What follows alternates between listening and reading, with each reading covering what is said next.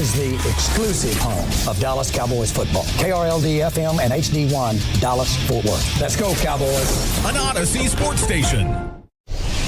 Driven by our D&M Leasing Studios. You're rolling with the G-Bag Nation on 105.3 The Fan. Welcome to the bag. Do what you can. Don't wanna see no blood. Don't be a macho. I am on. Here we go. I am on now. Let's go. Let's go. Rocking and rolling as the Rangers salvage a split in Sacramento. An incredible afternoon of Rangers baseball here on your home of the Rangers. And it was apparent early on as Bassick and Dave were talking about the high winds in Sacramento, 60 degrees with gusts up to 30 miles an hour. At one point, Bassick said, on a fly ball, this wind can move the ball in 50 feet from where outfielders would normally expect it. Okay, so that was setting the scene for an afternoon of chaos of Rangers baseball there in Sacramento. And things were going our way. The wind was definitely helping, not hurting the Rangers as they led 5-3 in the 7th thanks to a Josh Young 2-run shot. But then the wind in the 8th, as there were 2 out, bases loaded. They intentionally walk Langoliers. Oh, the killer. They learned their lesson from last night. They did. Skip's should. like, I need to make up for it. I'm not letting this guy beat us. So they walk Langoliers. There's 2 out. Everybody's running on the pop to shallow left. Langford comes in, misses it, bounces within 3 feet. But as I said, everybody was running on contact. So even though he quickly gets it in, Langoliers from first scores.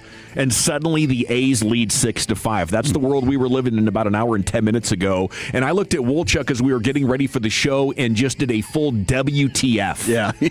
I was outraged. I don't think I've been that outraged. No, you were ticked. Maybe since Game 5 of the ALCS in 2023. Just stunned and stupefied. Like 7-6 again? What the F?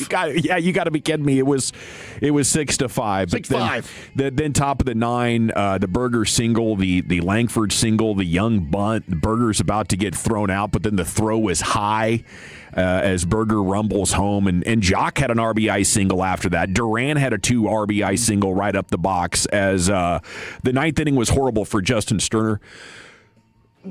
Ooh, shook off a sneeze there. Impressive. There lately. And the A's. But yeah, 9-6 the final. Rangers win. Leiter was pretty good, even though he doesn't get the W. Went 5 2/3, gave up 3 runs, and it'll be DeGrom and Gilmer tomorrow in Seattle. Okay, so let's step aside. Just wanted to jump in here, celebrate the Rangers' victory, come back with the 5th and final hour of the show. Maybe we'll get Sands on. We'll talk about everything that's been developing throughout your broadcast afternoon here next in the Fan.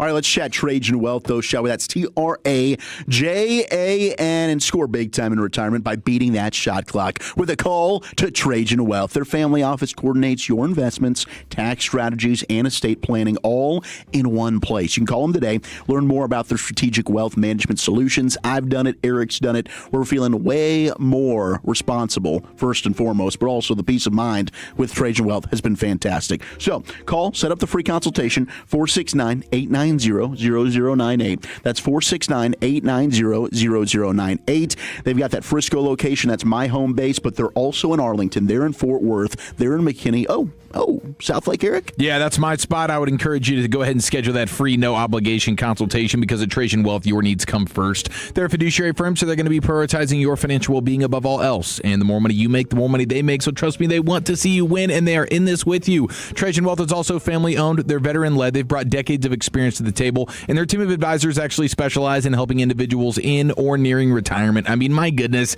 trying to navigate the complexities of today's financial landscape, we all know that can be extremely challenging, but great news for all of us. Trajan Wealth is here to help. 469-890-0098. That's 469-890-0098. Advisory services through Trajan Wealth, LLC, SEC registered investment advisor. Additional services through Trajan Estate and Trajan Tax. Actual client, paid advertisement. Additional disclosures at TrajanWealth.com. This is the story of the one. As a procurement manager for a hospital system, she keeps every facility in her network stocked and ready. That's why she counts on Grainger to be her single source for thousands of products, from disinfectants to lighting, air filters, and more. And with fast, dependable delivery, Grainger helps her keep every facility stocked, safe, and running smoothly. Call 1-800-GRAINGER, click Grainger.com, or just stop by. Grainger, for the ones who get it done. Get in the zone, AutoZone. Annie's first oil change wasn't as hard as she thought because she went to AutoZone, where a friendly AutoZoner helped her find the right oil and save on an oil filter. He explained the job and showed her free how-tos on AutoZone.com. When she was done, AutoZone recycled her old oil for free. No hassles, just help. Everything you need, nothing you don't. Get in the zone, AutoZone. Restrictions apply. Dawson back here with you live. Good mood celebrating a baseball victory. If you want to feel like you've always just come off a nice dub, I want to check out Men's T Clinic. You know, being low testosterone, having low testosterone, that can make you feel like you're stuck in low gear. Can make you feel like you're on quite a losing streak. You got brain fog. You're lacking the energy, lacking the performance upgrades to do what you need to do.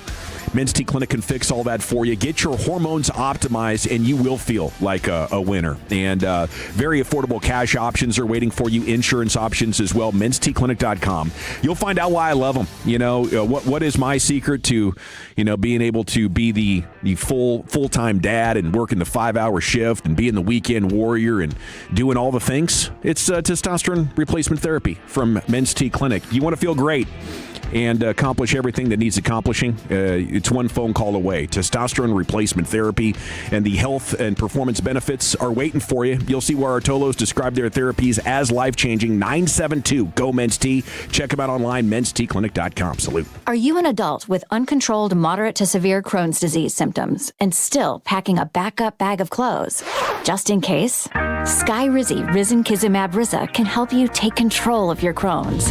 Feel significant symptom relief, including less abdominal pain and fewer bowel movements at 4 weeks. Plus, Skyrizi is proven to help people achieve remission and visibly improve damage of the intestinal lining. Individual results may vary. Skyrizi is a prescription injection medicine. Don't use if allergic to Skyrizi. Serious allergic reactions, increased infections, or lower ability to fight them may occur. Before treatment, get checked for infections and tuberculosis. Tell your doctor about any flu-like symptoms or vaccines. Liver problems leading to hospitalization may occur when treated for Crohn's. Ready to take control of your Crohn's? Ask your doctor about Skyrizi, the #1 prescribed biologic in Crohn's disease. Control is everything to me. Learn more at skyrizi.com or call 1-866-SKYRIZI.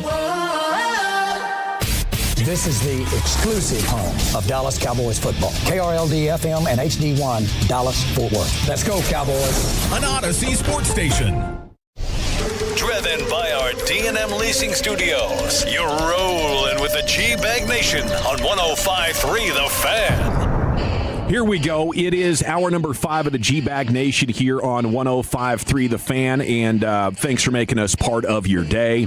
Congratulations to the Texas Rangers. They earned a split in Sacramento, and a little bit disappointing. If I'm being honest, I thought they should have taken 3 out of these 4, but small sample size and all that, and at least the Rangers got the split here, getting 2 of the 4 in Sacramento before going on to take on the Mariners in Seattle tomorrow, and we're going to have Jacob deGrom back on the mound, so hopefully they can carry that momentum. But losing 3 or 4 to Sacramento would have definitely been a kick in the nuts, and they were so close to that happening. They go to the top of the 9th inning, down 6-5. They score 4 in the 9th and get the dub. Okay, we know Stars Wild is going to be Saturday at 4:30.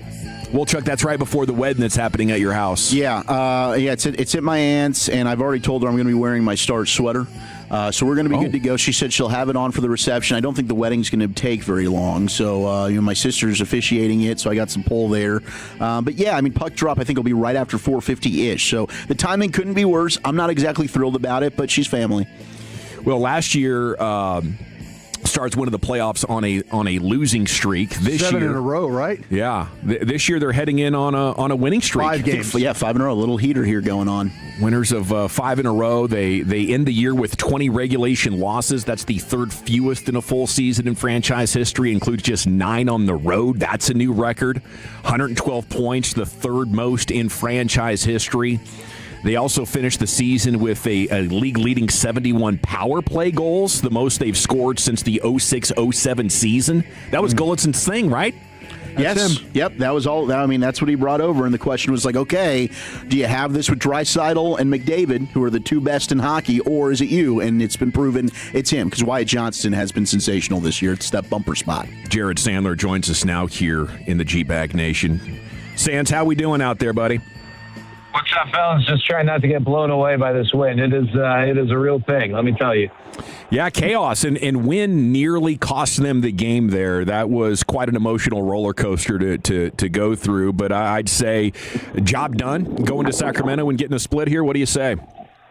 Yeah, I mean, it's tough to win a 4-game series on the road unless the teams like the Rockies or the White Sox, and I know, the Athletics have not been very good in recent years, but, I think they're a good team. I don't know, if they're a playoff team or not, but I definitely think they're a tough ball club that will, be around 500. So, to come away with a split, yeah, you'll take that. Obviously, when you win the first one, you'd like to maybe take 3 or 4, but certainly come away with a split. If you would have said that going into the series, no issues there. And, it's nice to see it multiple times this road trip. And really this season, we've seen the Rangers put up a fight in the 9th inning, which is not really something we saw much of at all last year. What are you seeing from like Josh Young, Jock Peterson? I mean, these were guys that the fan base certainly was questioning, but they seem like they're really hitting their stride right now after struggling early in the season. Yeah, with Josh, it all started with was it Baltimore maybe? He went the other way on a changeup to drive in a run, and it just, it didn't roll over on that pitch and showed that, hey, like he's not going up there super pull happy at all times, no matter what. Had a little more of an approach. Obviously, he's going to make his money pulling the ball more often than not. But, I mean, look at his home run today. Now, obviously, the wind played a part in that, but then had another hit that, went the other way. And he just, I don't think Josh Young is like Nathaniel Lowe, where he's going to make up a lot of production going the other way. But, the way teams are pitching him, he's got to show a willingness to do that. And he's done that. And he's also taken his walks. He's been a little more disciplined here recently. And with Jock, I think we're just seeing the guy that, the Rangers thought that they signed last year. And, if you look at since April 5th, he's hitting .333 with an OPS right around 900. And, he's putting together good at bats, disciplined at bats. We'll see if it keeps up. Obviously, he's got a long season left, but I mean, he's been really productive the last couple weeks. And I would say the biggest impact challenge in Texas Rangers history. Yeah, I think so too. Yeah, no doubt. He's 2 for 2 at the challenges. So, we were asking the question, who's going to be best at challenging before the year? Maybe the answer is Jock Peterson. So what are we looking for from Jacob deGrom tomorrow in this series with the Mariners? They've lost the last 2 nights, haven't they? Yeah, I know they lost last night. Edwin Diaz. Andres Munoz, blew a save. They were up 6-0 against the Padres. The Padres ended up creeping back and then scored 5 runs to get the win in the 9th. The Mariners are a really good team. They're not off to the best start, but if Andres Munoz is a little beat up and battered, I mean, he's had heavy usage, right? And when part of the reason why it's so tough for teams to repeat or teams to, consistently win is when you go to the playoffs, that's more usage, especially for your pitchers. And Andres Munoz has been heavily used the last few years. The velocity seems to be okay, so maybe it's not an issue, but I know, I think he even made some comments about how he doesn't really have a good feel for his slider right now. But as far as deGrom, he gave up the home run to Cal Raleigh, but I think the Mariners were 1 for 13 against his fastball. He was really fastball heavy against Seattle. That was the start of which we learned he was dealing with some knee stuff, so he left after 5 innings. But, you don't often see this. We're running back the same 3 pitching matchups that we had in Arlington. It's deGrom and Gilbert, Kirby and Eovaldi, and then Gore and Wu. So, the Rangers won all 3, and one of the things that stood out about that series, those 3 pitchers are all big-time strikeout guys, the 3 for the Mariners. And the Rangers avoided the strikeout. They put the ball in play, and it ended up making a difference. So we'll see if they can do that again. But they got to break the curse in Seattle because the Rangers have really had a tough time winning there. Well, have a good weekend up there, Sands, and we'll catch up with you next week. All right, fellas, take care. He is at Jared Sandler on Twitter. A must follow for Rangers fans everywhere. And now heading out of Sacramento and up to Seattle for a 3-game set against the Mariners. Okay, we are in NFL draft countdown mode in a big way with the draft now just a week away. Actually, a week from tonight at this very time, we'll be in the midst of the official Cowboys draft show. So that's exciting. But the thing specifically I'm most excited about right now is just a couple of ideas. Being able to move up at a discount, and that's something Albert Breer was talking a little bit more about today. Maybe it's not a huge discount, but less, and then maybe using 2027 draft capital. You know, the hit that you take moving next year's draft capital could be offset by teams actually wanting that, and that being a rare commodity that's available. If you're the Cowboys, you're willing to give up 2027 draft capital. I think you can get teams interested, especially in Arizona, who you know, unless they're over the moon about Ty Simpson, they're looking at 2027 to get their quarterback. Arizona needs more 2027 draft capital to make sure they can get their guy or to surround their guy with talent when they get there. But I love the idea of kind of doing a Mike Ditka with your 2027 draft and just throwing it at 2026 and making something big happen, boys. It's going to suck when 2027 rolls around in that scenario. But right now, like I'm with you, man, because you just don't know year to year how your quarterback's going to be with the health. How long is George Pickens going to be a Dallas Cowboy? You know for sure he's going to be here this year. So with the offensive core that you've got now, and if this offensive line can take a step, guys like Tyler Booker, Cooper Beebe continues to improve. Can you finally get some help from Tyler Guyton? Yeah, I mean, offensively, you're in a really good place. So it's all about, can I get this defense to be good enough to where in an NFC that at this time last year, nobody thought Seattle was making a run. Nobody was like, Seattle's a player away. They end up being a Super Bowl champion. I think that the NFL now more than ever, if things go the right way, you've got yourself a chance. And I know some Cowboy fans, even myself, I say it and I don't believe it, but all it takes is one magical year. We saw it with the Texas Rangers in 2023. Can you get this defense to be good enough, and can you sustain the success you had on offense to give yourself a chance at that run? Elsewhere with the Cowboys, Justin M. on Twitter, part of SI's NFL draft coverage, had the report the Cowboys have scheduled a virtual meeting with Memphis offensive tackle Travis Burke. He's 6'8", 325, 34.5 inches. 10-inch hands, and apparently he moves really well. Yeah, he does. That's not a tackle we've talked a lot about. Do you guys like him? Go ahead. I'm a big fan. We actually just talked about him today. Aisha and I did on the Stacks. You can go check that out on Crown Global Media. But he's massive, and he wants to bully you. Now, the thing is, he played at Memphis, so I'm watching him play like UAB, Coastal Carolina, FAU. So level of competition, but all you can do is play the people you play. 6'9", 323. This guy will finish blocks, and he is throwing people around. He is very tall, so he's not a natural bender. Sinking his hips is not something that's natural from him, but I like the hand placement. I like the upper body strength. In an offensive tackle draft that I don't love, I've got him at the top of the 4th. I would take a chance on this kid. Yeah, this as we've talked about, the one thing that we have talked about with these offensive linemen is who are the guys? You know, who is? I was on with Reggie Atatula and those guys this afternoon down in Houston. Yeah, and they were asking about these offensive linemen. I said, guys, if you figure it out, let me know.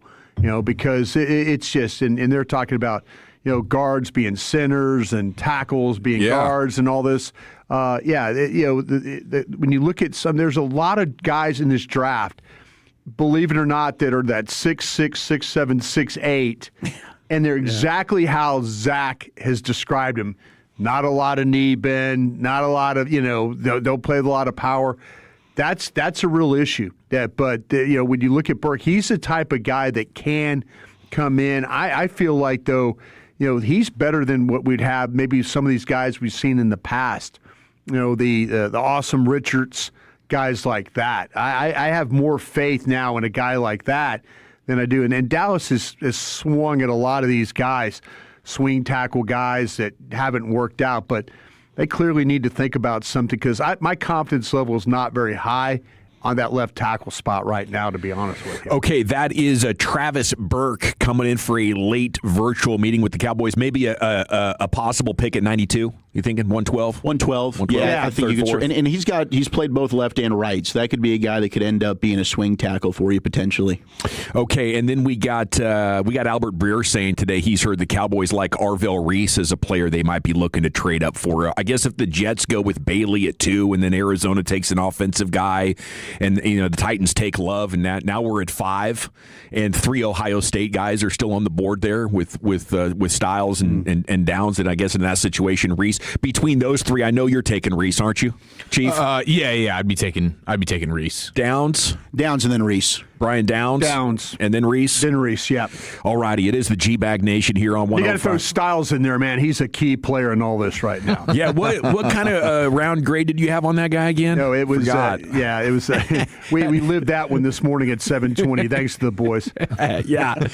Nice job recapping that. Well. Hell of an expressway. They gave Dawson some credit for starting it back up. Like things were. Chief kind of buttoned it up like he was at the United Nations, and then Dawson decided he was going to be some foreign power that comes in like, yeah, I brought us, you damn idiot. Can't believe you did that, Okay, we got to run. Can we get a Hodge from you, Chief? What do you say? Yeah, we can. I think the biggest story in sports today is coming right here locally, and that'll be next right here in the nation. But, Tolos, if you're losing your hair, you need a simple solution that works. You want the best modern technology with top-rated physicians, something that's guaranteed to work, and that's why, fellas, you need Advanced Hair. They have completely redefined hair restoration. From the experience itself to their unmatched results, whether you have a receding hairline, a bald spot, or some just general thinning of your hair, you can address them all with Advanced Hair's simple one-day treatment in a calm, relaxed environment with the most experienced professionals. Now, Advanced Hair, they have performed tens of thousands of these breakthrough treatments. You need to be next. How about this? Your own natural hair begins to regrow the very next day. Absolutely unprecedented stuff. No one can offer anything like the Advanced FUE found at Advanced Hair, and I highly recommend their team. You are going to love them. It all starts with your free consultation. Call 469-599-HAIR. And just for being a Tolo, you'll get $250 off and 250 free hair grafts. Refine your hairline with a team that's redefined hair restoration. 469-599-HAIR or advancedhair.com. Sean and RJ, the KNC Masterpiece, G-Bag Nation, and Fan After Dark. Live and local. Turn it on and leave it on. 105.3 The Fan and our Odyssey, iHeartRadio, and TuneIn apps. Dallas Cowboys draft weekend is almost here. It kicks off Thursday, April 23rd with the legendary draft party presented by Miller Lite. Watch first-round picks live, meet players, enjoy music, and more. Saturday, lace up for the Draft Day 5K presented by Baylor Scott and White Health. Then bring your pup for tails and touchdowns presented by the Farmer's Dog. Don't miss draft weekend at the Star in Frisco. Visit DallasCowboys.com/draft. That's DallasCowboys.com/draft. Dawson back here with you. When shift happens, call the Dirt Nerds at Permapeer Foundation Repair of Texas. 214-466-1496, dirtnerdsdfw.com. I'll give you those contacts here again before I leave you. But, this is Foundation Repair, and the guys at Permapeer Foundation Repair are amazing. They're Tolos as well. You can trust them. They're going to take great care of you. They are the experts. They are the Dirt Nerds. That's basically what that means. They are experts. They know everything there is to know about North Texas foundation repair. And it's a tricky time of year. Added moisture on the ground. It's starting to get hot. Things are drying out. Got a lot of moving parts, a lot of variables. You want the guys at Permapeer Foundation Repair to come out to the house, do a free evaluation if you think shift might be happening. And what is that shift? Well, we're looking at cracks in the walls, sticky doors, uneven floors. Get a free evaluation with Permapeer Foundation Repair that can, put your mind at ease or give you a free no obligation quote. That eval is a $399 value. Permapeer is giving to you that for free, and you get the team with over 25 years of experience managing and repairing foundations sitting on North Texas soils. Permapeer Foundation Repair, 214-466-1496. Visit dirtnerdsdfw.com. When shift happens, call the Dirt Nerds at Permapeer Foundation Repair. Baddies. Hello, Dallas. Bank of America, in partnership with Visa, invites you to a FIFA World Cup 26 watch party. Open an eligible Bank of America checking account in participating financial centers only for an opportunity to reserve 2 complimentary tickets while supplies last. Experience special musical guests, games, giveaways, food, and more, all at a legendary venue. Learn more at BofA.com/BofA Visa Watch Party. What would you like the power to do? Bank of America, proud to be the official bank of FIFA World Cup 26. Bank of America and a member of FDIC. Terms apply. All rights reserved. Willie Bully with you. Let's chat East Dallas Diesel. You know, if you're in the market when it comes to buying a new truck or a new vehicle, go ahead, stop what you're doing. I got your spot. It's East Dallas Diesel. It's the only place that you need to look. They got every brand you can think of: Ford, Chevy, GMC, Ram, Toyota, you name it. So no matter the budget, they got a truck for you that looks like $1 million without spending it. The great thing is they're family owned and operated. They're big time Tolos just like you. Owner Tony Alberti, he's been in the car and truck game for nearly 30 years. I've seen him personally handpicking and selecting every single vehicle that they've got on that lot, so you know you are getting quality, and everything is about custom at East Dallas Diesel. So if you're checking out that website, eastdallasdiesel.com, you see something you like, but it's not something you love, just call them right now. Ask for my guy Tony, and they're going to make sure you got all the bells and whistles, whatever you're looking for to customize that bad boy, and you are absolutely satisfied. Plus, they're going to have you in and out in under an hour. So check them out today at eastdallasdiesel.com, or stop by that showroom and tell them Wolchuk sent you. East Dallas Diesel, where custom comes standard. Ready to slim, smooth, and tighten all at once? At Souza Clinic, discover our new all-in-one transformation package combining skin tightening, cellulite reduction, our all-natural weight loss program, and laser that targets stubborn visceral fat, that deep belly fat around your organs. No surgery, just real visible results. Normally valued at $1,900 a month. Now get the complete transformation for just $350 per month. Call Souza Clinic at 972-479-5187 for your free consultation today. Souza Clinic, weightlossfortexas.com. Sean and RJ's 2026 Firehouse Tour is off and running. Your chance to grab breakfast and a one-of-a-kind Tolo item. Where are we going to be tomorrow morning, Chop? We'll be in DeSoto, 261 East Wintergreen Road, Fire Station 261. Bobby, what is that one-of-a-kind giveaway while they last? Balls, Chop. Come grab your one-of-a-kind 105.3 The Fan golf balls, because we know I'm the show golf expert. Huge thanks to Fraser Roofs and Gutters for supporting our local firefighters. We'll see you tomorrow morning in DeSoto at our Firehouse Tour with The Fan. Texas. Let's talk Wagyu. Better yet, let's taste it. Booth Creek Wagyu is now open at Park Village in Southlake. Stop in and experience it for yourself with a complimentary sample of our Wagyu beef. From our ranch to your table, every cut is raised, finished, and crafted with one goal: incredible flavor and consistency you can trust. Booth Creek Wagyu, changing the way America eats beef. Visit us in Southlake or at boothcreekwagyu.com. You follow here, Tolos, and I love CertaPro Painters. Each CertaPro Painters business is independently owned and operated right here in our community, and you can ask about their spring sales event for 10% off qualifying projects through May 15th, and you can trust them to get the job done right. That's why I love them, because they take pride in what they do. The process is worry-free, starting with your free estimate. When you choose CertaPro Painters, you're not just hiring a service, you're partnering with trusted local professionals with over 70,000 five-star reviews to make your house feel like a home. Do what I did. Schedule your free estimate online at CertaPro.com. That's Certa with a C, CertaPro.com. Draft Spotlights are brought to you by Liberty Mutual. Only pay for what you need.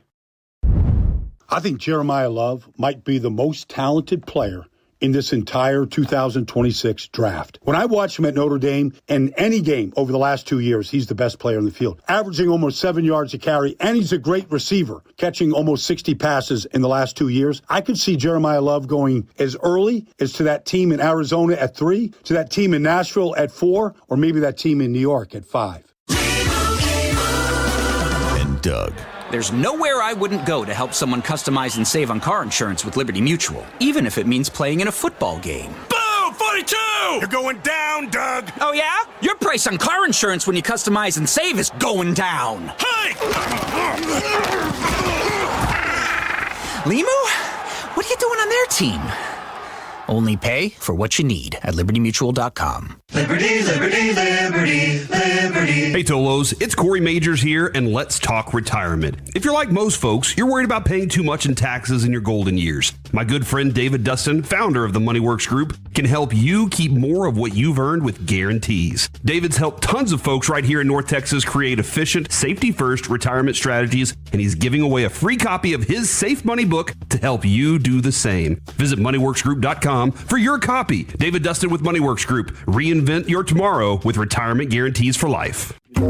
Follow here, Tolos, and I know as parents we would all do anything to give our own kids a bright future, but some kids need a helping hand to get there, and that's why I'm here to ask you to donate your old car to Cars for Kids. It is so easy, free towing, all paperwork done, a maximum tax deduction, and a $50 gift card as a thank you. Every cent of net proceeds goes to Texans Can Academies, giving at-risk kids the education and hope that they deserve. Listen, if my kids needed help, I'd pray someone would step up. Be that someone today. Visit carsforkids.org or call 866-835-5437 and write off the car, not the kid. Thunderstorms tonight, overnight low around 67. Brought to you by Duke's Mayo.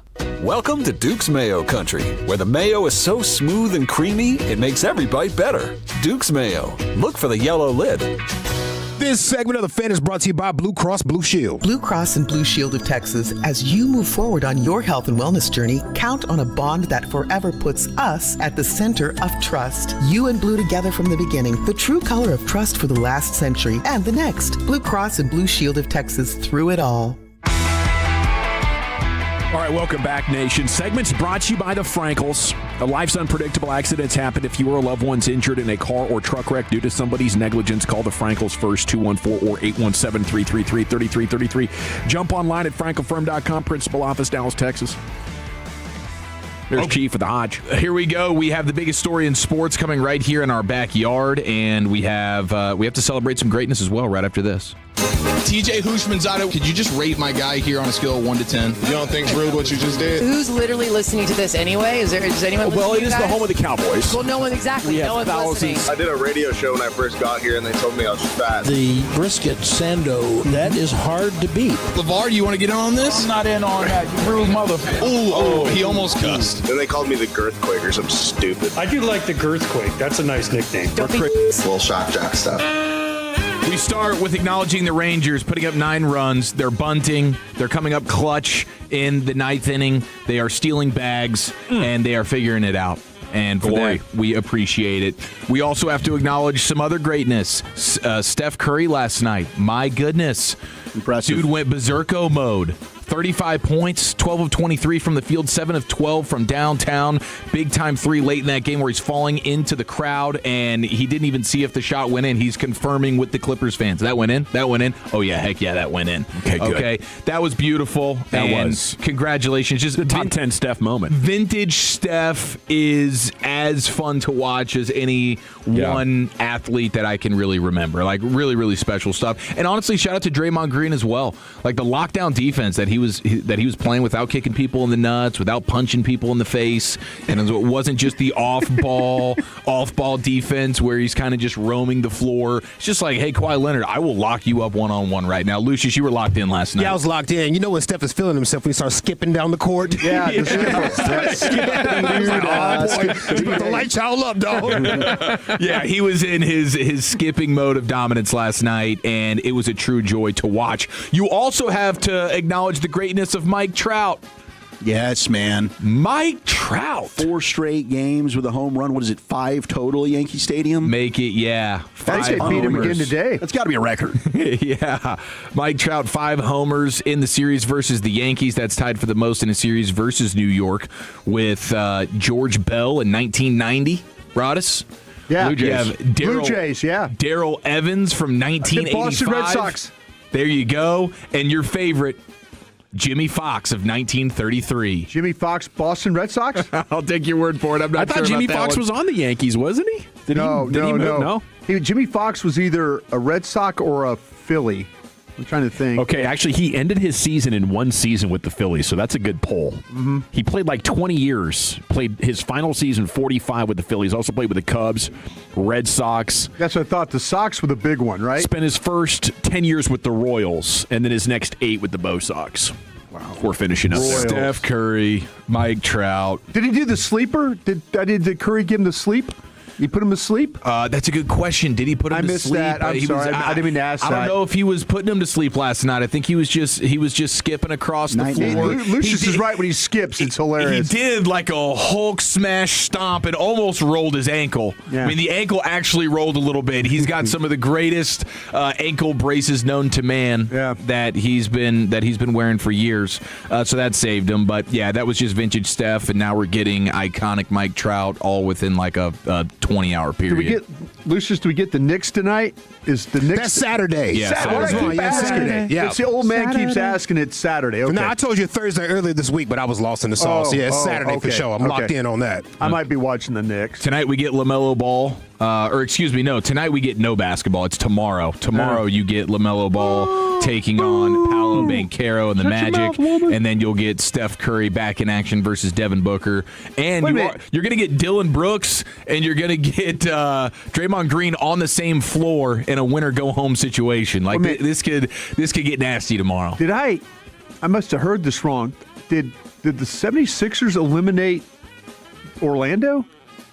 No, it's the way they do it is based on the seeding. Yeah, so they still have a chance. They still have a chance. Okay, my bad. God, I was the like loser of 7-8 plays the winner of 9-10 for the 8th do sports seed. every week, Brian. Yeah, what do you say? That would be good. It's complicated. No, it's I was just thinking because I saw Orlando and they were talking about that maybe their coach was going to get fired, that kind of thing.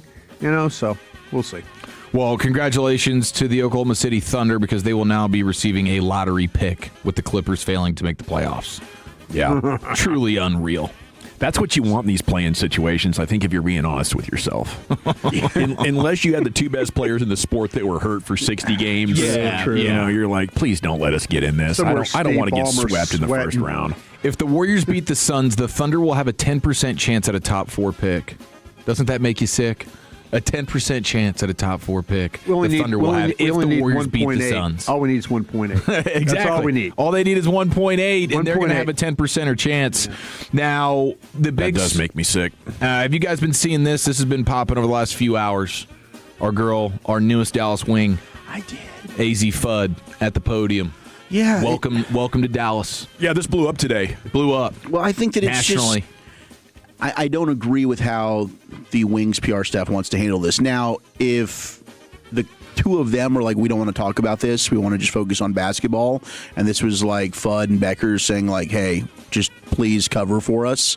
Otherwise, I think you just got to lean into it, and you just got to, hit it head on and move on. We're in a couple. Everyone knows that, and we've got to address it, or else people are just constantly going to ask. They do a lot of TikTok videos together. Yeah, they're very public about it. They're like that TikTok video where it's like, how much was the bill? And she says $200, and she goes, oh, that wasn't much. Kind of waving her off, and then Becker's just kind of like looking at her like it's too much. No, but no, they're kind of doing that, right? They're like back together again, which is why I don't understand the PR team not embracing? Yeah. Well, so here's the interaction. This is from the presser. This is Kevin Sherrington of the Dallas Morning News, very respected journalist, and he had the question for AZ, and you won't hear AZ's voice because Wings PR steps in. Paige announced last year on TikTok that y'all were a couple, and I'm wondering if that is still the case, and if so, if y'all have talked to any other couples in the league about how they negotiate that dynamic as pro teammates. I understand why you have to ask that question, but we're going to respectfully decline from commenting on our players' personal lives. The next question. That was it. Wow. That was it. Just stepped right in and said, I no, wish we're not going to allow I wish the young lady was stepped up and said, no, I'll handle it. I'll do this. Yeah. I mean, she could have. She could have said, no, I'll answer that question. And then you kind of... maybe it just makes the story bigger. Yeah, why are you hiding here? Like you just answer it once, and I feel like you're good here. Yeah. You covered it. After that, if you want to say like we've already addressed it, we don't want to anymore, then I think it's even better to do so at that point. It's actually a good question because he's like saying, have you talked to any other around the league that how to handle these things? I think it's a legitimate question. Oh, it for sure is a legitimate question, and I would even think that like the Wings PR probably knows it is a legitimate question. They just decided themselves. Maybe it came from AZ herself or just the Wings PR in general, just saying, "Hey, we're not gonna let this happen." But they should have just given her a stenciled out answer. Hey, this is how you answer that question. We're gonna at least get one of these. Answer it like this, and then you're good. Yeah, and you don't have to just go on a 2 or 3 minute rant in terms of your answer. Just here's our simple response to the question that inevitably is going to be asked, and then we move on. And like Brad has said, like they're very out there with their relationship. They have like a whole centerfold piece from like a year ago. Yeah, it's really kind of fun. There's like a magazine article where they get all up into this. So I mean, I wasn't thinking. Lucius, did you have any thoughts on this particular interaction? It's not the first time that the WNBA had people are dating on the same squad. Right. So it's not like it's going to blow us away. Just go ahead and address it real quick and get it on over with. I think. Yeah. I don't know what their experience has been, with the reaction to them being gay or them being on the same team. I don't know what their social media feeds look like right now or what their DMs look like. Maybe they feel like they're under attack, Maybe some people have been really rude and mean to them, and they're like, man, I don't want to talk about this. I just want to hoop, and if that's the case, so I'm coming into this like under the assumption that I don't know what their experience has been. Yeah. So I'm trying to just like be open-minded to what they got going on. And then beyond that, I think we should call them a thruple because they make so many threes. Okay. What do you guys think about that? I like that, Just to bro. bring it back to earth a little bit. The thruple. Thruple. I like that. Are you guys curious Des Bryant's thoughts on the matter? Oh, goodness. I heard Des Bryant's trying to get into the podcasting world. I believe he was knocking on the door of Crown Global Media just this morning. I reached out to Des Bryant about it. With some Dunkin' Donuts trying to sway Des not in favor? He just says, hey, that's part of the game. From the test of time, nothing has been off limits. That reporter had the right to ask the question. Yeah. If they are dating, they are dating. What's the problem? Women wanting to be paid millions of dollars comes with it all. Damn. When hasn't the media been in an athlete's personal business? Yeah, to throw that little part in there real quick. We should have put the money now in now that you're making more than $78K per season, this is the type of crap you got to answer now. I mean, it is, I think... every athlete has faced this kind of question about your personal lives. A lot of them don't want to talk about their dating, and they're usually the boring interviews. And I think that's what AZ Smith is going to be, a boring interview that just wants to talk about how many shots she made. Isn't like Asia Wilson? She talks about her and Bam all the time, right? Bam gets asked about her contract. Like they get asked all the time about There's her one time like they were together up on the podium, the podium, like talking stuff. So we don't get into their personal lives, and here these two are like kind of having fun with it. Yeah. Like when he scored the 83 points. She was there. She was on the podium with him, kind of like, I was amazed you did that tonight, man. Kind of that back and forth. It was fun. Loving basketball, man. It's real right now. Yep. There we are. Thank you, Chief. We got to run. It's the G-Bag Nation here on 105 through the Fan. We'll crosstalk with Fred and Blake, see what they have cooking here for you on a Thursday night, an abbreviated show. In the wake of a brilliant Rangers victory, they rally for 4 in the top of the 9th and get the split with the A's. And we're on to Seattle now for a weekend set. And we'll talk with Fred and Blake, Fan After Dark, coming up next here in the Nation. I want to chat Frankels with you before we do that, though, because, hey, life's unpredictable. You never know when you or a loved one could be injured in a car or truck wreck due to somebody's negligence. And if it happens to you, you're going to want to call the Frankels. They'll make sure you don't settle for less. And unfortunately, the guilty party, commercial vehicle, 18-wheeler company, something like that, they will put the best possible lawyers they can get on the case to try to battle and get you to settle for less. So it only makes sense you should have the best lawyers available to you. And for us here in North Texas and on the Fan, that is Scott and Mark Frankel. These guys are the best, been defending victims of negligence in North Texas for over 3 decades now. And the great thing about them is while they are the best you could possibly get, they only get paid when you win. There's no out-of-pocket expense. So, hurt not your fault. The money to put your life back together can be 6 or 7 figures worth quite easily. You think about the ambulance ride, the hospital stay, and lost wages, and career re-education, and then pain and suffering for decades. This can be 6 or 7 figures quite easily. Hurt not your fault. Call the Frankels. Go to frankelfirm.com. Principal office, Dallas, Texas. Coming up Friday morning on Sean and RJ, come join us for the latest stop on the Firehouse Tour. We're going to be in DeSoto, 2 261 East Wintergreen Road with breakfast and another one-of-a-kind Fan Tolo giveaway. We'll see you in DeSoto Friday morning on The Fan. All right, let's chat Twin Peaks, baby. Oh, if you got plans tonight, you're driving around, you're like, man, I'm a little hungry. I could use a beer. 29-degree draft beer, for instance, served in a delicious frosted mug. Twin Peaks, the spot for you, or heck, we got playoff basketball, playoff hockey this weekend. Make plans. Get the crew out. Go to your local Twin Peaks. Go ahead and try those delicious wings. They've got smoked and grilled wings. Get the smoky sweet barbecue. Maybe that bourbon teriyaki. They got the classic, the hot honey. How about pineapple habanero? Or if you're feeling really dangerous, that ghost pepper. Twin Peaks is the place for you. Made from scratch comfort food. Wall-to-wall TVs with every game, every fight, every big moment. It's always a party at Twin Peaks. They got the hot happy hour deals for you, game day watch parties, and event nights for you. It's your lodge away from home. Cold beer, hot wings, and the best views in the games. Go check out your local Twin Peaks tonight. Make it a date. Twin Peaks, eat, drink, scenic views. H-E-B is making price cuts across the aisles to help Texans save even more when they shop. From household essentials to daily must-haves, you'll find thousands of low prices are now even lower, with hundreds more price cuts added every week. Just look for the yellow and black price cut tags in-store and online and add up the extra savings every time you check out. Save even more with Price Cut. H-E-B, another reason why here, everything's better.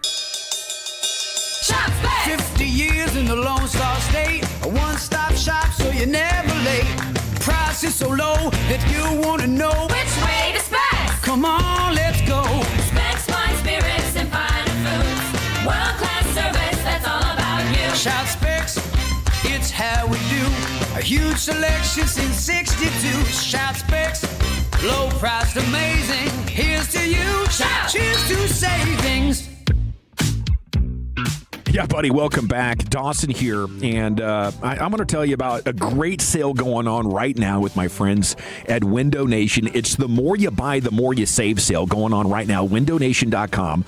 Up to 50% off all the windows in your home, and you can get 0% interest financing for 5 years. New windows from Window Nation. Go ahead, invest in your home. You know, replace those older builder-grade windows with custom-built, high-quality windows from Window Nation. It'll make your home better, worth more, but also save you hundreds, if not thousands of dollars every year on your energy bills. Now, we know, of course, here in Texas, it's heating up. AC's probably already running, and before too long, it's going to be running constantly. And then in the winter, the heat's running almost constantly because it's too hot, then it's too cold here in North Texas. And our windows are our number one line of defense against the elements. If you have old windows, builder-grade windows, they lost their energy efficiency if they ever had it, well, it's costing you big time, and Window Nation is the best window company out there. A+ rating with the Better Business Bureau. 50-point inspection on every window before it even leaves the factory. You will see why I love Window Nation. Have them out to the house. Customer service, professionalism.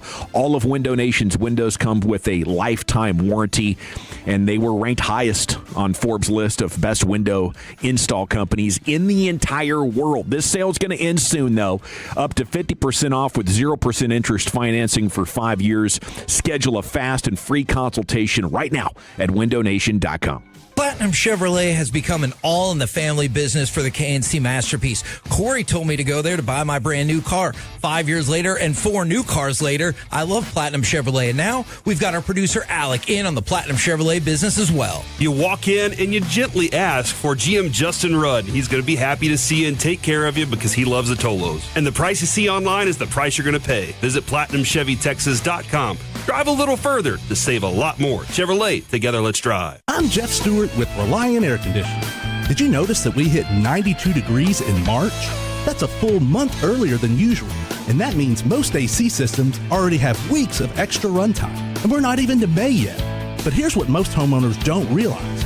Breakdowns don't just happen. They start as small issues, like a clogged drain line that should have been caught weeks earlier with a simple tune-up, because small problems can turn into expensive repairs. So for a limited time, Reliant Air Conditioning will tune up your AC system for just $85. But here's the best part.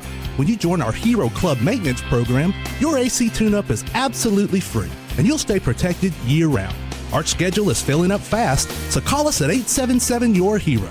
or schedule your AC tune-up online at ReliantAirConditioning.com and see how we've been gimmick-free since '83. Reliant Air Conditioning.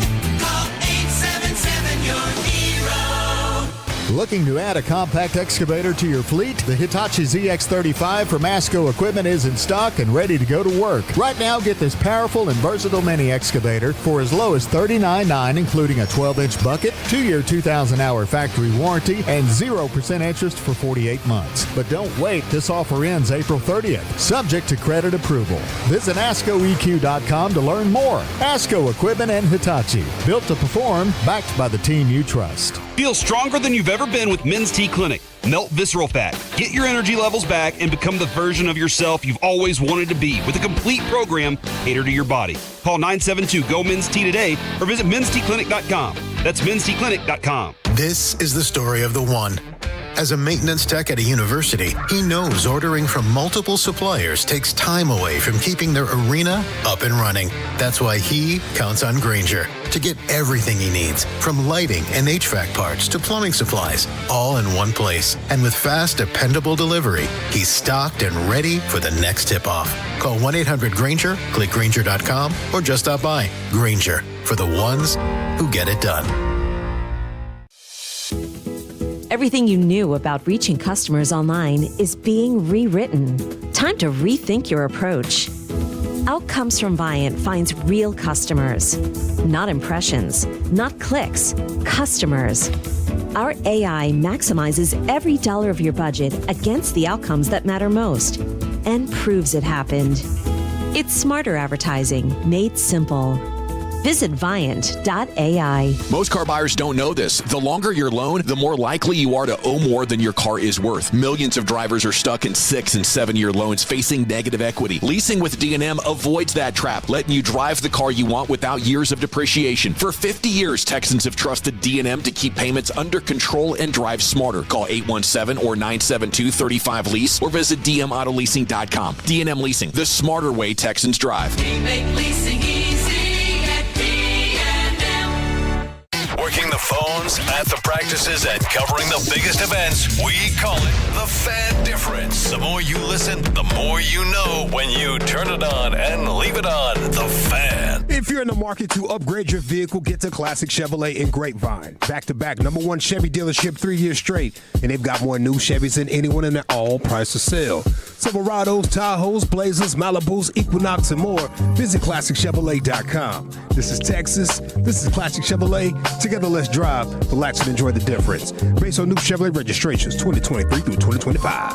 Thank you very much, Lucius. It is the G-Bag Nation here on 105.3 The Fan. We have the Fan After Dark coming up with Fred and Blake here from 7 to 11 tonight. Actually, with the Rangers baseball now being in your rearview mirror, you're going to get a full Fan After Dark. And then tomorrow we'll be back to short show, abbreviated show with the Rangers in Seattle to take on the Mariners for a weekend set as Blake Elliott steps in studio now. Buddy, how we doing? I'm feeling great. We got a full 7 to 11 today, so a full 4. We haven't really been able to get deep into these sports topics, especially with the draft a week away. So I'm excited to do that for 4 hours today. Well, thanks for the sandwich, man. That was very nice of you. Those things were great. To bring those in for us. Yep. Shout out to Chiba. Shout out to Chiba Hut. That's a spot, bro. Mm-hmm. I gave Woolchuck and Chiafalo my personal order, and they got an extra bite of that with the pineapples in there. Big time flavor, that was dude. outstanding. You know, maybe the most interesting thing on the Beckers and Fudd story is, did they pick her because of the relationship? I don't know enough about women's college basketball, so I can't comment. Like, was she the bona fide #1 pick no matter what? No, there wasn't really one. This wasn't Caitlin Clark. Okay. They think or Paige Beckers, where it was obvious. Yeah. Yeah, they say Olivia Miles might have been better. Okay. And is she a big? Betts? No.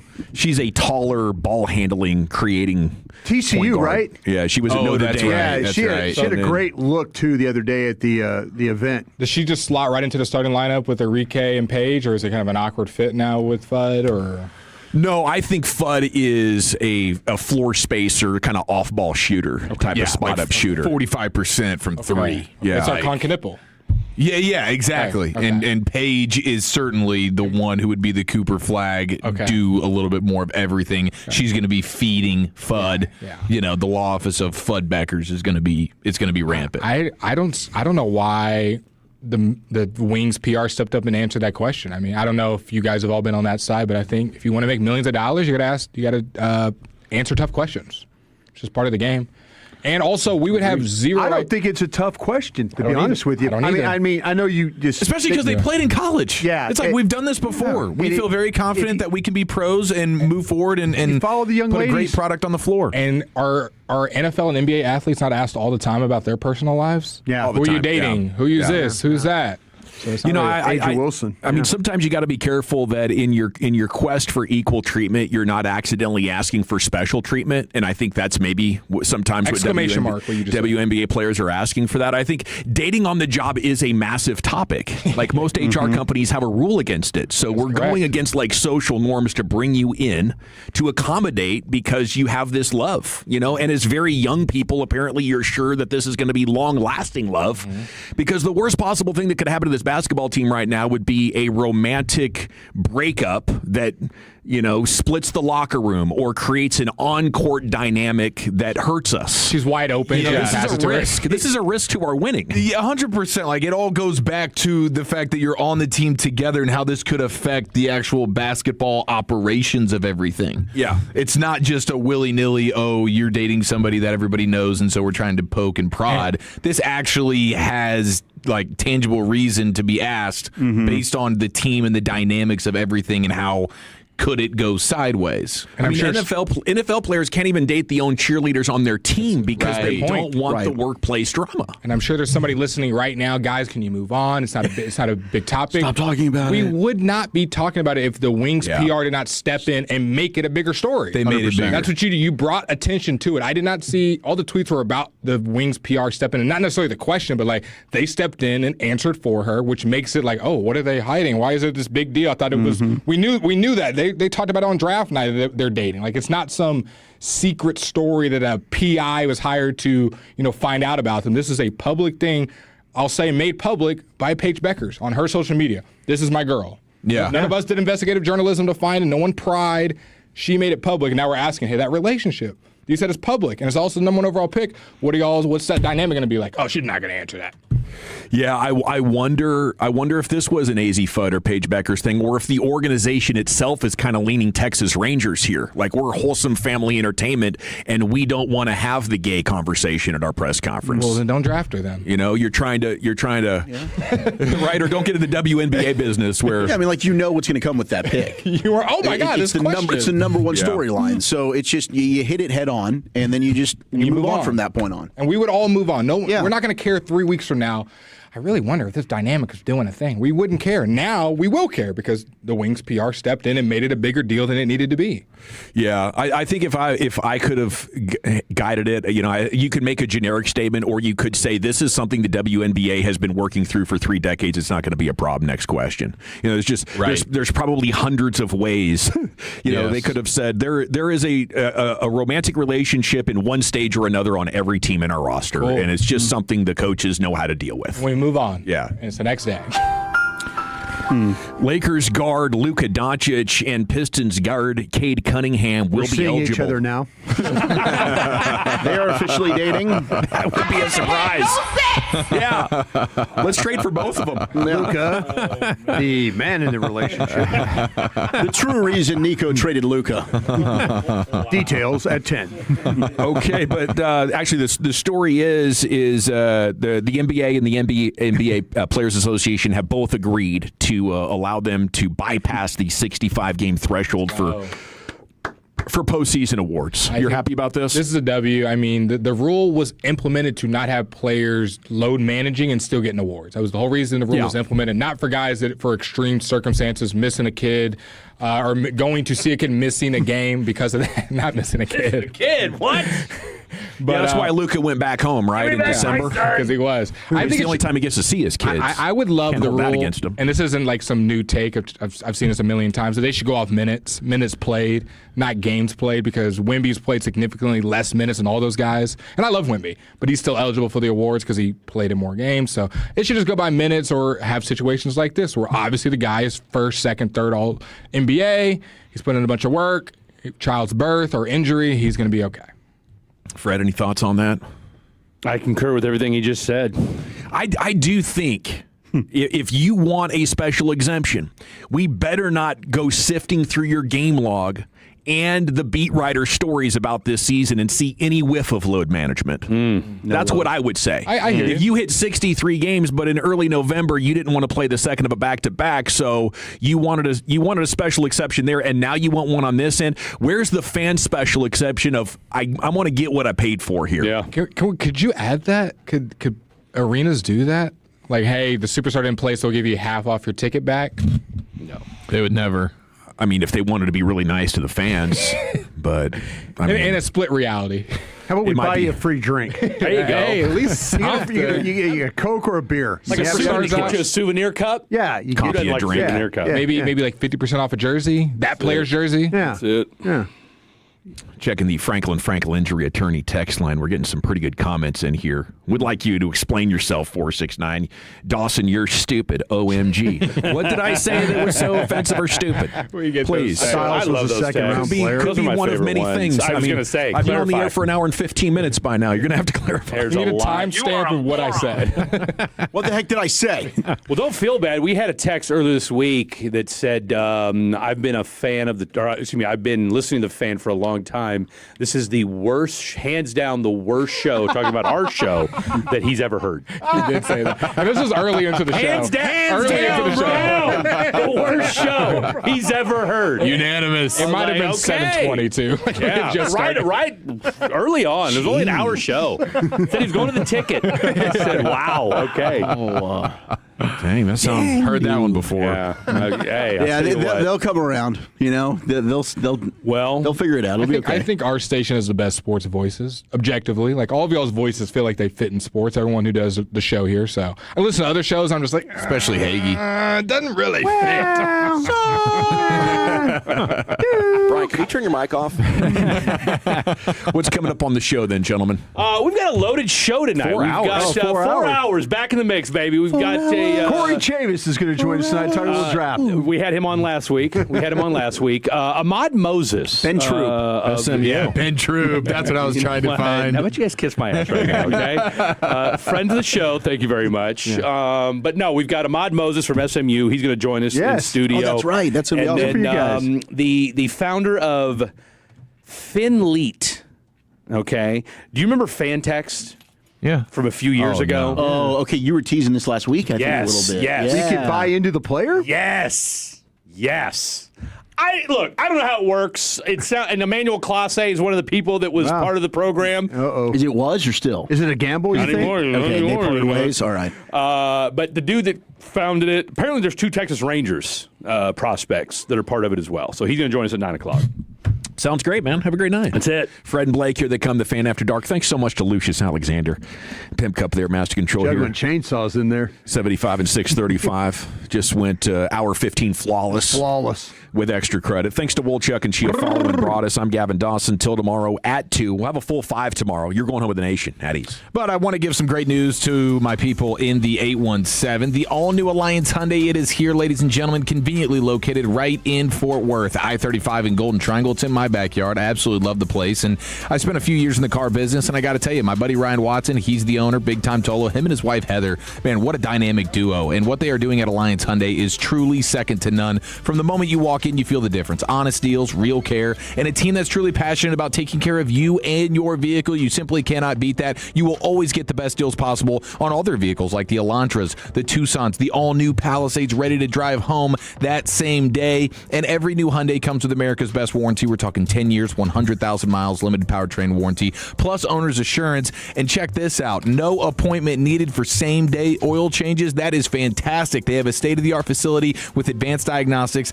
and high highly skilled Hyundai certified technicians, so you can enjoy that quick turnaround service. You can relax in their comfy waiting area with the free Wi-Fi, drinks, snacks, the whole nine. Come see the difference at Alliance Hyundai today, or check them out online, AllianceHyundai.net. That's AllianceHyundai.net. And remember, at Alliance Hyundai, it's their mission to be your ally in the automotive business. Tolo means turn it on and leave it on.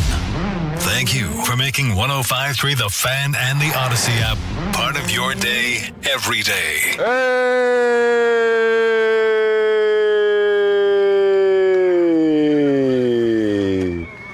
That guy. Legendary doesn't happen by chance. It happens because it's what BetMGM does. Sign up for BetMGM using bonus code KOSTOS, KOSTOS, and you could receive up to $1,500 back in bonus bets if you don't win your first bet. Get into hockey, basketball, and more of your favorite sports with same-game parlays, live betting, and more. BetMGM. Make it legendary. BetMGM and GameSense remind you to play responsibly. See BetMGM.com for terms. Must be 21 years of age or older. This specific promotional offer is not available in Michigan, Mississippi,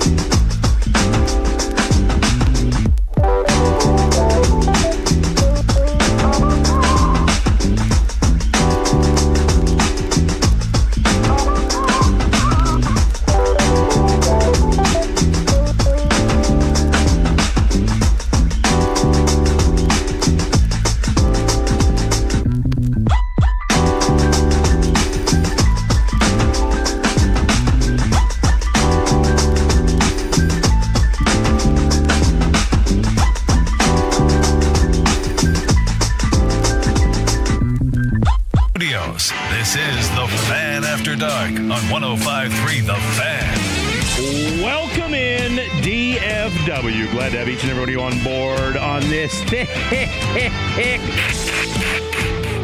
Thursday. How about them Texas Rangers? They salvaged the split today. Big win. Shout out to our boy Jack Leiter. Shout out to Rogar. Three games in a row where my man has not given up a run. Rogar back in the mix. And you know what? We got to give some love to Skip Schumacher for having faith in Rogar on top of that. But again, another solid performance all the way around. This Ranger team, man, it's going to be a roller coaster this year for this Texas Ranger team. We're going to get to that here in just a second. Welcome into the Fan After Dark right here on 105 through the Fan. I am Fred Davis, that gentleman to my right. Why he's wearing a Clippers shirt is anybody's guess. Maybe it's just in memoriam of the Clippers who squandered, but let's call it what it is. There's a reason why Steph Curry is one of the greatest basketball players of all time. So do you want me to be honest? I had no idea the Clippers lost.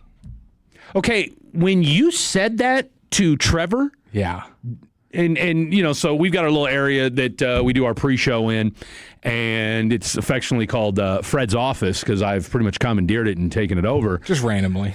So your boy's knee deep in this roofing quote that I'm about to send out, and shout out to the folks from Chiba Hut. We'll get to that here in just a second. Just eating sandwiches on top of sandwiches over here, but I thought you were doing you said that to roast Trevor and tell him that he wasn't a ball knower, because I'm thinking to myself like, well, you know that the Clippers didn't win last night, I just went along with the gag. I didn't know. So as Tangerine knows, I'm texting in the group chat with you guys about the Clippers Warriors game. I wondered, but you guys kind of fell off there towards the end, so I kind of figured, like, okay, nobody's, because there was like a flop, and I even texted flop, and then the crickets from both you guys, like, y'all roasted me earlier in the night. We did. What's Fred doing, getting intimate with AI?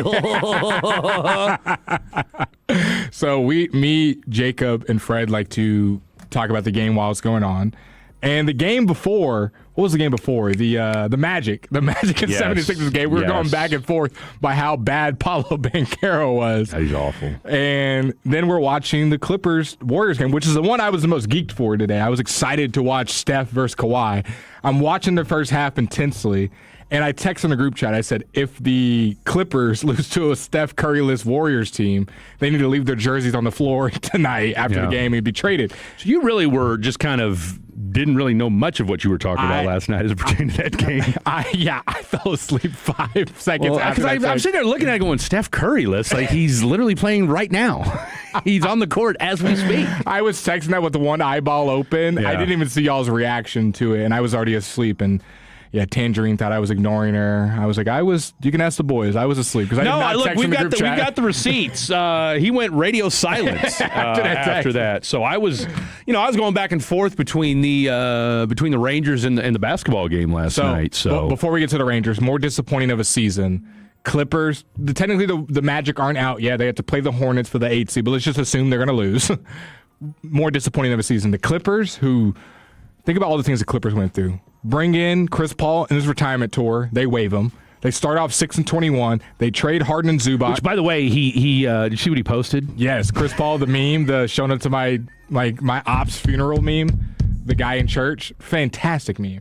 So Chris Paul has been roasting. Which you explained to me, by the way. I thought it was something else. Chris Paul has just been roasting the team since he's been waived. They start 6-21, trade Harden and Zubac, somehow get back to 500, start playing playoff-like basketball. Darius Garland gets hurt. They finally get to the play-in. They obviously lost last night. And you might be saying to your head, well, at least they have the offseason, right, to look forward to. Well, since they lost, their pick is since it wasn't them who lost, but their pick is now going to go to the Pacers, right? No, to the Thunder.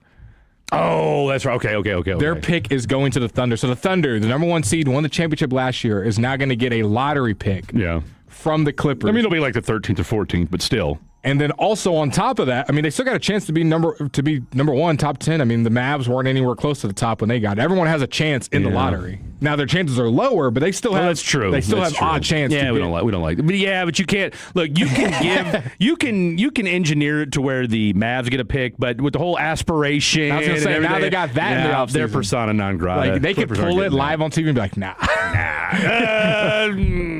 Wrong team. Jazz. Speaking of, I think the Jazz should get the number 1 overall pick. They're the only team that's never moved up in the lottery. And they're the only team, one of the only teams that's never had a number 1 overall pick. I think I did see that. Never moved up, never had the number 1 overall pick, and A.J. DeBonso went to school in Utah. So I actually want them, let the team be good for once. Give them DeBonso and make them a good team. That would be nice. I like competitive basketball across all teams. I'm good with you'd have what? Jaren Jackson. Markkanen. And who else? George, remember? George Keontae George would be on that team. Went crazy this You'd year. have our boy Ace Bailey. And Bryce Sensabaugh. They'd have a nice little... That'd be an interesting squad right there. It's funny. A lot of these young teams, when you look at the roster, you're like, okay, I can think of something. It's not just, oh my gosh, there's nobody that can score. A lot of these teams have been bad for a while, so they've been accumulating. They've been accumulating players, right? Like eventually, you'd think that at some point they would. The Hornets. So they're a perfect example of that now.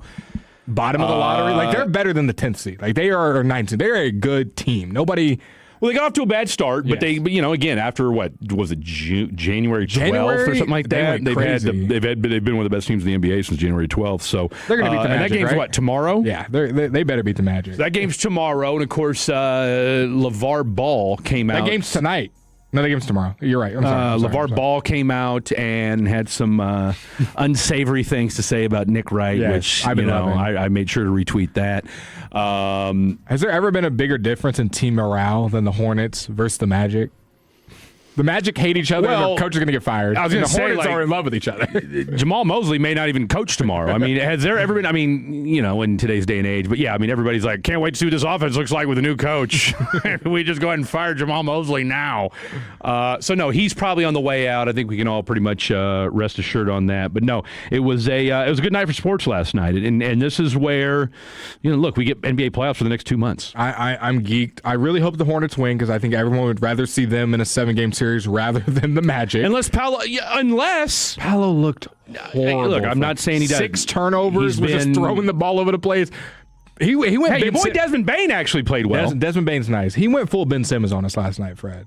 Passing up shots. Because I was going to say he only scored 16 points, 17 points, 16 like or 22. It wasn't anything crazy, but for a guy that's supposed to be a superstar, but he's not. He was passing up wide open shots. He's in his head, man. That's what I'm saying. He went full Ben Simmons on us. He's in his head. Bad look. Okay, can you tell me what happened in the second half? I woke up and I was like, I guess the Clippers won. I'll tell you what happened. Draymond Green. Okay. No, I'll tell you what happened. Draymond Green, and I caught the fourth quarter, so I missed the third quarter. Like I said, I was watching the Rangers lose to the Athletics last night. That's a scrappy bunch, by the way. The Rangers? Those Oakland, the whatever the hell we're calling them, Athletics. The AL West is going to go down to the wire, I think. I have all the feeling that this division, 85, 86 wins, should or could win the AL West, I think, when it's all said and done. I really, really do. So the biggest thing with the Texas Rangers, but no, back to what you're saying. Steph went Steph. Okay. Steph Curry went off in the fourth quarter doing what Steph Curry does. You have 20 in the fourth? Al Horford knocked down 3 straight threes in the fourth quarter, being Al Horford. Were the Clippers just not doing anything? Like Kawhi wasn't getting no buckets? Kawhi scored 2 points in the second half. And 2 points in the second half? 2 points in the second. Oh, Draymond Green ripped him just after half court. As they were 2 points in the fourth quarter, 2 points the entire second half. Because he had 17 to halftime and had 2, and the basket he had was in the last 10 seconds when they were down 10. So he really went scoreless in the second half. Oh no, he got locked down in the second half. No, Draymond Green put him in a box. Put him in, dude. I'm telling you what, like he was picking him up at half court and just hands on knees locking him up, or was it like tip passes? They were double teaming him. Draymond Green just him. put him in a straight jacket. Oh wow! I mean, one of the biggest plays of the night was they tried to get the ball in on an inbound on the side, and he just tipped the Draymond Green smothered him, tipped the ball up to him, and I can't remember who. I think it was Pajinski. Threw the ball ahead to Pajinski. Brandon Pajinski, Al Horford beat the Clippers, and obviously Steph Curry. Well, and Steph Curry. I mean, Steph was. Steph. They had the kind of the dagger in the fourth in the last minute. You had Draymond, kind of 3-point on the wing. So Draymond would look like vintage Draymond. Playing a bunch of minutes. I'm gonna tell you right now, Draymond Green he turned back the clock last night. And we thought it was gonna be. I'm gonna tell you right now, if they had a legitimate third scorer, who's their second scorer? Well, you're right. You're right. You're right. Pajinski, there was only an account that went a full year because he didn't score 30. I say third scorer. I mean, because I'm thinking of Draymond, but Pajinski should be like your fourth best player, fourth best player. Because you're not going to expect Al Horford to do what he did. Although, like I said, he had 3 huge I guess threes. It's supposed to be Porzingis, right? Yeah. I guess what I'm saying, I'll put it like this: if you had Jimmy Butler, yeah. then this team might have a puncher's chance. had them last Might year. have a puncher's chance. Yeah. You know, but look, I mean, they're going to end up with what are they playing for? The 8th seed? Yeah. So If they win against the Suns, so who do you got? In that they'll game? beat the Suns. Yeah. Oh, they'll beat the Suns. No, the Suns. I was reading a thing this morning on the old tweeter, and I can't remember who it was. It might have been our boy Sam Quinn. Who's never bashful about just saying how he feels about the NBA. And he said the same thing you did, that Ishiba's going to have to sit down and have a talk with old D-Book. Yeah, I mean, you got to blow it up. Lose to the Blazers, into the Warriors, like two teams that we didn't take seriously this year. He's just not a guy that, as Blake Elliott would say, you're not winning a title with him as your best player. That time may have passed for D-Book. I did think that, like, D-Book is a really good talent. And obviously, I had him in the finals versus the Bucks. Was there. 2-0 lead. Yeah. So, like, he wouldn't be, like, the first person I dismiss off that list, but he's definitely trending in that direction. Is he 30 now? Dude, that's the thing. He's been in the league a while. For a while, dude. No, if you look at the pictures of him when he was a rookie, it looks like it was 1995. For a while, bro. Look up, if you have your phone out and you're not driving, look up Devin Booker rookie pictures. It literally looks like it's from 1995. Like Devin Booker's 29. When did he come to the league? What year? He was the 13th overall pick in the 2015 NBA draft. That's what I'm saying. He's been in the league 11 years. 1, 2, 3, 4, 5, 6, 7, 8, 9, 10, 11. He just finished his 11th season in the NBA. It's kind of crazy. Like, you still feel like, well, think about it. Kawhi just finished his 14th season. Yeah. And we've been thinking about Kawhi. You kind of consider an old head. He was with Tim Duncan and those old Spurs team. Devin Booker, you do not think of initially as an old head, but he's a 10-year vet. Think about it. He's been averaging 20-plus since his second year in the league. Yeah. I mean, D-Book's always been nice. I mean, D-Book's always been a bucket. But I think, like you said, I think he's at that stage of his career where I just don't know that you can trust him. Might be time to give up the number one Supermax, just put a bunch of role players around me. Yeah, you're going to have to do something. I mean, I again, and we know he's synonymous with Phoenix, but I mean, I don't know that this thing's long for this world. And excuse my lack of ball knowledge here. Drafted by Phoenix, right? He's only been with Phoenix. No, Phoenix is. That's what I'm saying. No, he is a Phoenix guy from 2015. I mean, I'm already starting to get there with Paulo. Where it's like I can't. He's not the guy we're gonna build around. Like, can't be the number one option. I mean, and then you see the nail in the coffin. Franz Wagner hurting himself on the last play. He was running into Wendell Carter and bumping knees. By the way, what a draft in 2015. Who was in that? What a draft! Do you remember who the number one pick was? Still in the league. This is Kyrie Irving's already been drafted. 2015. What position is he? He's a center. Jaleel Okafor? Great guess. Great guess. Joel Embiid? He was number 3. Okay, so this is the oh my gosh, this is not Jaylen Brown and Tatum 2. No. Jaleel Okafor was 3. I'm blanking. Greg Oden? No. Karl-Anthony Towns. Karl-Anthony Towns. Yep. D'Angelo Russell went 2nd. Yeah, he did. The leaker. Jaleel Okafor went 3rd, and Kristaps Porzingis was the 4th overall pick. You remember Tingus Bangus? And then just to round out the lotto, you had Mario Hezonja, who went to the Orlando Magic. Willie Cauley-Stein. Wow, I remember that. At number 6. Kentucky's own. Emmanuel Mudiay at 7. Stanley Johnson. Prep. Frank the Tank Kaminsky at number 9. Indiana's best.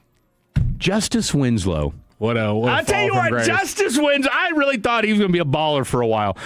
Miles Turner at 11, Trey Lyles at 12, and then Devin Booker at 13, and then just a couple other guys that are still doing the damn thing here in the National Basketball Association. My boy Kelly Oubre. Yep, he's still getting getting buckets. like a starter still for the getting Sixers. buckets. And everybody's favorite handicap, Mr. Terry Rozier. Went 16th overall to the Boston Celtics. So what a draft it was. Let's see if there's anybody else in here that comes to mind. Larry Nance Jr. Yep. Tyus Jones. Tyus Jones still doing the thing. The Dallas Maverick himself. Let's see, there was a dude named Rakeem Christmas. Never heard of him. Not even going to lie to you. Rakeem Christmas? That's some real ball knowledge. That's a real ball knower right there. Pat Connaughton? Yep. Sniper? Pat Connaughton at What 41 overall. team do you think of first when you hear his name? I think Bucks. Bucks. Okay. Bucks, absolutely. I'm actually trying to get him on my AI podcast, strangely enough. No, I'll tell you why, because he's a huge investor in this company that I did an interview with. Yeah, so he's big in that, in the AI world as well. So I'm trying to get that finagled. So, yeah, we'll see. Pat Connaughton. Pat Connaughton, everybody. Pat Connaughton. No, that's what y'all were thinking about. We started the show. We're talking about Pat Connaughton. I wonder if they'll get into some Pat Connaughton talk tonight on the show. All right, so anyway, that's what's going on in the National Basketball Association. But let's get right down to the brass tacks, boys and girls. You think anybody's making bets on us? Like Polymarket, how you can make bets on things? Like, will 105 Through the Fan talk about this subject? I wish they would. We could do insider stuff. Of course we could do insider stuff. I'd be like, of course we could do insider stuff. Seriously. Hello. Shout out to Cal Quantrill. Just got called up to the big squad yesterday. Gets the dub for your Texas Rangers. They split the series with the Oakland Athletics. They win today 9-6. They are now 10-9 on the young season. All right, we got a loaded show for you boys and girls today. Ahmad Moses from SMU. He's going to be in studio tonight at 8 o'clock. We'll talk about his journey from, and of course, he's a local boy as well. Went to Mansfield Summit, then to SMU. How much of a dream come true would it be for Mr. Moses if he were to be a Dallas Cowboy? Or where does he want to go to continue his football playing career? And of course, we'll get into a number of other things as well. The co-founder of Finley, Mr. Connolly, is going to join us at 9 o'clock. We got two Rangers that are part of this. And exactly what is it? Well, I'm glad you asked. This is where you can put your money where you think these prospects are going to be in the Major League Baseball. There's been other what would you say here? There's been other I don't want to say institutions. No, not institutions, but there's been other I guess you could call it companies, attempts at this sort of gambling, at this sort of stock, if you will. And of course, the one that I remember the most, and I brought up during Crosstalk, was I think it was called like Fantex or something like that. Who's our boy? Arian Foster down in Houston, and he was kind of the face of it. Him and Vernon Davis, where you could put stock in these guys, and depending upon if they get a new contract and all that kind of stuff. So there's been other iterations of this concept. It's never quite taken off. We'll find out what is going to make FinLeet different. That's going to go down at 9 o'clock. It's a Thursday, which means a little extra credit as well. But when we come back, let's talk a little Texas Rangers. We got some Dallas Cowboys to get into as well. Will they or won't they move up? You know what? It depends on who you ask. But let's talk about these Texas Rangers next. Don't go anywhere. That's Dylon. That's Blake. I'm Fred. This is 105 Through the Fan.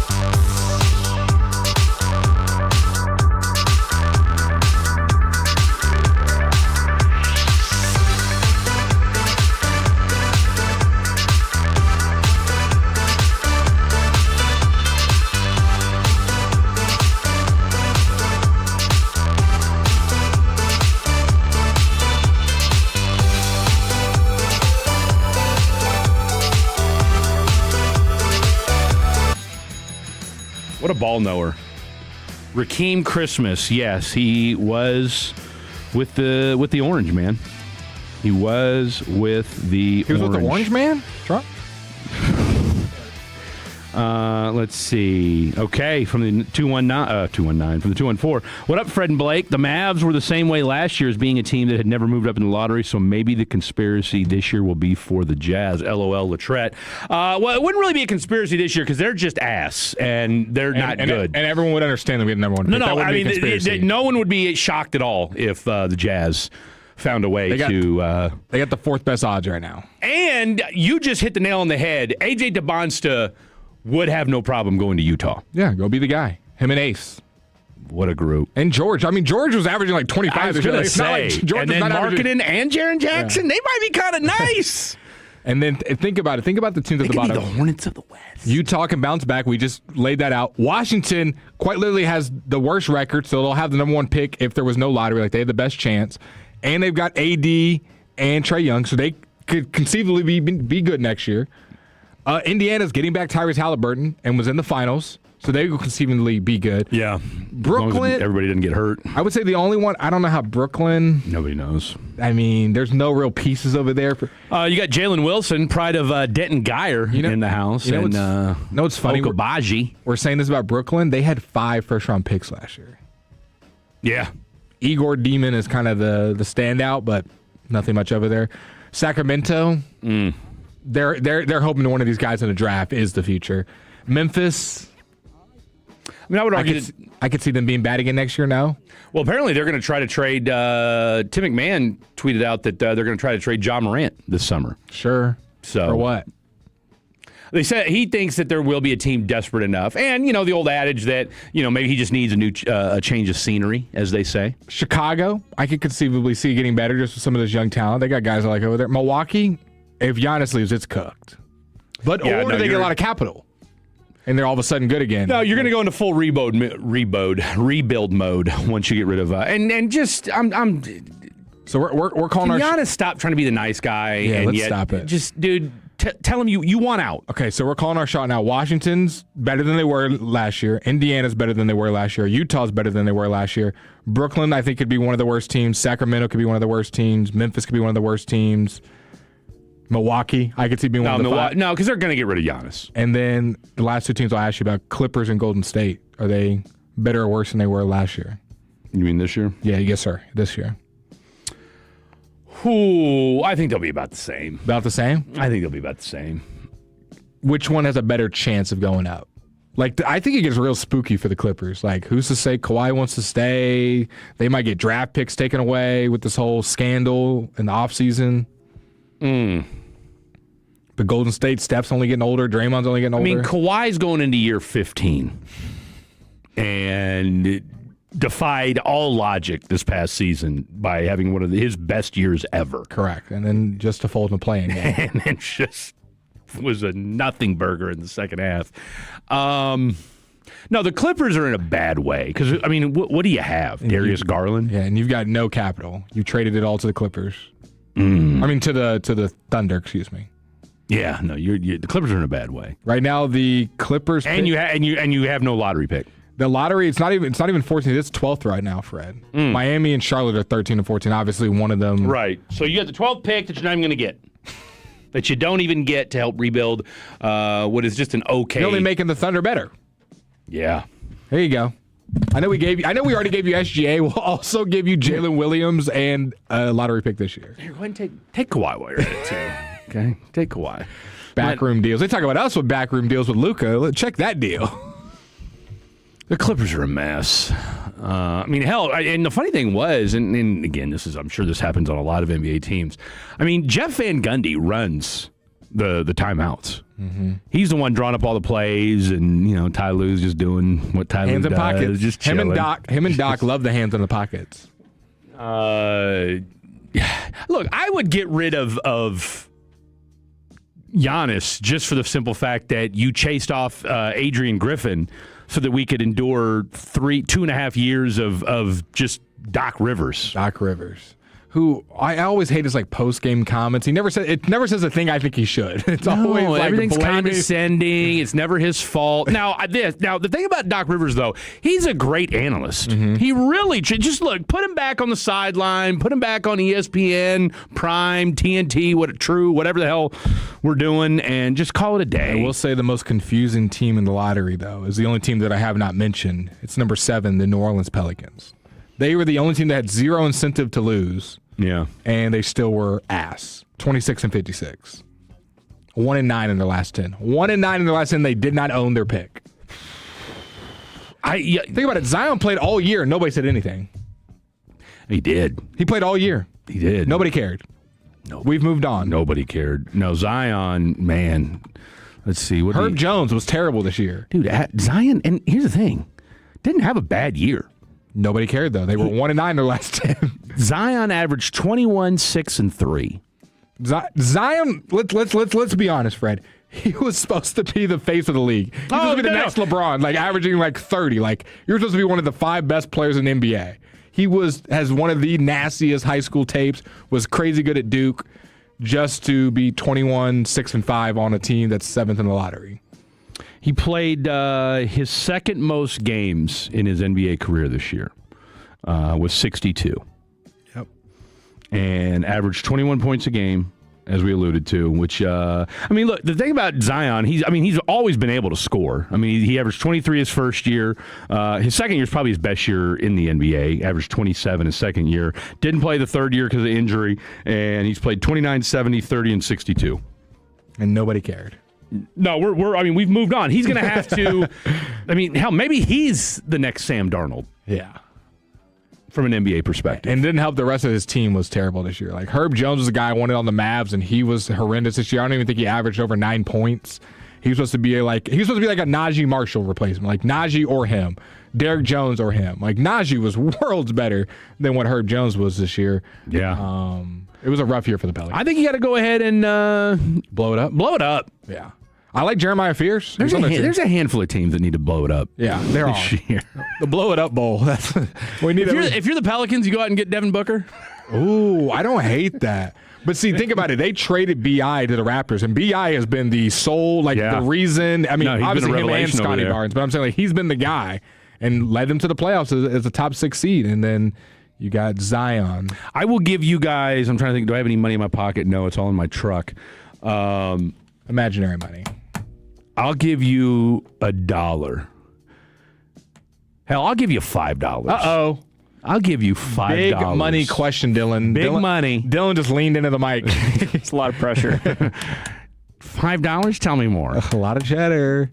$5 if you can tell me Zion Williamson's middle name. Do we get a letter? You know what? Because there's an absolutely 0.2% chance that you'll get it, I'll give you a letter. Okay. Starts with an L. Dylan, ask for how many letters. No, you're not getting anything else. It's got to be okay. It's got to be long. It's got to be long. It's got to be long. It's got to be something we've never heard of. It's not like no. It's not like Leo or anything. It's definitely the second part. It's something you've never heard of. This is a made-up name. This is 1,000% a made-up name. I've never seen this name before in my life. Leo Franco. It's not a terrible guess. Lysterion. I like that. I like that a lot. I was in that ballpark in my head. So at the end. Who was closer? Neither of you. Zion's name is Zion Lateef Williamson. Oh, Lateef. Lateef. Like Queen Latifah? In the same ballpark? It's the male version. Lateef. It's the male version. His name is now Lateef until he gets it out of the lottery. Until he gets the Pelicans out of the lottery. The playoffs. And we'll refer to your Zion Latifah until you get. That's Lateef.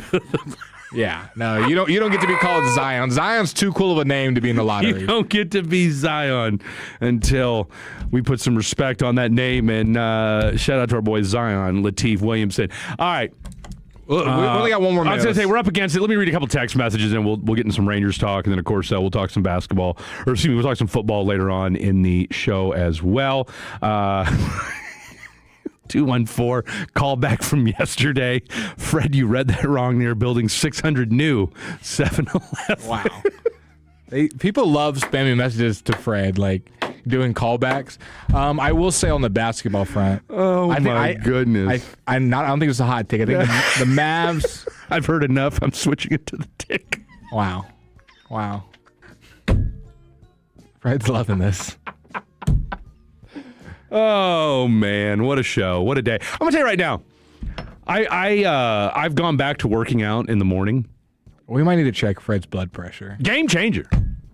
Dude, what it does for my brain and just the rest of the day. I can't do the middle of the day workout. What's middle of the day to you? Anytime from 11 to 3. Ooh, that's my sweet spot. I can't do it because I've got too many things on my mind, and then I'm thinking to myself, okay, I should be doing this, I should be doing that, and then I'm not really into the groove of my workout. And whereas I've been waking up without my alarm this week, now that we've gotten into kind of somewhat of a regular routine, now that our show's kind of all over the place. But I mean, hell, I've been in bed by 12:30 the last 4 nights.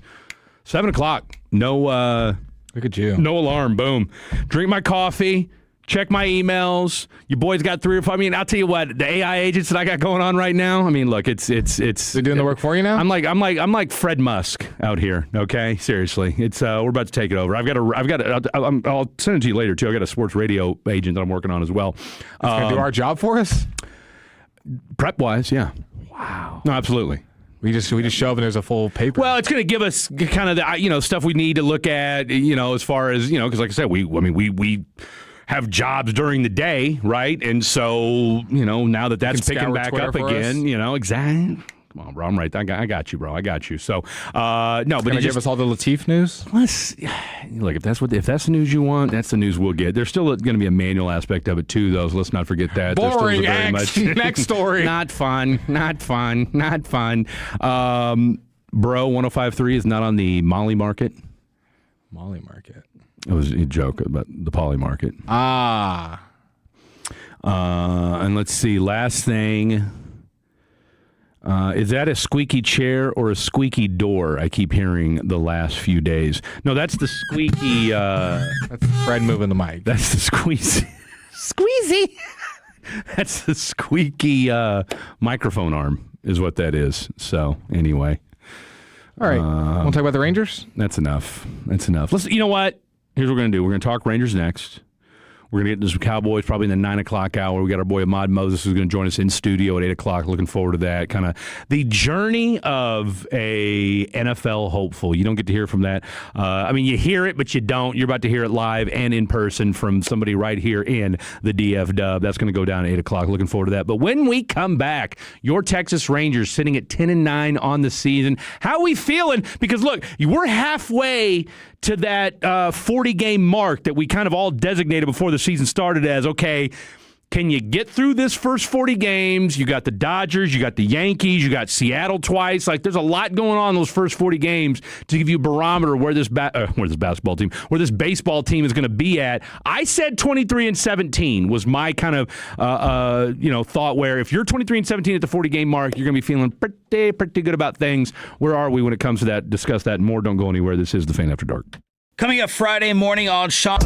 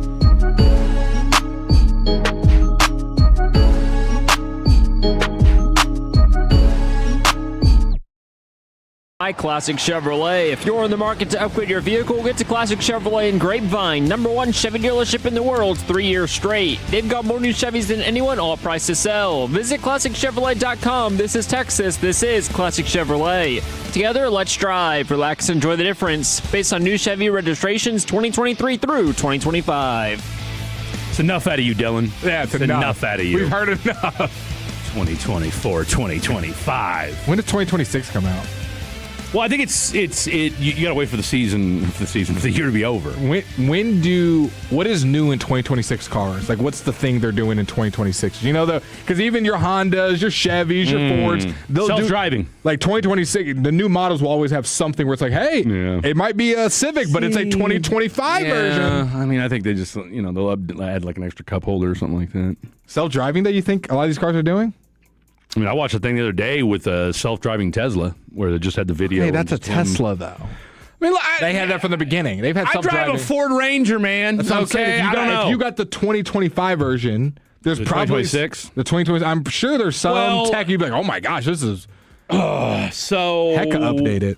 I know, like the touch screen is it's like a full touch screen now. It's kind of a thing now. And that's a big deal like the now. Tesla screen, if you will. Exactly. The big iPad. It's just one big ass screen instead of having all the knobs. Yeah, I like the knobs. Exactly. I'm a knob guy. What can I say? Yeah. Want to say something, Dylan? I mean, I looked it up for you. They have 2027s out now, apparently. Yeah. What's 2027? What's the consensus I looked about up 2027 car features. Yes. And Google AI says they're shifting towards extended range electric vehicles with 500+ mile ranges. Oh. Key features include massive sweeping digital displays. Yeah, that's kind of what you said. AR enhanced technology and improved faster charging battery tech for EVs. So if you don't want an EV, then I was going to say, I guess nothing. Nobody driving an EV. Yeah, massaging and reclining seats. That's kind of a standard now. I just wonder what Does the your car standard massage? No. Mine doesn't either. So No. I wouldn't call My that grandmother's standard. Jaguar Wrestler Soul did. That was fun. Yeah. No, those newer cars. I mean, I miss my when I had the Volkswagen GLI. I had heated seats. What is something that used to be in cars that is no longer that you're mad at? Ashtrays. Okay.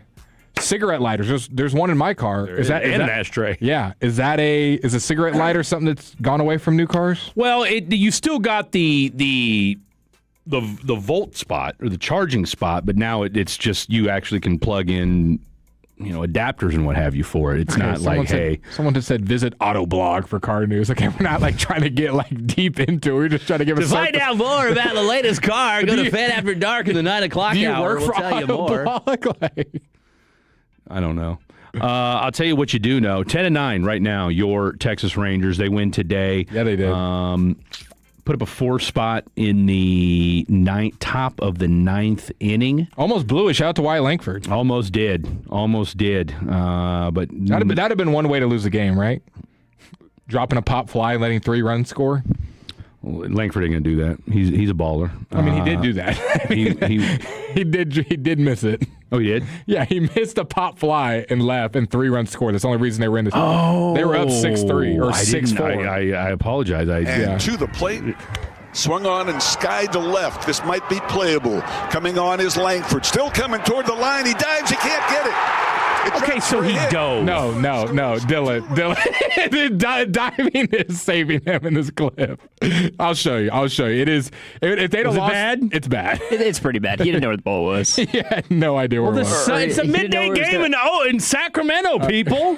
I love Fred not seeing this clip and trying to defend him. When I show you, you're going to be like, if they'd have lost the game, yeah, I got it. You'd have been. I missed it. I was driving to the station, and then I was knee deep and knee deepness. Tell you what, our boy Jake Berger, he went 1 for 4 today.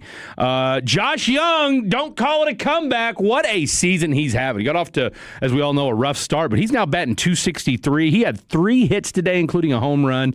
All right, here, I'm seeing it in real time. Well, not in real time, but for the first time. Let's see. Okay, I mean, look, the turf monster got him, okay? The turf monster got him. My man slipped, fell, didn't even see it. He didn't drop it. He just missed it. Here we go. Coming in strong. Oh! Just missed it. Mind you, it's a pop fly. That wasn't just missed it. I'll tell you what, that left field is nothing nice, guys. Barely was left field. The left field is nothing nice in the what was it? That was what, at 2 o'clock, 3 o'clock in California time? Yeah. I don't know about you guys. I mean, look, the sun's directly in the middle of the sky at that time. Yeah, it was so it was 5-3 with 2 outs when that happened. 3-run score. Looks like the Rangers are going to lose in one of the most embarrassing ways. Then, like you said, they put up a 3 spot in the put up a 4 spot. Put up a 4-burger in the top of the ninth. Yep, so shout out to them. Ninth inning you had Higashioka, who grounded into a fielder's choice, and then of course Berger scored on a throwing error as well. Jock Peterson, don't call it a comeback. Jock Peterson, he went. He was 1 for 1 today. Scored twice. Looks like he walked twice. I mean, and then I'll tell you what. Kutch. Mm-hmm. I mean, what do you have? He only had 1 plate appearance today. I know. No, he had 2. He had 2 because he walked. Yeah, good call. He walked. So he's batting .214. Okay. This team, look, you got the 3-game set coming up with the Mariners starting tomorrow. Okay, but I mean, the guys that were struggling are back on it. Josh Young, Josh Young's third on the team in hits. No, Josh Young, and shame on us for not recognizing or appreciating the fact that he missed most of spring training, and it's been a common theme. It just goes back to you need, and of course you had no Corey Seager today, gave him the day off, much needed. Evan Carter, for as great as he started off, he's kind of fallen off a cliff here. He's now under 200. He's batting 189. He went 0 for 2 today. Josh Smith 1 for 4. He's at 175. Josh Smith. I was gonna say he's the only one that hasn't shown any life, but he did have that little 2-week span where he's hitting. It feels like everybody's shown life in the batting order. Would you agree? At some point this year? Yeah. Everyone's had their spurt. Nemo's been your best hitter. Berger's been your best slugger. McCutch started off great. Jock and Josh Young have been great in April. I wouldn't say. I mean, Josh Smith had about a 4 or 5 game had that. I was going to say 4 or 5 game stretch. He might have the shortest peak so far this season. I'm not counting Sam Haggerty. Evan Carter, we know we were talking about him being your hottest hitter, him and Nemo. Ezekiel Duran, every time you look at the box score, has got 2 hits or has gotten on base a couple of times. He's been real consistent for you this year. Higashioka had a little week where he was smashing for you. Danny Jansen had a week where he was smashing for you. So everybody has had a peak. I mean, Josh Smith's got 5 hits in his last 6 games. Yeah, so that's not, you can do a lot worse. So I mean, he's again, we're 19 games into this thing. Okay. I think the offense, I feel better than people are giving it credit for. I know people like to crap on it, but I mean, 9, 5, 1, 8, 5 against the Dodgers, 3 against the Dodgers, 7 against the Dodgers, 3. The wind was nasty. By the way, from the 469, home of the Rangers, and Fred isn't even listening to the game while he's driving to work. In fairness, I did have 2 phone calls that I had to take care of on the way here. So, and I was listening. You've been in my truck. My radio does not leave 105.3 The Fan. It doesn't. Okay, let's make that clear. So, look, I'm man, just laughing at the Langford play. The Langford, but the wind was that bad, guys. The wind was nasty. Go for it. The wind was from the 214. The wind was ridiculous. Not to mention, don't forget to mention that. Not all in Langford. Thank you very much. I'm not giving Langford any. From the 469, Scott and Sanger. I listened to the whole game. They had very high winds that affected high fly and pop balls all day long. It also affected the A's, so don't rip on Langford for that pop-up. They got caught in the wind. I'm ripping Langford for that. And then last but not least, that wind was nasty. Okay, would you agree that Langford's one of your better players? Absolutely. So I need him to make that play. I'll make an excuse for a role player. We're just saying Ezekiel Duran drops that cool. Wyatt Langford, I need you to make those plays. I think we roast them a lot more if they don't come back and win. Agreed. But I wouldn't accept anything that I would in a win that I wouldn't in a loss. I mean, look, we're not saying, hey, Wyatt Langford, go ahead and just, dilly-dally in left field, and if you catch it, you catch it. If you don't, you don't. But and the win was the same all game. Mother Nature's undefeated, bro. So don't sleep on Mother Nature. I'm gonna need Langford to adjust, and it's not like Langford's been mashing either. So you better do something in the field. I mean, that's Josh Young gave credit to Langford in the post game. What did he say? He got the boys fired up. The quote is, Wyatt threw some water jugs around it and got the boys fired up. There we go. Well, if you're not going to catch it, then throw some water jugs. I mean, look, it's whatever it takes, man. Whatever it takes. Let's see. Tomorrow, DeGrom Day. DeGrom Day tomorrow. Jacob DeGrom in the mix for your Texas Rangers. He will be matched up against Logan Gilbert of the Seattle Mariners. So we've got a huge contest tomorrow to get excited about, a 3-game set. Real quick, let's just run down the standings, and then we will go to break. We've got the one, the only, Mr. Ahmad Moses in the house, rocking the SMU gear. I'll tell you what, I got to say, I am a fan of the SMU gear. You guys do look clean, I'll give you that. All right, real quick. Your Texas Rangers, as of today, sitting at 10-9 with those aforementioned. What are we calling them? The Sacramento. I think Sacramento's correct. Yeah, homeless athletics is what they're referred to. My favorite has been looking in the crowd and seeing them hit a home run, and it just looks like a AA game out there. Might as well be in Frisco. So right now, your Texas Rangers are sitting atop the AL West, tied with the Athletics at 10-9. You got the Angels a half game back, and the Mariners and the Astros are both 2 games back. All right, that's going to do it for hour number 1. Let's talk to a homegrown product himself, the pride of, Arlington, correct? Arlington, he went to Mansfield, to SMU. I mean, this guy bleeds the DF Dub. Will he be a Dallas Cowboy? Well, let's find out next. Don't go anywhere. Ahmad Moses joins us here in studio. This is The Fan After Dark. When your friends say, hey...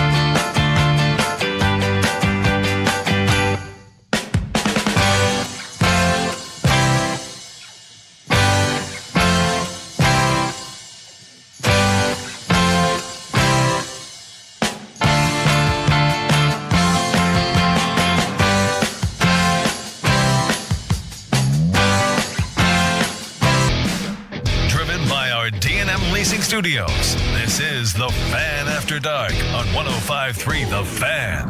Hour number 2 of the show happening right now. Glad to have each and everybody on board here on this thick Thursday here on Fan After Dark. Fred Davis alongside the fastest rising star in the sports media world here in the DFW, the one, the only Mr. Blake Elliott. Can I say something before we get into this great interview?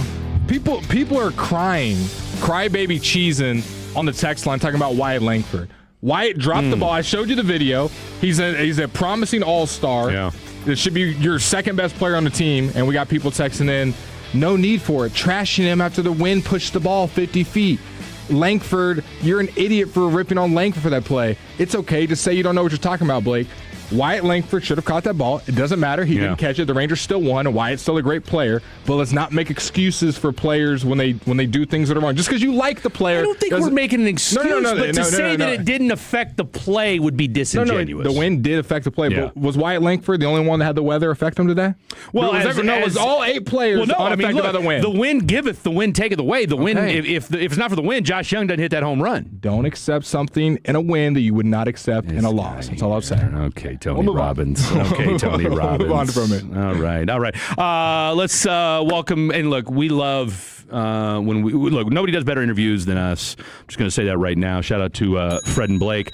But we especially love it when we get somebody homegrown. We get local guys, especially somebody from the DFW here in studio. And without further ado, Ahmad Moses, the one, the only. Now, unlike our boy Rasheed, who we were talking about, you are homegrown from here in the DFW. Go ahead and pull that. You can pull that microphone a little bit closer. Right here, I'm good. There you go. Yes, sir. There you go. It. So real quick, for those that, look, I mean, and I do the Mythical High School football show here on the station as well. So, we talked a lot of high school football these past few couple years here on Fan After Dark, but just a little bit about, before we get into the SMU, before we get into the Combine, and just kind of where you are at, and here we are a week away from what I'm guessing has been your lifelong dream. Definitely. Of being a National Football League professional football player. I was 5. Since I started playing sports, it's always been my dream. When did you know football was your best sport? So honestly, like high school, really. So I knew it was always my favorite sport because I didn't really train it until like middle school, maybe high school. I was always like basketball. My dad would always, since I was like 5, 6, he would always take me to, any basketball camp he could, any basketball training. So basketball was really always the sport that I really thought I was going to like make it in. But then, it got to a time where I realized I wasn't growing no more. Not too many 5'9", 5'10" basketball players in the NBA. So it really came to me like, you know what? Football is kind of my best option. I end up really, really loving it, and really has like got me to the spot I'm in now. What do you think about high school players playing multi-sports? Because, a lot of times the kids are training, whether they're playing basketball in AAU or doing football and going to these camps. What do you think about multi-sport? Helpful, not helpful? I feel like it is helpful. I feel like as long as you're really active, because, football is only one part of school. So really, whenever you're doing all these other sports, you're staying active, you're staying in shape. That's one thing. But then just like it's little things you don't think about. Like, let's say you play baseball. Like, you're an outfielder, center fielder. That's tracking the ball can help with, you playing the safety or receiver, tracking the ball in the air. So it's all them little things you don't really think about. I feel like playing multiple sports really helps. And then growing up, did you see that when did you realize, hey, I'm a little bit better than some of my peers around me? Obviously, you got guys on the team that you think you're kind of on the same level, but when did you realize, hey, I can kind of take this, I can go and play at the next level, go play at SMU? Honestly, when I got my first offer, like I always knew I was good, but I wasn't getting no offers. There was guys around me that I knew in like 8th grade, freshman year that had offers already, and I didn't have no offers yet. But once I got my first offer. Wait, you had dudes that you in 8th grade? Yes. I mean, look, and you hear about this. I mean, look, and again, having covered football here in Texas, that's Texas ball for you, right? I didn't be 6th grade. So when was it? Okay, so who was the first guy you knew that had a offer? It was 2 dudes. One actually I think he goes to UTEP now. He went to Texas Tech out of college. I mean, out of high school. Okay. He was doing a Landon Hullaby. I think he was running like a 10.8. 10.7 maybe in like middle school. Yeah, in the 100 in middle school. And there was a dude named Jordan Crook. They both had offers from Baylor. Real? Now to play football or to play football? Yeah, to play really? Football. Now they didn't end up going there. But that once you get that first offer, the offer in 8th grade from a D1 Power 5 school. I ain't gonna lie. That's what is that? Yeah. And so when did you get your first offer? It was the second semester of my junior year, so 2021. So what do you? So in the meantime, before you answer, what was the family's reaction when you bring that offer home? So I got my coach had told me, he was like, "Hey, Marshall's finna call you," and I'm like, "All right," because I didn't got talked to. The first school that ever talked to me was TCU. They talked to me like the longest, but they never offered. So I'm just thinking it's one of the other schools that's finna put me on their radar, just hop on the phone. But they ended up offering me in the bathroom during like 4. That's the same for me. I got my offer in the bathroom. It's funny because coaches they always be like, they would call. They know they're calling during school hours, and then they would be like, "Are we interrupting class?" I'm like, "No, perfect time." All the time I left class to answer this phone call, but I'm not gonna tell them that. But so I got the offer, and then after school I finally called my dad and told him, and then they were happy for me, and then I called my mom. They was all happy for me, but then when the offers really started rolling in, that's when they really.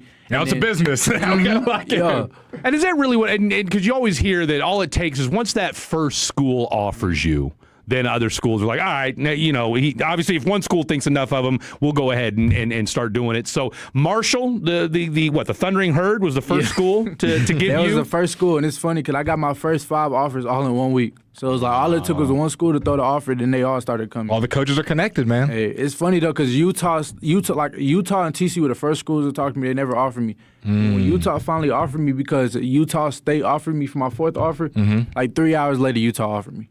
Really? They taught us that that offer in. Stuff. So then at that point, now that was your football season was already over, right? Sure. Okay, so you're done at that point. So you get the Marshall offer. Now you got Utah State. Now you got Utah. So what's kind of that conversation like with your folks as far as, all right, now what are you looking for, and what are the conversations like as far as where do they want you to play? Because you were a defensive MVP at Mansfield, correct? Yep. And so what was kind of the conversation about? All right, are you going to be a corner? Are you going to be a safety? What was that like, and what was kind of your thought process on where do you want to end up? I really just wanted to end up in a spot that was like the best fit for me. So Utah, Georgia Tech, Washington State, those are all my biggest offers. But I remember seeing guys that they were big recruits. They went to the big school, and in a few years they were at some Group of 5, the Group of 5 schools. So I didn't want that to be me. So I waited till the last possible time. I signed to SMU the day of signing day. So I was really just trying to make sure I was in the right fit for myself. That's what I was looking at the whole process.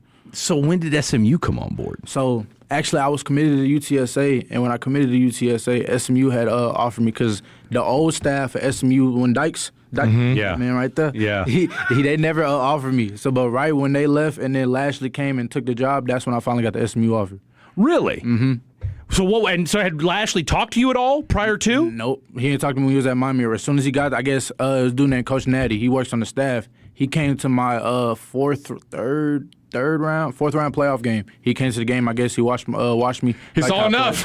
He liked how I played. I had 2 picks that game, so I kind of did my job. Really? And did I talk to you during that game, or after the game, or just you got a phone call? So once I seen him on my visit, and I was like, "Oh yeah, I seen you in the back of the end zone." I didn't know who it was at the moment, but I remember seeing him. And then Coach Simons, Coach Niver, and Coach Lashley all had talked to me when what's the name? Coach Lashley called first, obviously offered. Did Simons and Niver, they talked to me, and then for a whole month, kind of we was just talking, and then I ended up just flipping to SMU. And kind of give people the behind the scenes. When you're on these recruiting visits, when you're on these talks, when they're talking to your peeps and trying to obviously get you to come there, do you feel like they're selling you the world, telling every single guy, hey, you finna be a starter, we're finna give you X amount of money, we're finna do this for you, or some of these coaches keeping it more real, hey, it's gonna be 2-3 years before you see the field? How was kind of your experience and some guys around you experience with those recruiting calls? So it was a little bit of both. They go obviously trying to sell you enough just to get you there, especially when they know that's other schools kind of looking at taking you. So, how do you cipher through that? It's really just hard. I just really sat down with my parents. I feel like parents really, they grew up, they raised me, so they really knew me the most. But I was also talking to them, talking to my head coach, because he knew me since I was in 6th grade. So he basically watched me grow up. He knew what I was good at, where I was best fit at, what coaching style I responded best to. So just talking to him and talking to my family, that's when I found I was able to make the best decision for me. Because you talked about some of your peers getting big offers, and I feel like it's hard for young men in your exact spot for, hey, this bigger school's giving me an opportunity, but I'm going to be on the bench. Yeah. Versus maybe the smaller schools giving me an opportunity, but I'm going to start, or I have a better chance to start. And it's, I think, hard for a lot of people who are graduating high school to make that decision to, I want to go to this big school that all my friends know and I look good on Instagram, but I ain't playing, versus I'm going to maybe a smaller school, but I'm actually getting playing time. So was that kind of a factor that went into anybody in your circle, kind of those decision makings that I think a lot of young people right now listening might be going through? Definitely, because I feel like people just see the big school, the big, all the NIL, all that, and they feel like, all right, let me go there. But I feel like with coaches, they'll take a person who did good at a Group of 5 school, they'll offer him in the transfer portal and give them a chance to start right away than someone who's just a high recruit in high school. Because, college and high school are two different types. Especially that weight training. Yeah, it don't matter regardless of the level it is. High school and college are just two different types of levels. So, like, what's the name? You could go to the school, but even though you're going to the big school, you might not get the chance you get. But if you go to the smaller school, you might perform good at that smaller school, and then you could transfer to that school. It looks cool on Instagram for about 5 minutes. Then when you ain't playing, exactly. So I'm dying to know, because I've interviewed Jeff Traylor a couple times. Okay, yeah. Super good dude, right? And I'll tell you what. It's really amazing he's lasted at UTSA as long as he has, because he could honestly go anywhere. He's a phenomenal mind. Did you call him and let you know you had flipped? What was that conversation like? So at the time, I was still young. I didn't know about how to go about it the right way. But so I was talking to SMU, and then the day before, because I was still thinking I was going to stay with UTSA. Okay. Like Coach Leb, me and him had a great relationship. So the day before, I'm just like in class, and I'm just thinking like, what's going to be the best decision for me? So I was just like, SMU, they're in a bigger conference, like 30 minutes from my home, good degree. So I was just weighing all those options, pros and cons, and then I just sent the big paragraph to Coach Lip telling him I was going to go to SMU, and then like right after he called me, and then I was like, dang. He's like, oh, I just call. Because that's what they do. That's a tough call to answer, too. But I answered it. We just talked it out, and I just told him what was best for me, and it really hurt just hearing his voice. 'Cause I knew like I was like his main guy. So yeah. It was so. Did you try one last chance? Are you sure you don't want to play? He almost got me, but I was just thinking, I'm like, I gotta just do what's best for me. Yeah. And I'll tell you what. Look, the fact that you reached out to him and let him know, and then answered the phone on top of that. That to me, that let me ask you. Did you? There's plenty of guys that have been in a similar situation that didn't answer the phone. Some of my friends told me things they did. I said, you can't do it like that. No, I'll tell you what. These coaches talk. Yeah. And I'm curious. Did anybody ask you about that at the combine? Actually, no. Nobody asked me that at the combine. They just asked, were you at SMU all 4 years? And I was like, yes, and it just ended at that. What was the combine like? It was actually it was a cool experience. It's like everybody just sees the workout videos, the workouts, on the field, the 40-yard dash. All the interviews are what I'm most fascinated. So by. I mean, it was pretty cool. They asked certain questions. They try to do certain things to try to see if you'll say the wrong thing and all that. But it was just a great experience. Just things you see. I've seen videos since I was like 7th, 8th grade. So just being able to be there, wear the jersey, have my number, and just be there on TV, it was a great experience. Now, were you able to take part in any of the working out? Nah, so I wasn't able to take part because once they flagged me for the thing, I wasn't able to take part in anything. But it was like just being there, even watching, because dude named Robert Spears Jennings, that's my day one. I've known him since I was like real young. So just being able to be out there with him, see him perform great, watch him run that 4.32, it was honestly a great experience. I felt like I was sharing it with him. We're talking to Ahmad Moses, and here's the thing that I'm fascinated by, especially in today's day of college athletics. You spent all 4 years at SMU. You know what I'm saying? Like, how?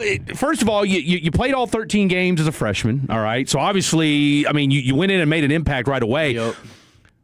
How you talked about the difference between high school and college. How much weight did you put on between the time when you graduate high school to when you started at SMU to where you're at right now? So that was one thing. I came in at a good weight, so I never was really on no weight gain. The main thing they did was like kind of drop some of the fat and turn it to muscle. Right. So I think I came in at like 180, 88, maybe 190, but I think I played at like 200. Okay. And so you and what are you now? 205. So you stayed right at the same weight. It went up and down. So I think sophomore year I played at like 190. Okay. And junior year I played at like 195 kind of. But then like senior year I was like, you know what, let me just gain some more weight because be able to like adjust to some of these bigger backs and stuff I'm tackling. So I went to 205, but it was more like a solid 205. 2022, your freshman year, you played 13 games, make 2 starts, 27 tackles, 21 of them solo. You had 2 tackles for losses as well, and you added a sack plus a pass breakup. Were you guys in the ACC that first year, or no? We was in the AAC. AAC. How big was the difference in the level of play from the AAC to the ACC? So actually, my freshman year, I feel like my freshman year and my junior year, it was kind of really similar. It was more of the sophomore year to my junior year because freshman year, we still had Houston, we still had UCF. Yep. We still had some of the teams that went to the Big 12. We was playing them Cincinnati, all them good, them big schools. You know, Cincinnati just came off either the year before or the year before. They just gone to like the Rose Bowl or something like that. The CFP. That's what it was. So Okay. Yeah, so it was still kind of talented. It was really sophomore year. That sophomore year was kind of a drop off. We kind of like almost blew. Dang, how you say that word? Blew out everybody? Yeah, there you go. Yeah. We blew out everybody we played against sophomore year. Okay. And then you get into the ACC junior year. Yep, and that's when it's like, all right, you're seeing the Clemsons of the world. You're seeing the Miamis of the world. All them high 5 stars, number 2 recruits in the nation and stuff. And look, you're not telling us anything necessarily we don't know here in the state of Texas, but, you know, for those that, you know, playing Texas high school football, right? Like, it's the best prep you can get. Well, that's, you know what I'm saying? And that's exactly where I'm going with it, right? I mean, again, maybe the crowds are bigger, right, in the ACC and the AAC, but as far as just the mentality of going into it, like, you're not necessarily, outside of the size of the stadium, you're not necessarily overwhelmed by the moment. Yep. And so that was probably the biggest thing for you. But when you talk about how good this football team was, and we'll get into it here in just a little bit as far as kind of that maturation from freshman to senior year, now we're getting ready to, you know, prepare for an NFL career, and kind of now after that combine experience and what you found out, kind of where's your head at going into a week away from the NFL draft. Ahmad Moses is with us. His boy John's with us as well. Lots more to get to. If you got a text message, if you want a question you want to ask Ahmad, let us know. 877-881-1053. Fred Davis, Blake Elliott, Ahmad Moses in the house. Don't go anywhere. This is The Fan After Dark.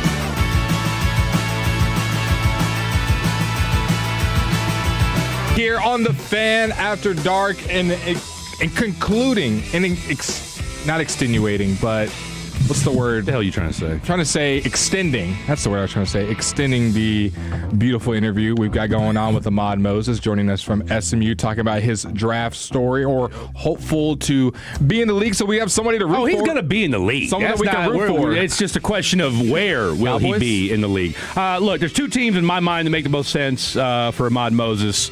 Cowboys being number 1 and Kansas City Chiefs being number 2. I'm glad you put the Chiefs second. Of course I put. Look, I got the Chiefs second. Well, I know you wanted to put the Chiefs first. We'll see what he said during the break. But look, either way, I mean, look, he's going to look good in Navy or red. So either way it works. I did get some intel in the break on our boy Ahmad. I called one of my SMU clients and got some intel. Apparently, you were the TikToker of the group when it comes to making the TikTok dances in the locker room. This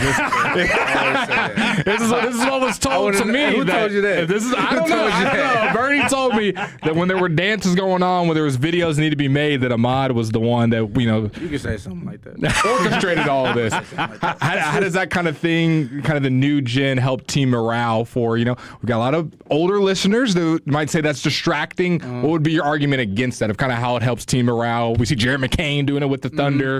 Kind of what's that kind of new generation that's playing pro sports now? I feel like when you just if you know how to be a professional, none of that stuff will really impact you, So like whenever it comes time, I'll joke around, do dance, do TikToks, all that. But whenever it's time to get serious, everybody on the team can tell you I was one of the most serious guys. So really, at the end of the day, I don't think it really impacts that much. I agree. And then I also heard from my source that you were the one that started the box celebration. Can you tell us about that for maybe people who don't know? So I'm in the locker room, junior year. I'm in the locker room with my boys. We just playing around because they already had like so many celebrations, like drawing the box, putting the thumbs down, all types of things. And then I don't know what, but it just made me think about it. I'm like, hey, the moms, they be acting like they stuck in the box. I'm not doing it. And then my boy Big Cross, he's like, I ain't gonna lie, that's kind of hard. I'm like, watch I get a PBU, I'm gonna do it. So TCU, I got my first PBU of the season. I just got up, and then I ain't even hesitate. I just did it. And then what's the name? That was the first time. Each game, I just kept doing it. And then I ended up making a TikTok, and then what's the name? Kind of just went viral after that. How about that? Look at that, the box. I love it. So you go into this season, and look, SMU, and I'll tell you what was it, the Penn State game in the playoff, and that was rough. Football's one of those games. Honest, that was a hard watch. Well, it was a hard watch because you guys were in the red zone. I mean, it wasn't like this was a ass whooping from beginning to end. You know as well as anybody, you can't give good teams chances, all right? And when you get into the college football playoffs, everybody's good, right? And it just felt like it just, from a football perspective, you guys were in the red zone and just, little turnovers here, not converting 4th downs. It was just anything that could go wrong did go wrong. Yep. You had everybody talking about, the weather, SMU's not going to be ready for it. And it was just really, like I said, that first quarter. Didn't y'all have y'all shirts off?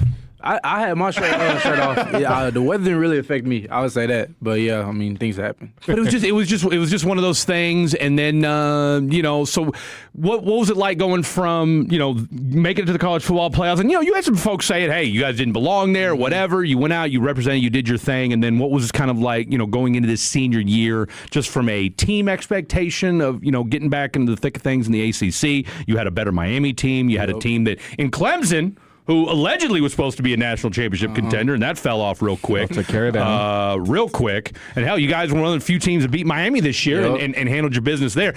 Real quick, how surprised were you to see them make their run? Honestly, I was surprised. Just us beating them, Louisville beating them, some of the games they had, like having close games with teams they should have blew out. Yeah. I was honestly surprised, but really just me being – since we beat them, so any game they won in the playoff, we was like, in my eyes, I'm like, all right, we beat them too. So that too, and then just them also being the ACC team, I'm still rooting for them, but I was honestly surprised how they went down. Was Carson? What do you think about Carson Beck? I mean, he's a good quarterback. People. I feel like people decide to judge him just off of like some decisions he makes at the end of the game. We do. Exactly.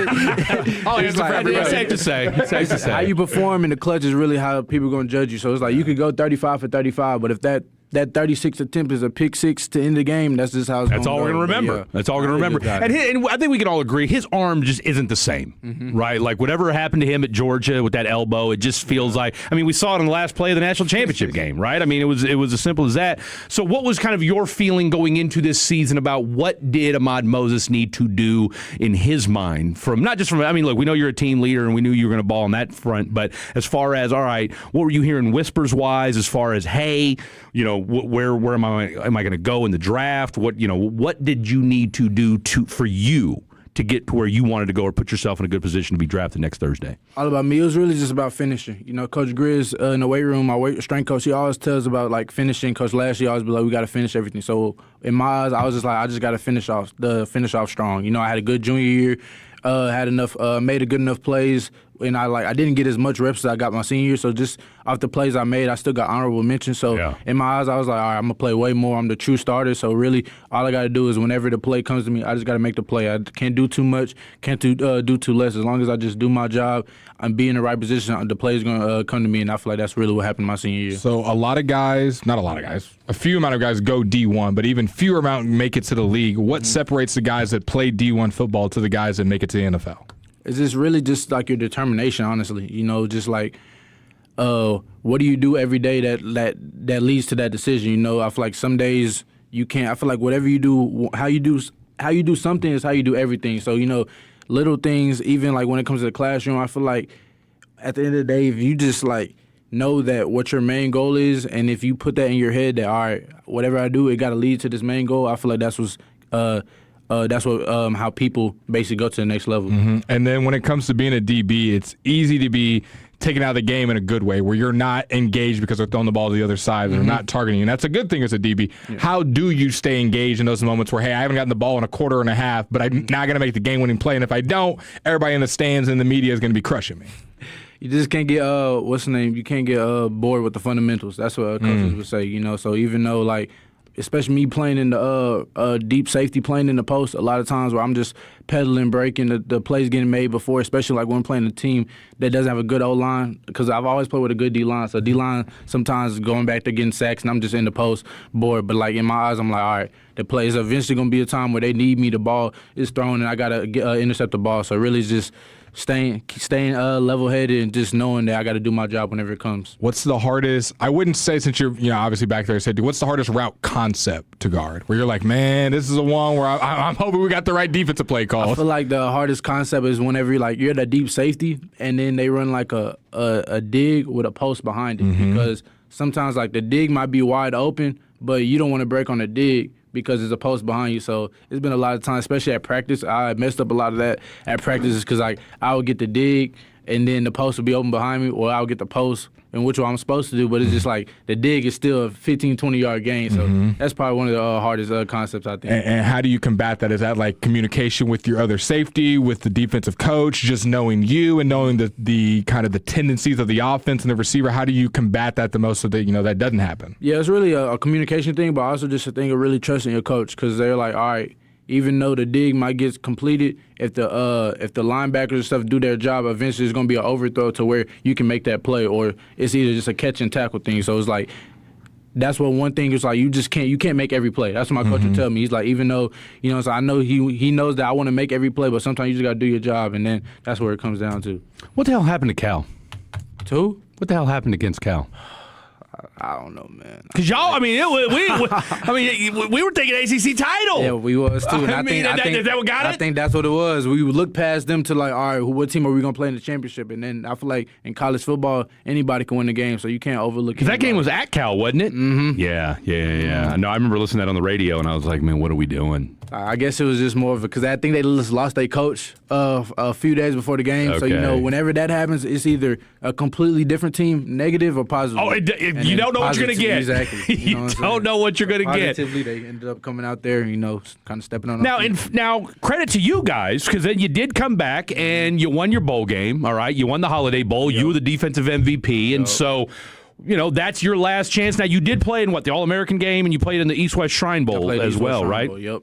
What what are the challenges of playing in those games? Because really, it's one of those situations where everybody's just trying to show out, right? I mean, but at the same time, are you trying to show that, hey, I'm coachable and I can learn concepts? Yep. What's kind of that? Because it's basically a meat grinder. You're going in there and for a week, it's like, hey, what can you show me? Yeah, it's kind of both. So they really just want to know how fast can you retain information? Can you do good? Can you be coachable? Because a lot of these coaches, they're coaches on the NFL team. So whatever you do right then. They have what's the name? They're basically going to relay that information to their coaches. It was at the Star, wasn't it? Yep, local too. Who was your guys' coach? It was a coach from the Saints. He was the pass game coordinator. Okay. His name, but look at pass game coordinator from the Saints.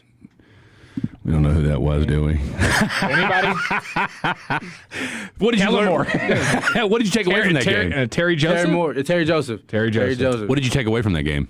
Really just like there's talent everywhere. There's some people from D2s, there's some people from FCS schools. Okay. Dude I was actually training with, what's his name, for the draft. He was a HBC from an HBCU. Okay. It's really just showing that talent is anywhere. It's just the logo on the helmet is really what people look at and stuff, but it's really talent everywhere. What did you take away from your ability after being, because you've been around these SMU, you've been doing your thing in ACC, Big 12, yada yada. What was your takeaway from how did Ahmad Moses feel about Ahmad Moses after that? I learned that I was able to, because I feel like, I wouldn't say I would doubt myself, but like just based on seeing politics and all that stuff, try to say, oh, he can't do this, he can do this, but going there, just being able to play against the bigger receivers, the smaller, faster receivers, the guys from the SEC conference, I was able to show and learn, tell for myself, like, all right, I can play with anybody. I don't know why I ever thought these different things. I don't know why I let these politics, all this stuff get to me, because if it's me against you, whenever it comes down to it, I know what I can do, and I know that whatever I do is going to be better than whatever you do. All right, so real quick, just tell the folks at home, you want to talk about what happened at the Combine? Can you get into that? Yes, no? It's up to you. Oh, yeah. Basically, at the Combine, they found out I had a herniated disc. So, yeah, if you search on my name, it'll probably pop up with it. But, found out I had a herniated disc, but, got a surgery right after it. Basically, so we're gonna, whenever the day comes, we're going to be good. So, for a guy that... from everything I've seen, you've never been hurt. Ever. You've never been hurt. I haven't missed a game from middle school. Okay, so think about it. You've played in 4-5A Texas high school, right? And you were division defensive MVP. Mm-hmm. You guys went your semifinals your senior year, 5th round, junior and senior. Okay, so no stranger to top notch high school football in the state of Texas. Mm-hmm. Been starting from day one at SMU. All right. Then you find out you got this herniated disc in the back of your neck, which you've been playing with for Lord knows how long. What was that like just from an emotional and mental standpoint? Because now all of a sudden, look, the Combine is there to poke and prod and find out what isn't right with this guy. Okay, and here's a dude who's had a body of work and availability is the number one ability, and now they're trying to say, well, this dude's got a bad neck. Yeah. So, I mean, hearing that at first, it was kind of like mind blowing, because I was like, hold on. It was like, I've been playing every game. I didn't even know I had that. So really just seeing that, it honestly was diminishing to me, because it's just like, I haven't missed a game since middle school, high school, and I feel like I'm at the most important time of my life, and I'm finding out this at the worst time. So at the moment, it was hearing it for them like few days. What's the name? I wouldn't say I was by myself, but really just like, it kind of did hurt. Just like, dang, like, I'm in the most important time of my life, and then now I get these news. So, but I just, in the end of the day, I feel like my parents, they instilled in me, like, everything happens for a reason. So it was like, I just had to trust the process, trust God, and realize, like, even though this happened, this isn't going to be my future. This is just right now, but we're just going to push through. This is the blip. That's all it is. That's just the blip. You just got to get through and just get to the next part of life. He's still going to look good in navy or red. A lot of people wouldn't even get to the Combine to be still going to look good in navy or red. Now, y'all don't pay DBs. Don't go there. Y'all let go of DBs before they get to their contract. Well, get some paid. Get some paid. The Cowboys will give you a second contract. We'll give you a second contract. If I told you right now, hey, you're going to play with the Chiefs for 4 years, then you're going to go sign a big fat contract somewhere else. Would you take it? Yeah. Or play in the Cowboys and get a second contract, play with CD and George Pickens. That's look, I'm just saying, one of the two, if he's got, look, I'm wearing a Navy shirt right now. Y'all don't pay DBs. Tell you what, he might walk in and start right away. Money for Patrick. Yeah, y'all done traded everyone away. That is true. Y'all ain't got no DBs. Oh, no, I'll tell you what, he could start right away. I'll tell you what. No, look, here's the beauty of it. All jokes aside, the thing is, especially when you think about the two coaches where a guy like Ahmad Moses could excel immediately, a Christian Parker defense and a Steve Spagnuolo defense. That's pretty good. Okay, so hopefully they're listening. They are listening. I'm just saying. I call it like I see it. All right, final segment with Ahmad Moses. We come back. We'll ask him some DFW questions and where we can get one of those cool T-shirts, because I know I certainly want one as well. All right, coming up next, don't go anywhere. This is The Fan After Dark. Coming up on the net.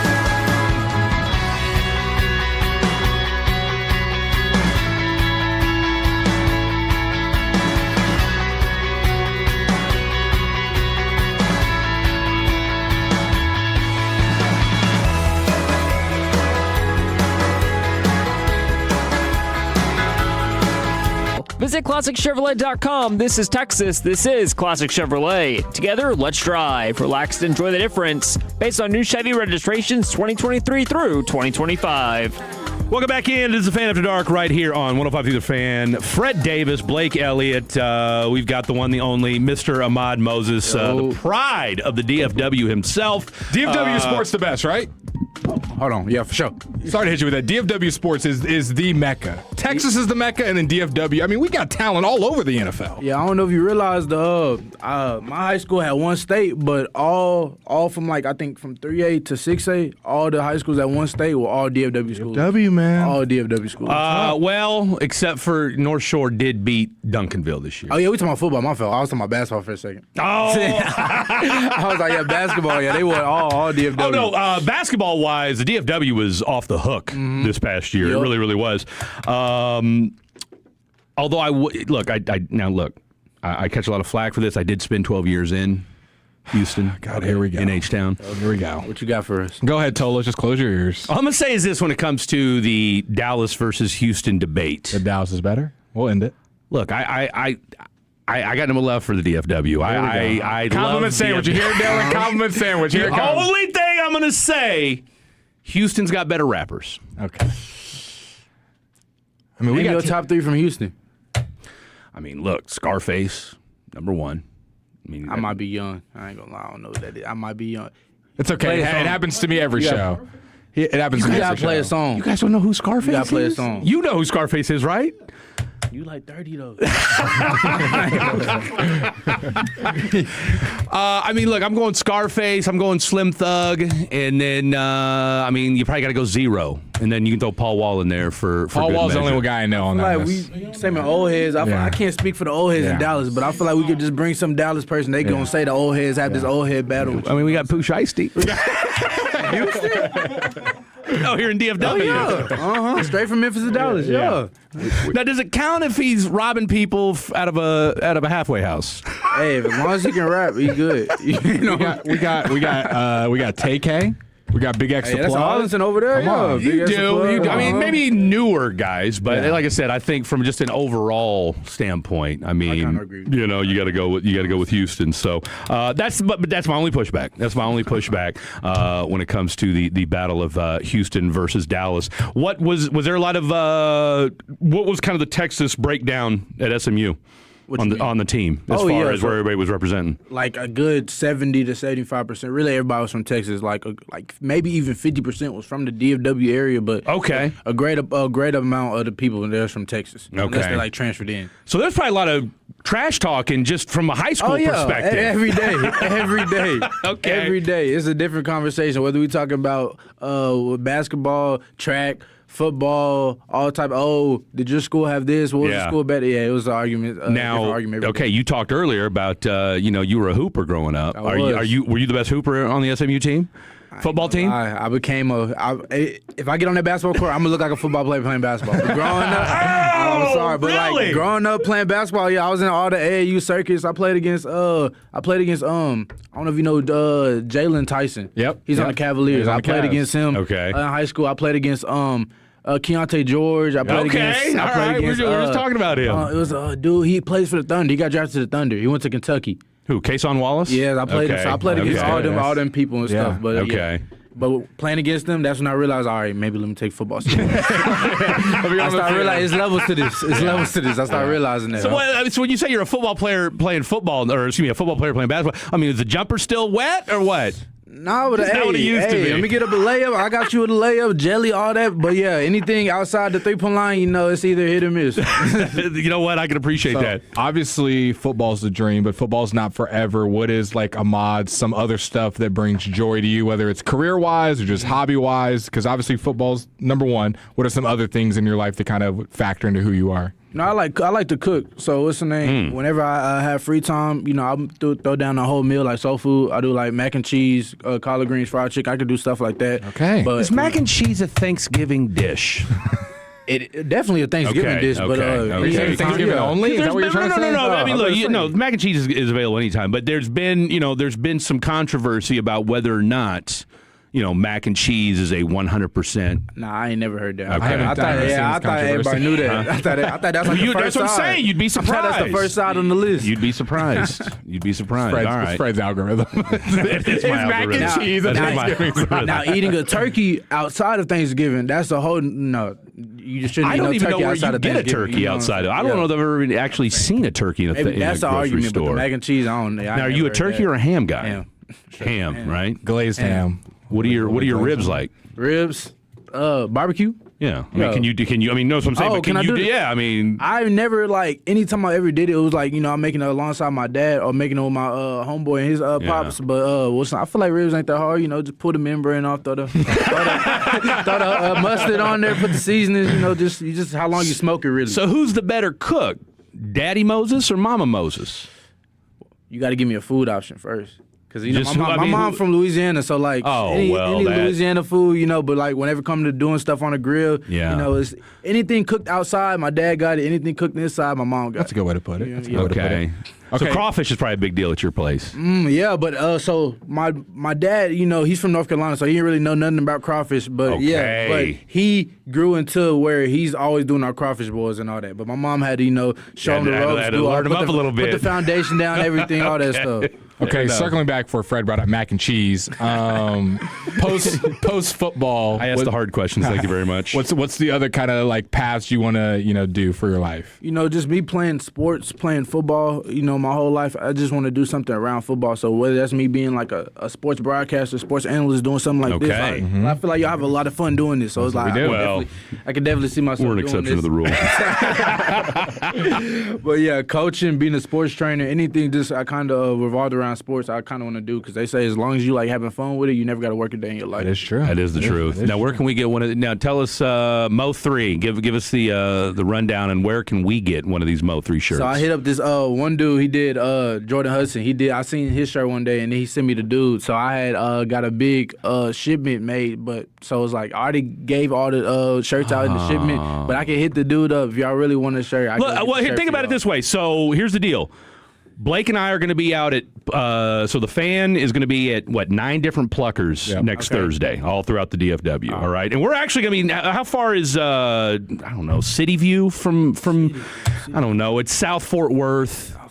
Don't give me the line. Might be close. My people stay in Crowley, so it might be close to my people. I think it's close to Crowley, somewhat close. I was going to say, so we're going to be at that location, all right? And like I said, Blake and I are going to be down there for draft night, all right? And I would love nothing more than be rocking a Mo 3 Ahmad Moses shirt next Thursday. All right, what size? So I'm an XL. XL? He's a schmedium. He's a schmedium. I would say if you got any children's sizes left, he might be able to fit into it. We've given him plenty of XLs. I would say double XL for him. I'm a large. So diving a regular, so XL. Yes. Right. No, I wear an extra large. We gave you an extra large the other day and it didn't fit. Which one? I don't know. What shirt? The little workout shirt, and it did not fit. It was an XL. You know which one? The white and black one. Yeah, I think he knows. He's not speaking. Yes. No, I'm trying to tell him. Look, it's been a long day. Where are you going to be for draft day? I'm going to be in my brother. He has a clubhouse in his apartment, so I'm going to be out there in Dallas. So okay. All right. So what's and by the way, John Smith's in the house as well. And like I said, we found out I know your brother, which like I said, had him on back in the day over on back when I was doing radio in Houston. What's kind of the vibe, the feeling as far as, and we talked about it during the break, all right, you were thinking you might be a 3rd, 4th round pick, then they, this whole neck thing, we know you're going to be back 100%. Once this draft hits Thursday, what are we thinking, where are you going to be? Honestly, I can't really speak for the teams, but I just feel like whatever team decides to make that jump and say, all right, let me get them regardless of all the flags and stuff that happen at the combine. I feel like they're going to get a dog. They're going to get someone who's been playing football, someone who's a playmaker, someone who showed that he could play at a high level. I feel like I've made my best plays against the best competition. Like when you look at in the championship against Clemson, against Miami, I feel like whenever I play a team that's of a good stature, I always perform well. Okay. What would your teammates say about you? Great guy, honestly. I feel like they ain't got no negatives for real. I feel like the only thing is I could just be too competitive at times. But is that really I was gonna say that's the worst thing. But nah, I feel like I ain't had no problems with none of my teammates. I was named family, just a family all around. Baddest dude you ever played against? Baddest dude I ever played against. I ain't gonna lie, that freshman from Miami, he's nice. Because I feel like they use him in so many different ways. I think Malachi Tony. Okay. They use him in so many different ways. So it's kind of like, it was kind of hard. I feel like when they got to the playoffs, they used him way more than what they used against us. But they putting him in the backfield, they putting him in motion, all that stuff. So I feel like he was really cold for his age too. For these high intense games, a lot of people in the crowd, everyone's yelling. How tough is it to hear the play call sometimes? 'Cause I think on TV we obviously always assume that the play call's in and everything went smooth, because it's not. On offense, you can see the quarterback not know the play, walk over to the coach. On defense, you can't just walk over to the coach and be like, "What's the play, coach?" in the middle of that. So how tough? How many times a game does that happen where you don't get the play call and you kind of just have to look at your teammates and just be in the moment? It's kind of hard, but I feel like if you have a good relationship with your coach or with your teammates, you know what to do whenever the moments happen. So whenever Miami game, whenever it happened, I think the first drive it kind of affected us, but we didn't have no bus, but we got to the sideline. We all right, just signal the call to me or whatever on the field and stuff. So that's what we did. So but whenever it's away games, we're the defense, so they normally quiet when they're offense on the field. So away games, it kind of is it works in our favor. What was your best or fondest moment of your college career? So I probably would say my TCU game junior year. Okay. So my first pick, that was I feel like my first pick, it was a good pick, and then just how I ended up taking it as a pick six. Okay. That was my fondest moment because mainly it was against our rival. I see the flag. Hey, I'm gonna let it slide. But Hey, it wasn't my choice. I'm a Jayhawk, so don't hold it against me. Well, yeah, just that being against our rival, that was the first time. That was really the first, only time I ever beat him. But I feel like whenever I got that pick, it was really showing I was able to it was in front of our home crowd, and then I feel like people after the game, I started seeing my name in a lot of spots, and I feel like I was all right. Well, I'm kind of here because first 2 years I just did enough, but now I was really making a name for myself to show that I'm really one of the guys. Why number 3? Shoot, honestly, I really don't know. It's a picture of me when I was young. When I was young, each year I would choose a different number, but I feel like 3 was just a number that stuck with me. I wore that basketball, football, and then ended up, the nickname Mo3 ended up coming apart. So I feel like I was all right, 3 kind of got to stick now. Well, we've got people saying City View is 10 minutes from Crowley. Okay. So I'm rooting for you. You got a lot of people on the text line rooting for you and loving your kind of story. So you got all the love for them Tolos and Fatties over here. That. Rightfully so. Tell the folks at home where they can find you at on the socials so they can follow this journey. You got Ahmad 1K. I'm going to spell it out for y'all because y'all going to mess it up. So we got AHMAAD.1K. That's on Instagram. Then on Twitter, it's just Ahmad_1K. And that's really the 2 socials I really use, just Instagram and Twitter. You hear that? No Snapchat. I tell you what, I was going to say, I'm getting off of it in a couple. My son, I still use it because of my son. So, but I'm deleting it in a month. So I still got the app. I just don't be on it. I ain't gonna lie. Every once a week, I get bored. I just go look at people's stories, and I'm like, oh yeah, I forgot about this person. And stuff like that. Person still exists. I love it. Ahmad, I'll tell you what, my man. Shout out to John. I appreciate you guys for making this happen. Shout out to Bobby Belt for putting this together as well. You guys, man, I'll tell you what, it's always. Look, we talk sports and we enjoy it. We have fun and we always talk to from the professional side of it. Blake and I are in the locker room for the Dallas Cowboys and do that coverage. But to see somebody like yourself who this journey is just taking off. Yep. All right, and so look, man, hey. Cowboys 1A, Chiefs 1B. All right, I can't lose either way. You certainly can't either. I think for Blake and I, we'd love to see you in a Cowboys uniform next year as well. Don't forget about us, and of course, you'll be our correspondent, and we'll love you up every chance we get. So, John, appreciate you, my man. Ahmad, continue. God bless. And that's the one, the only, Mr. Ahmad Moses. Give him a follow on the socials. You will be glad that you did. Lots more radio to go. Lots more here on 105 through the Fan After Dark. Don't go anywhere. Tolo means turn it on and leave it on. Thank you for making 105.3 The Fan and the Odyssey app part of your day every day.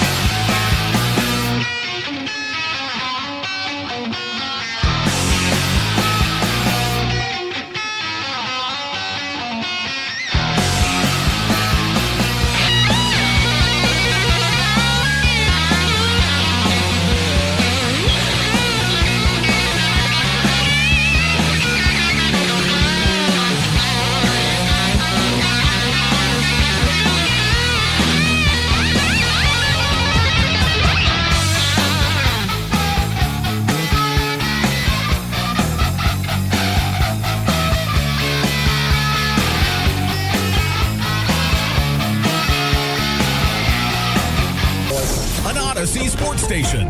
Driven by our D&M Leasing Studios, this is The Fan After Dark on 105.3 The Fan. Hour number 3 of the show going down right now. Fred Davis alongside Blake Elliott. Shout out to our boy John Smith. Shout out to our guy Ahmad Moses. I'm telling you right now, he just got the Fan After Dark mojo. Not to say that Ahmad wasn't going to do big boy things the next level anyway, but he just got a little bit of that Fan After Dark mojo. We are now officially on the Ahmad Moses fan train, whatever the hell you want to call it. We're there, and they're making fun of me for being a double XL as well. So I know I'm an extra large, but they said they're going to have to give me a double XL. So whatever, it is what it is. You know what? And I was called old because they didn't know who Scarface was. But you know what? We live to tell the tale, boys. We live to tell the tale. All right, let's go out to the D&M Leasing Hotline. Let's switch gears a little bit, talk a little baseball, and jump out and talk to co-founder of FinLeet. And I hope I'm saying that right. I'll let him correct me. Mr. Rob Connolly. It's an interesting concept he's got going on with FinLeet. And, of course, there's 2 local ties as well, 2 Texas Rangers that are a part of FinLeet. But without further ado, Mr. Rob Connolly. Rob, how are we on this Thursday evening, sir? Guys, I'm doing great. Thanks so much for having me. I really appreciate this opportunity. And from one double XL guy to another, appreciate everything. And let's get into it. Man, look, I mean, they're they're besmirching me over here, calling me a double X. But hey, it could be a lot worse, I suppose. Okay, so look, man, I'm old enough to remember, and I was actually in Houston at the time when I think it was 2012, 2013. What was it, Fantex that had come out, where it was kind of like you're putting stock in these players and what have you. And so Arian Foster and Vernon Davis were kind of the faces of it. Now, in fairness to Arian Foster, his career pretty much kind of after the whole vegan thing kind of fell off a cliff after that, and Vernon, stuck around for a few more years. But tell us who FinLeet or what FinLeet is. Yeah, so we are a platform that allows minor league baseball prospects, top prospects, the most elite of the elite, and we give them the ability to raise capital from fans in exchange for a percentage of their potential future earnings. And how that works is currently there's hedge funds currently signing these players, under, behind closed doors, and nobody really knows about these deals. But every single team's got players that have these deals with these hedge funds. And we decided, let's do this in the open and allow all fans the ability to, participate in these opportunities. So if Blake and I decide, all right, we want to, we got $100, or and I'm just using, our arbitrary numbers here, but so how does that work? So and I'm sorry, give me the 2, because I want to say there's 2 Texas Rangers on this list, are there not? Yes, you have Emiliano Chiodo and Winston Santos. Okay, so let's say we want to put $100 into each one of these guys. How does this work? Yeah, so our minimum investment is $300. Okay, so $300. You go to our website. You would then decide, look at all the different players we have and decide if there's a player you want to financially back. You would then buy shares through FinLeet. Everything's done through an SEC registered broker-dealer. And every share you get in a player is equal to a set percent of their potential future earnings. For every 1% of future earnings an athlete decides they want to sell to fans, we create 100,000 shares. And so the more you buy, the more of a stake you have in that player's potential future earnings. So, okay, so let's say, if we do Winston Santos, right? And so Blake and I put down our $300 for each, for Winston, and he's what, a AA Round Rock right now, or excuse me, AA Frisco? If I think that, yeah. Okay, so let's say he gets called up to the Rangers, later this season, next year, whatever it is, and of course he'll still be on his rookie deal. And then let's say he, blows up, and then the next thing you know, in 2028, 2029, signs a fat contract. That's essentially what we're holding out for, is whether or not, now, do we get part of that contract, or is this everything through FinLeet? If you get part of the contract, yeah. So you'll get a dividend based off his paycheck. And so we have, this sounds kind of boring, but we have irrevocable payment instructions with these athletes where they actually wire us their paychecks. We collect our cut, and then we give the rest back to the athlete, and then the dividends go out from the athlete to the fans. Wow. So what's in it for them? They get upfront capital, right? They get, playing in the minor leagues and trying to survive on a minor league salary. If you don't get a huge signing bonus, you're struggling. Like we have Carlos Lagrange, probably not too many people know about him. He signed for $10,000. He's one of the top prospects in all of baseball. He's about to get called up for the Yankees. Does 102 miles per hour. He's sold out already. He's done on Finley. But these players have a huge potential. And if you go to our website, you can look at these athletes. You can actually do an investment simulator to simulate what your investment is and what you could get based off of the career earnings of the athlete.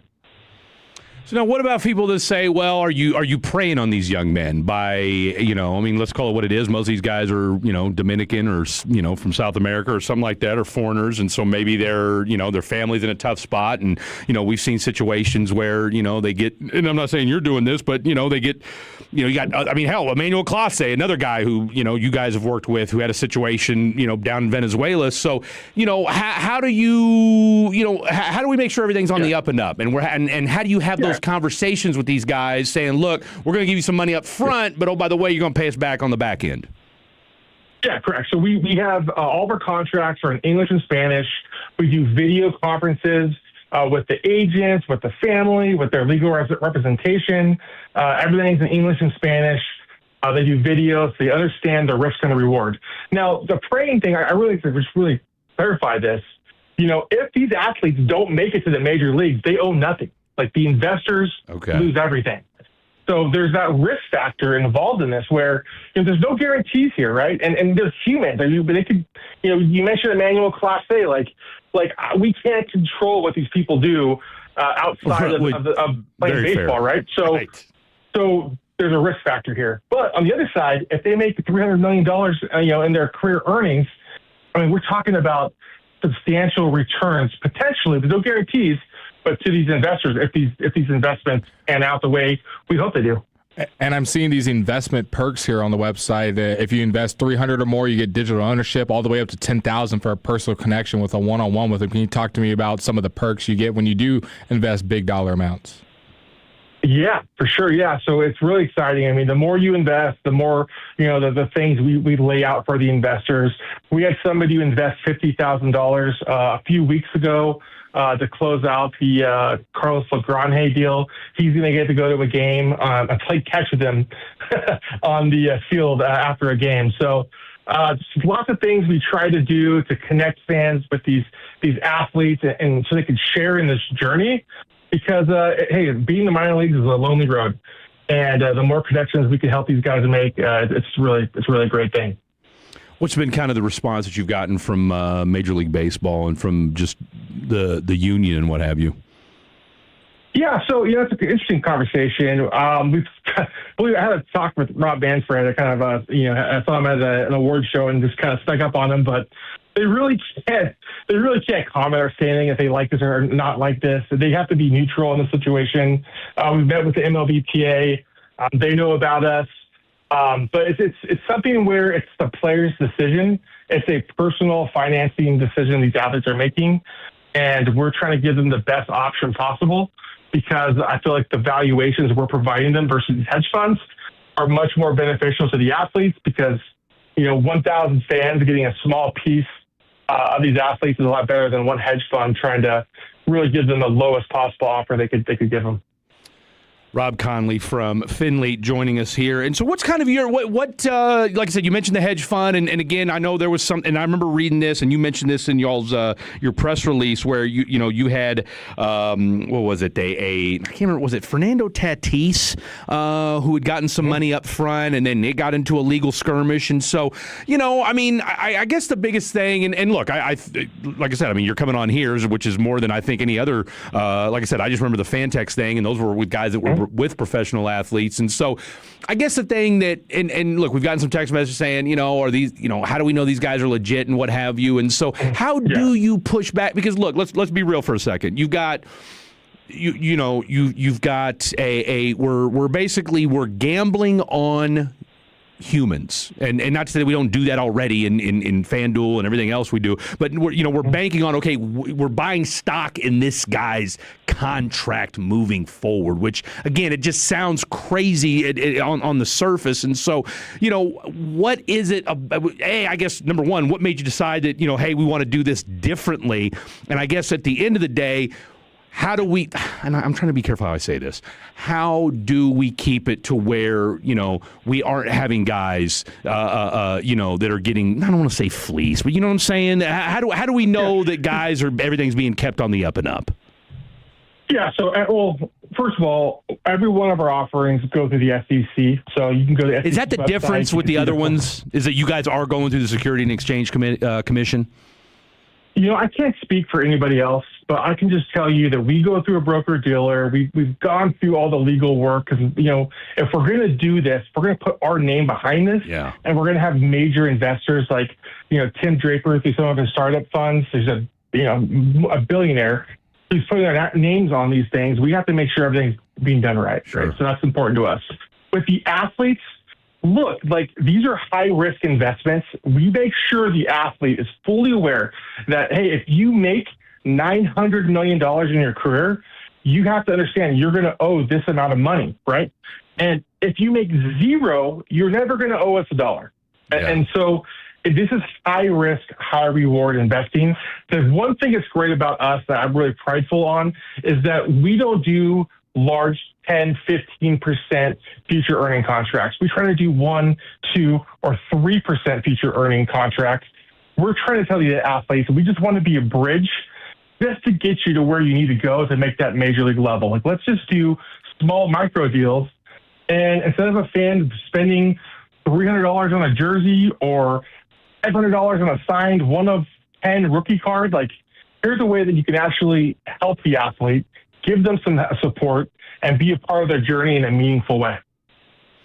Tell you what, man, it's certainly an interesting. Like I said, I got Fantex in the back of my head, and I'm certainly intrigued. That's why when your boy Scott reached out to us about having you come on here, I certainly was intrigued by it. And so you got minor league baseball players now.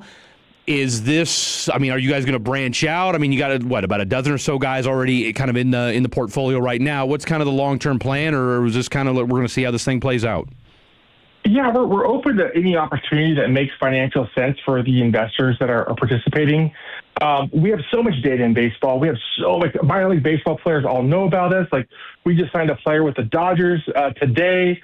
Last week, a top 100 prospect with the Orioles. We're getting all these great prospects that want to be a part of this platform because they know, how much better we are than everybody else. So we're rolling with it. We're a young company. We've been around for 2 years. We're about ready to cross $1 million in total sales.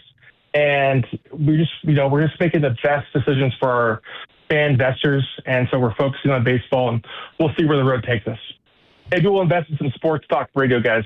I'll tell you what. Hey, look, man. I mean, it depends on what that first check looks like. We'll have to talk about it. They should put us on there.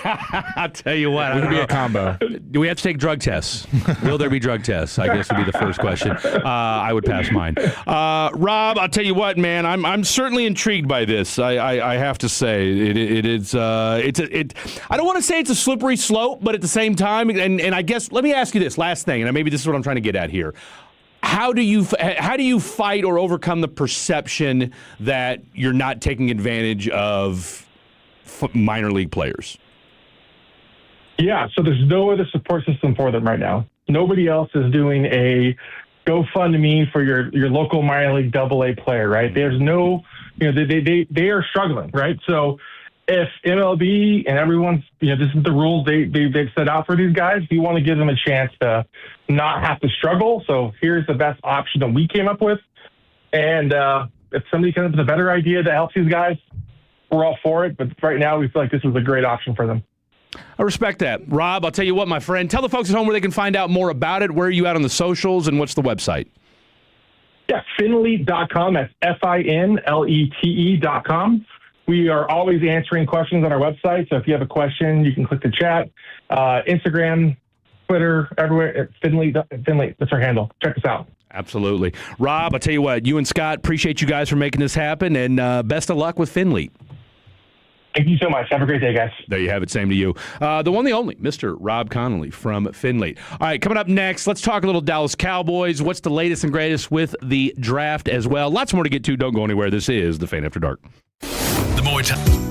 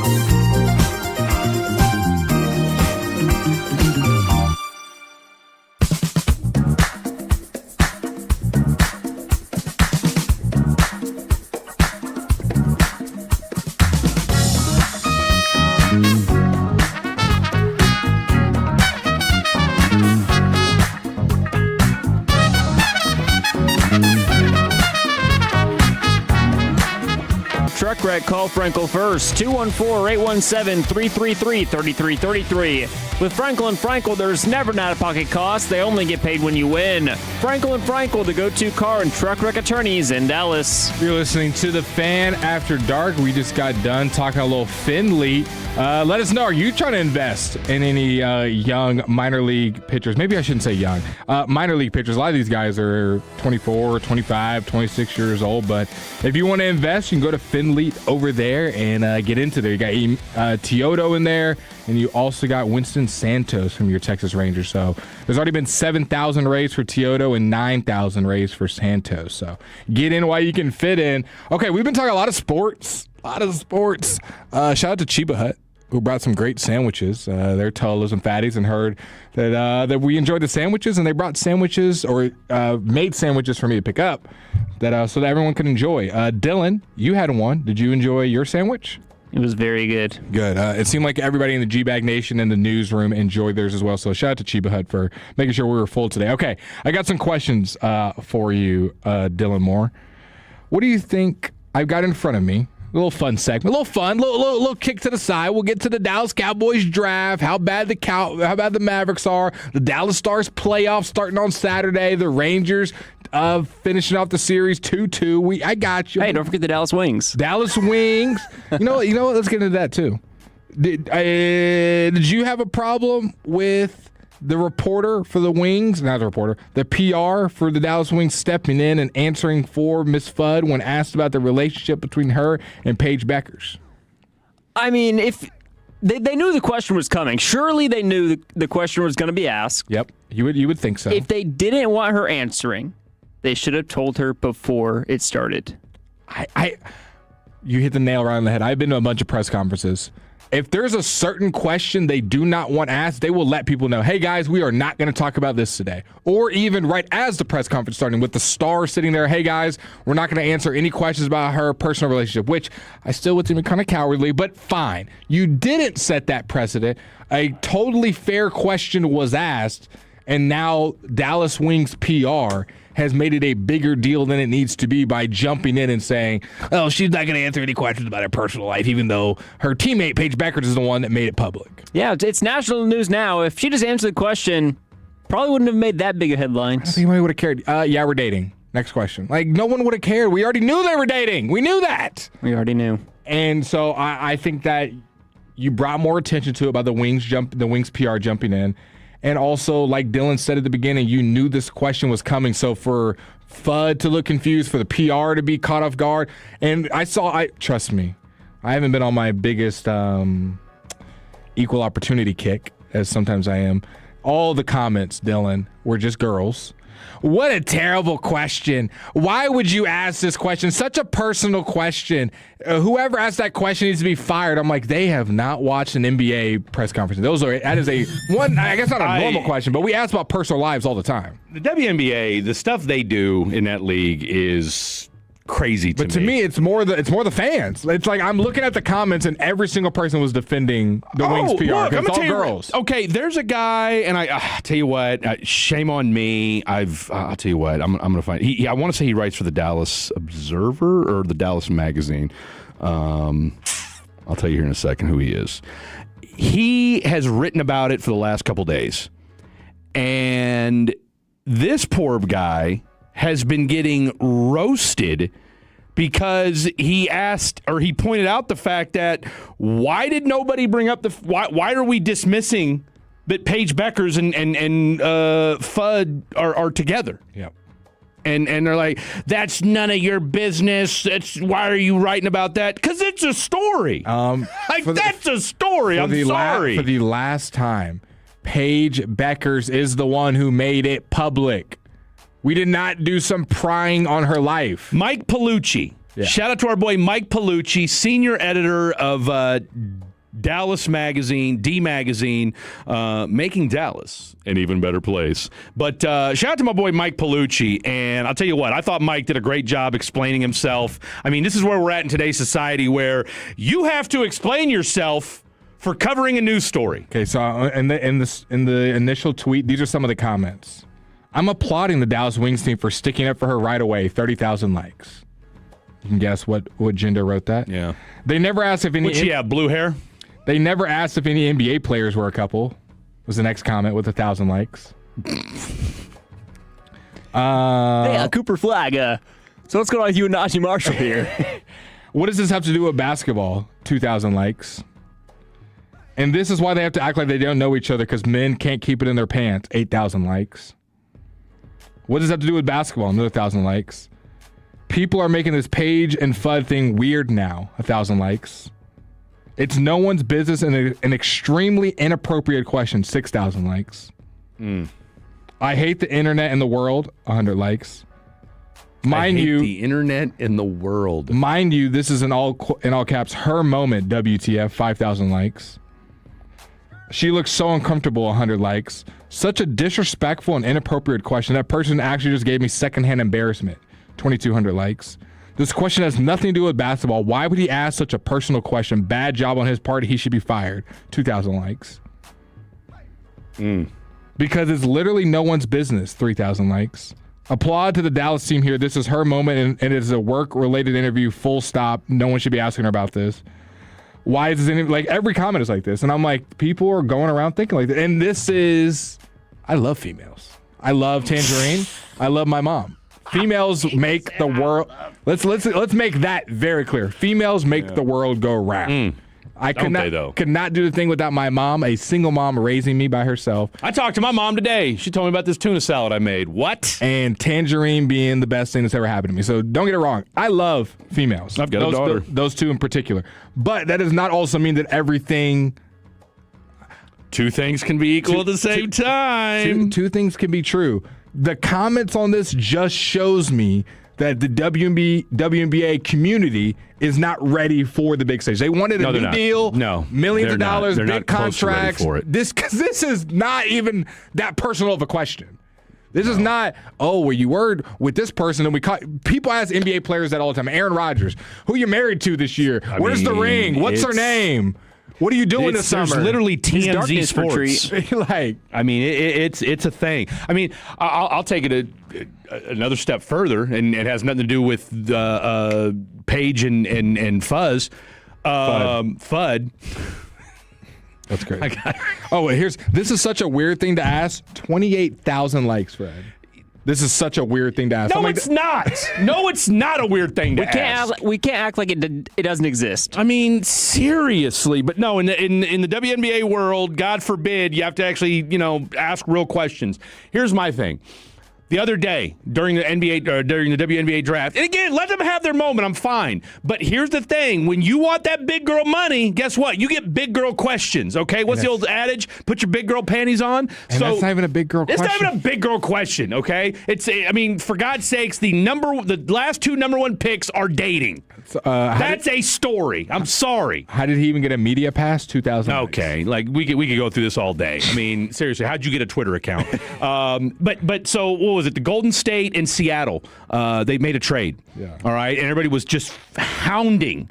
I think it was the Golden State GM for trading the pick. Yeah. Okay.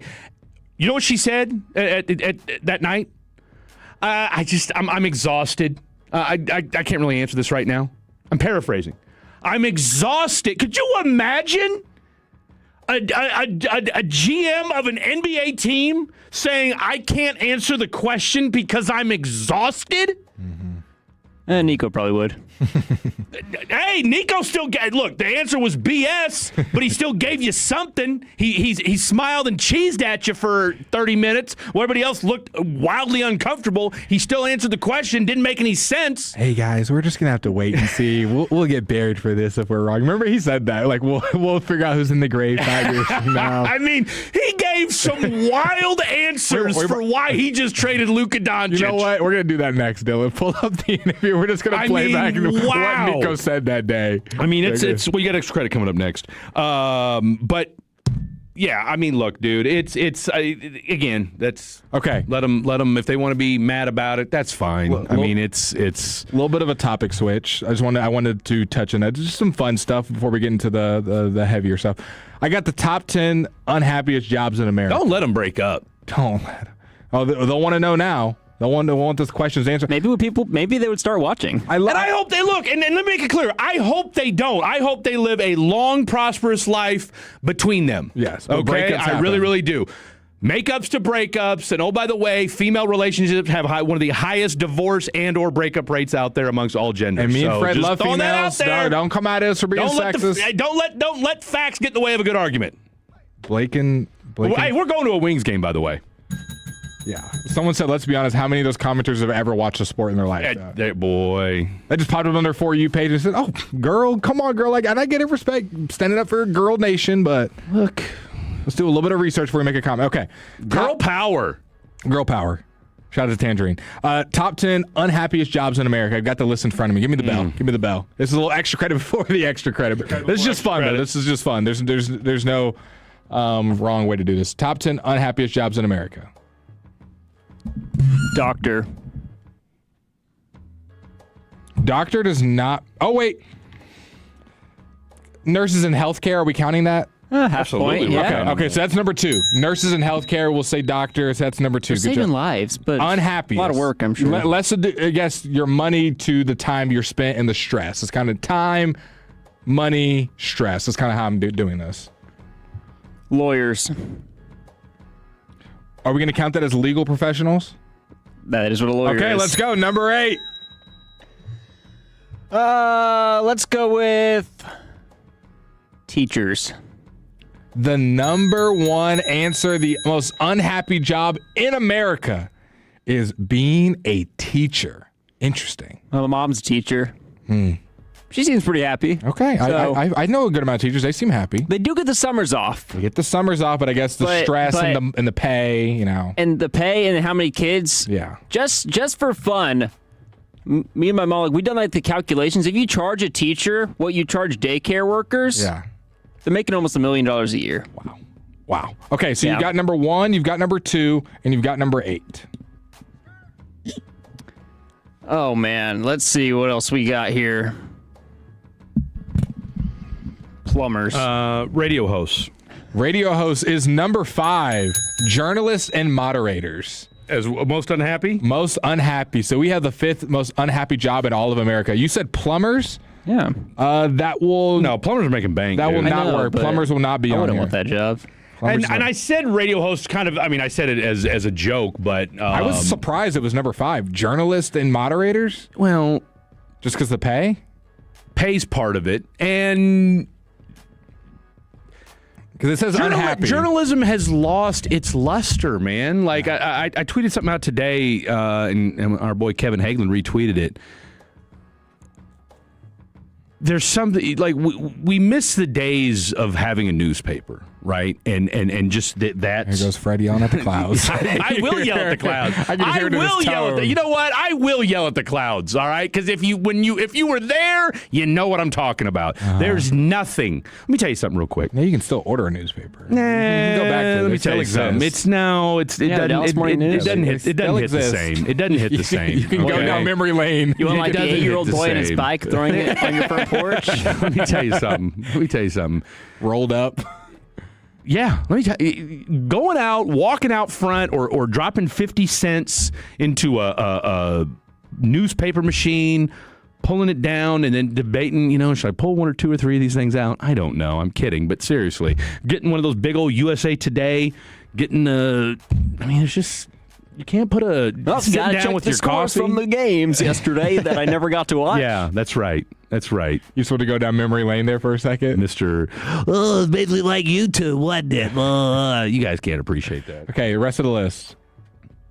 That's why you guys don't appreciate journalists. I don't know. I could be totally wrong. Actors. Incorrect. That's a great question. Actors are not. Just think of more ordinary jobs, guys. Y'all are like skipping over some ordinary. Line cook. Line cook does not make it. That's a shame. Accountants goes in legal professionals, does not make it. No? Nope, does not make it. Let's go with most unhappy job in America. Tolas, text in yours. I would think pest guys would not be happy. Incorrect. Y'all are still missing some pretty day-to-day basic jobs. Construction workers. Incorrect. Construction does not make the list. Police officers. Police officers do not make the list. Really? Nope. Fast food workers. Fast food workers do not make the list. That's a good guess. Dadgummit. No? Nope. Interesting. Mechanics. Mechanics do not make the list. Mechanics love their job. Can y'all be better at guessing? We're about to run out of time in a second. Y'all are like, y'all. There's still like 6 y'all haven't guessed. Let's see. Pilots. Incorrect. Y'all are still missing day-to-day Flight jobs. attendant. Nope. The things that y'all probably do I won't say every day, but you interact with them on a weekly basis if you go outside. It's not really the craziest job ever. It's a lot of people's first job. I was a busboy. Retail workers? Retail workers at number 9, working at a store. With the long retail worker. Long hours, low pay, and you're usually young, okay?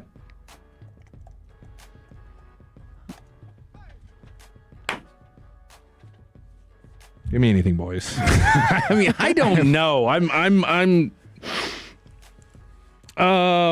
just not in a guessing mood right now. Landscapers. Extra credits next. Landscaper. That's gonna have to be up to Jet and Dylan special. Incorrect. I got to do something. Garbage man. Incorrect. No, they make good money. The Weed Man. Incorrect. Do you want me to give you some hints? Speaking of Weed Man, I was driving up to the nice. I was driving up to the studio. This truck on the side, it's a company. I guess he has lawn work. His company name is Weed Man. No, this guy's everywhere. This guy, I've seen him on Instagram. The dude's everywhere. It made you notice. That's good. That's good business. Okay, number 3. Yeah. If you have a problem with your phone, who do you call? Some random person in India. Okay, and what are they? What is their job? Customer service. Customer service is number 3. Okay, number 4. This is, I'll say number 4. Number 6, it's what a lot of our listeners do. Tolo. A lot of our listeners do this. Like Uber? Correct. Gig workers. Okay. People who just work gigs. Number 7, a lot of people in our company are in this role. Management. Middle management. Middle management. Okay. Number 10, if you go to after high school, who's teaching you stuff? Professors. University staff and researchers. At number 10 is the most unhappy. And then at number 4, this is what I think should have been number 1 because these people are underpaid, work a lot of hours, and deal with the craziest people. What's the answer? Lawyers. Incorrect. I just said underpaid. I don't think people would say lawyers are underpaid. It depends on what kind of lawyer you are. I'm talking about severely underpaid, probably some of the hardest working people. I would say. And they deal with some pretty interesting people. I would say a public pretender is probably underpaid. It has an acronym in the name. A bartender. Y'all are horrible. Like, this is y'all's worst guessing job ever. It is. It is. Friends happen. Dylan's giving most of the answers. Hardworking. Yeah. Very underpaid and works with very interesting people every single day. That's our whole job, is dealing with interesting people, people who are neglected. Therapists. You're in the right. Teachers. You're in the right thing with therapists. Stay there. You're in the right realm with social workers. Social workers and CPS is number 4. Yeah. Y'all are horrible. Y'all are horrible. Extra credit up next. Hopefully Fred's not guessing. Coming up in the next G-Bag.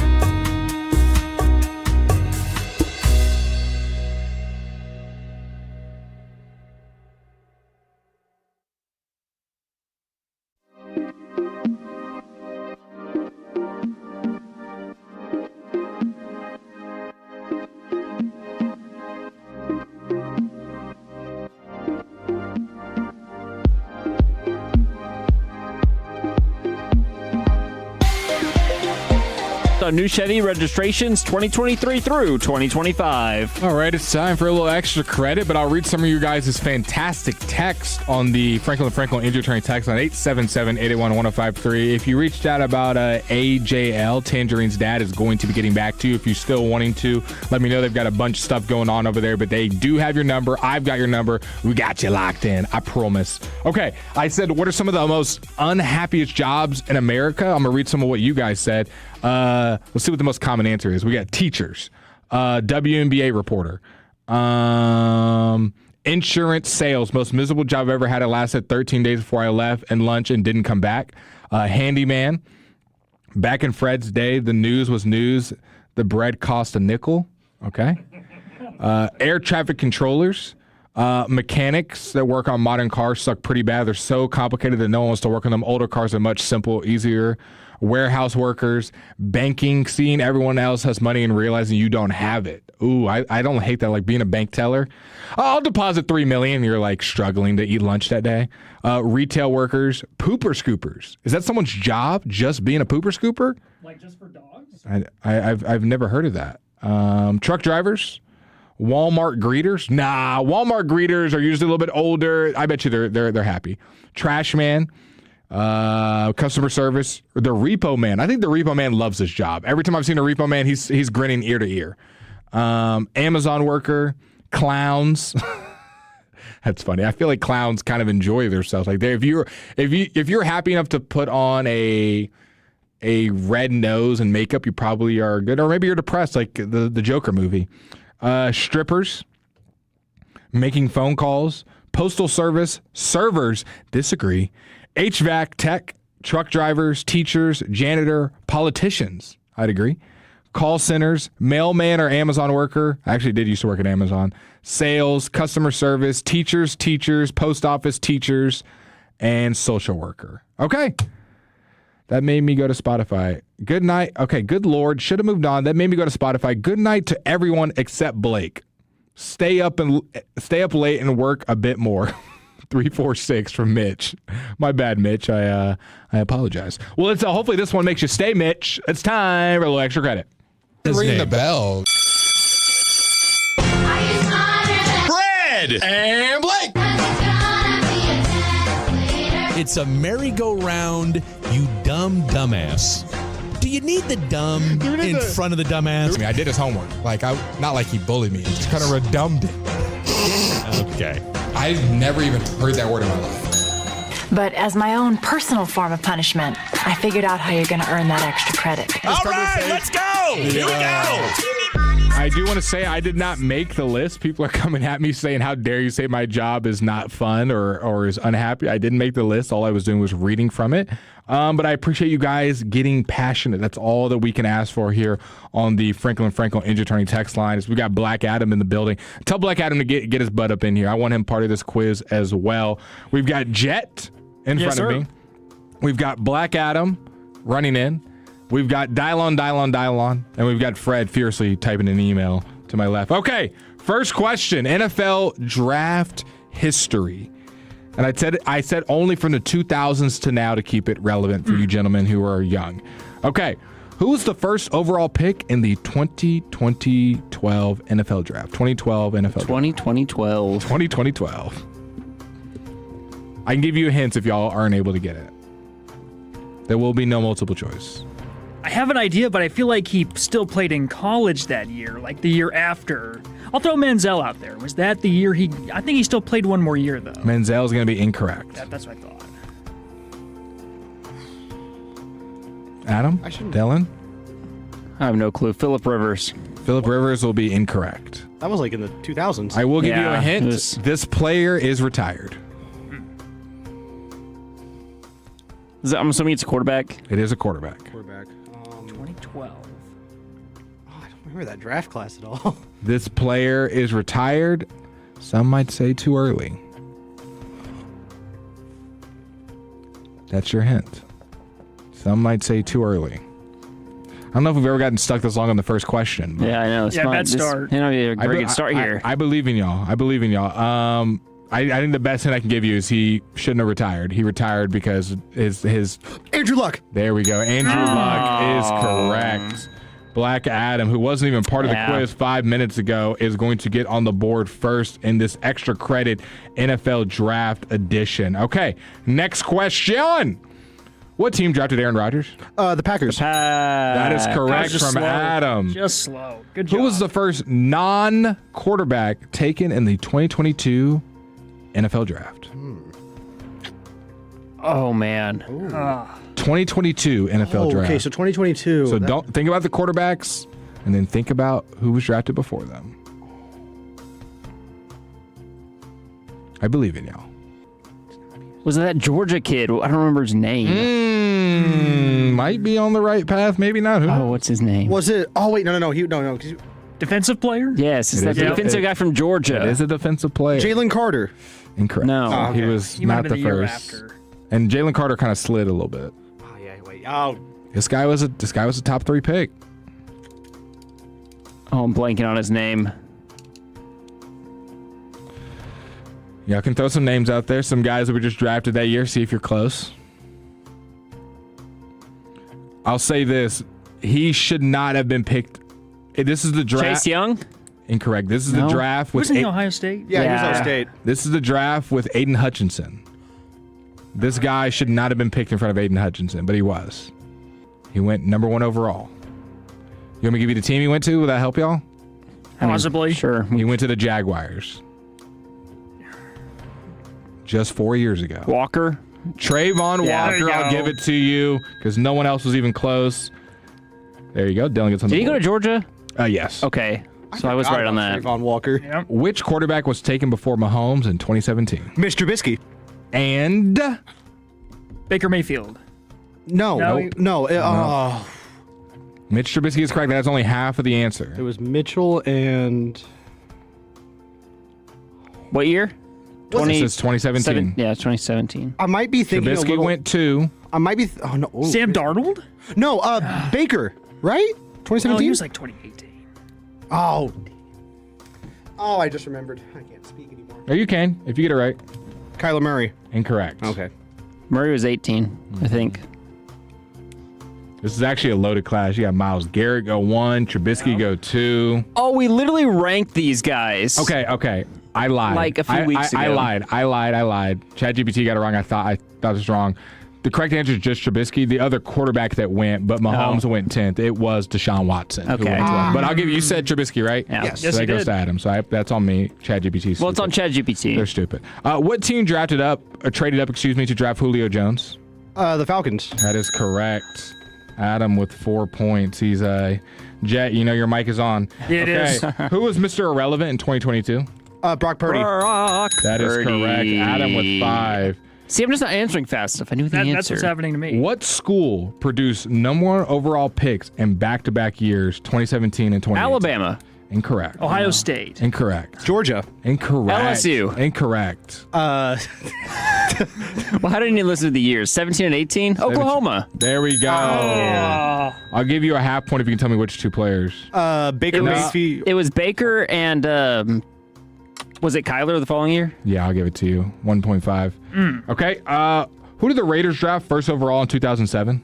Jamarcus Russell. That goes to Dylan. Dylan, all of a sudden got 3.5. What wide receiver was drafted before Justin Jefferson in 2020? Jalen Reagor. That is correct. There's some other players on there. In 2020, who was drafted before? What receivers were drafted before Justin Jefferson? Oh, that was a stat class. Yeah, it wasn't. That was a stat class. I know Reagor was 1. I don't think Lamb was in that class, so I don't know. You tell me. Was Jamar Chase there? Nope. Or was he the following? Correct. It is? No, that's no. Yeah, he was the following year. Yeah. Following year, yeah. You've got 3 receivers to guess. 4 receivers to guess. And Reagor was one of them? Reagor is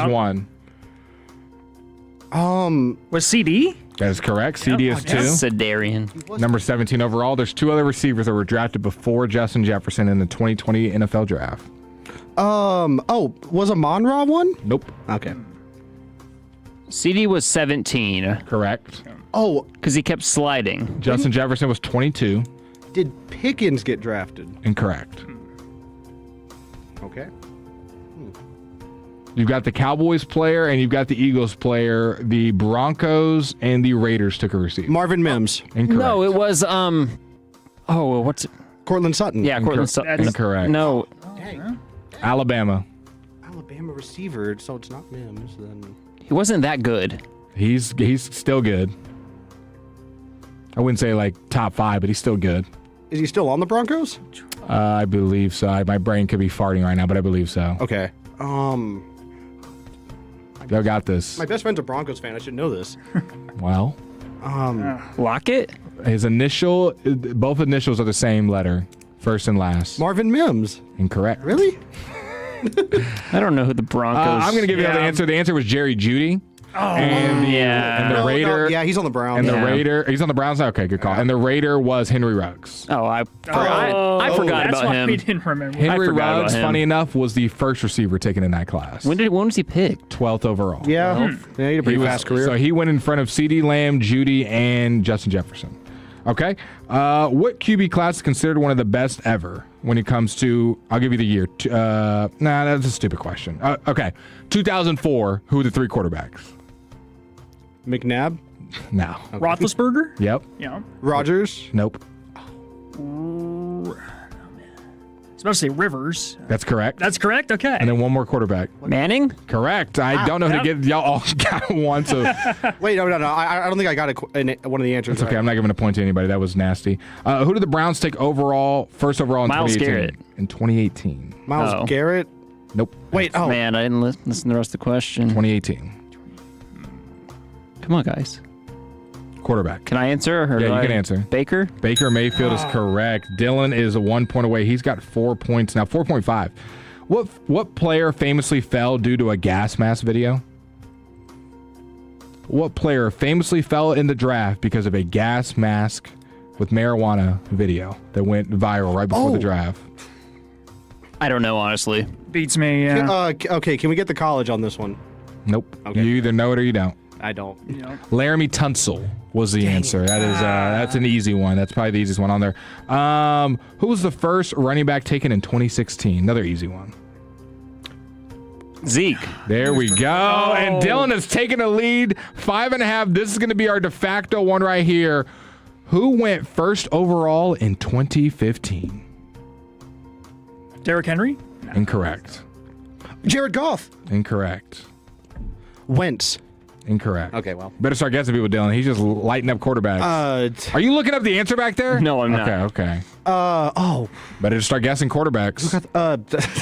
It's not Tannehill. Incorrect. Marcus Mariota. Incorrect. Jameis Winston. I almost shouldn't give him the point for that. I don't care. I should not give Adam the point for that for saying Jameis Winston. He's not even looking at a screen, but he pronounced it like letter by letter. I shouldn't give him the point for that. Jameis Winston. Jameis Winston. My bad. It was an incorrect pronunciation. That was tough. I'm going to do one more just for you, Dylan. Who was the first overall pick in 2021? We'll go to overtime if you get this. If not, Adam. Trevor Lawrence. That is correct. There you go. Okay. This one's going to be it. Who was the first overall pick in 2001? Drew Brees. Incorrect. It is a quarterback. Was it? Okay, wait. Was it Ryan Leaf? No. Get this right so we can get out of here. Eli. Incorrect. Come on, Dylan. Mike Glennon? Take us home. I wasn't even alive. Take us home. 2001. Quarterback, Eagles, Falcons. Donovan McNabb. Incorrect. Michael Vick. There we go. Michael Vick is the correct answer. Adam Jameis Winston is going to take home the W. Final hour of the show coming up next. Take us with you wherever you go. Now heard on the iHeartRadio app, YouTube, Twitch, the TuneIn app, our Odyssey app, and of course with the biggest mother of a radio signal in DFW. Thanks for making your favorite travel buddy 105.3 The Fan. Hey, Tolos, RJ Chop here, my good friends over at QC Kinetics. Did you know there is nothing more meaningful that you could do for yourself, your family, your friends, than finally getting rid of that joint pain that you have so you can enjoy your time with them, especially as we head into vacation season. QC Kinetics, they help me out. They can help you out too. I had joint pain, right elbow, right shoulder, left elbow, left shoulder. I went to QC Kinetics within 2 sessions. I was 100%. This is after a couple of years of surgery shatter and after a couple of years of steroid injections. QC Kinetics takes care of your pain in the office so you can go right on with your day. It's that simple. Say yes to QC Kinetics. If you've got joint pain, if you've got pain that's keeping you from getting...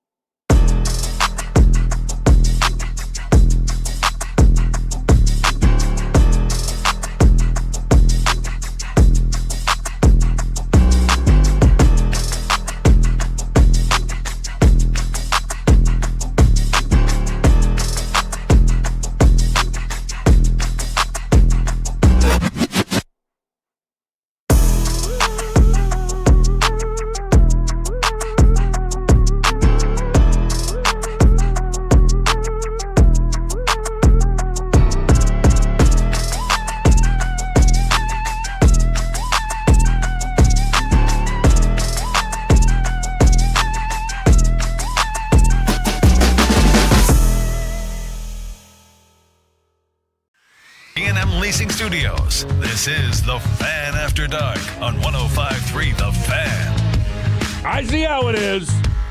I see how it is. Take a drink of this high-quality H2O.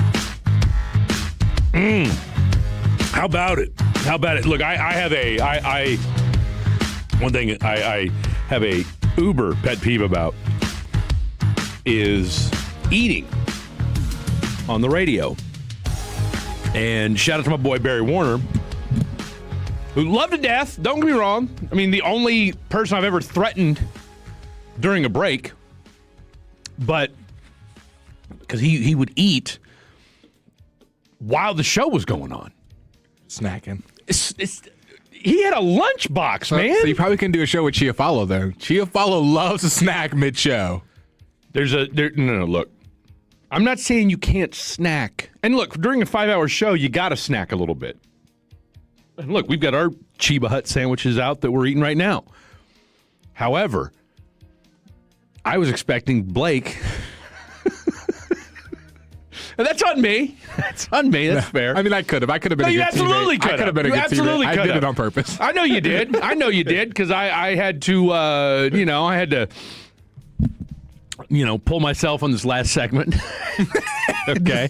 Went to the bullpen. I had to run back to the clubhouse during this last segment. So that's probably why you didn't hear any of Fred during extra credit. Would you have gotten all those right? I honestly, I didn't really pay It was just like any, first overall picks and stuff. I really wasn't paying any attention. The only one that jumped to mind to me was the Laramie Tunsil one. And then I was the easiest one on the list. And then I thought I heard him say Jameis. And I was, well, what? Was it Jameis or Jameis? Whatever he said. It was absurd is what it was. So, anyway, let's do a little house cleaning here. Shout out to Chiba Hut. We'll keep this concise. This is my first time. That is your first time. With the Chiba Hut. Yeah. All right. First time with the Chiba Hut. What did I get? The G19 or something like that? Yeah. The G13, whatever it was. Look, this sandwich has been sitting, what is it, 10 o'clock? You got here at 6? I got it at 5:30. This sandwich has been sitting for 4.5 hours, okay, in this tinfoil. And I'm eating it for the first time. Absolutely incredible sandwich. All right, and I mean that. Everyone's loved on the bread. I can't really comment on the bread one way or the other because, again, it's 4.5 hours old, but the flavor, ladies and gentlemen, can't be said enough about. Are the Mavericks going to be able to turn it around next year? I feel like Absolutely they are. I feel like they are. I feel like they 1,000% they are. Will they be the most revamped team year to year?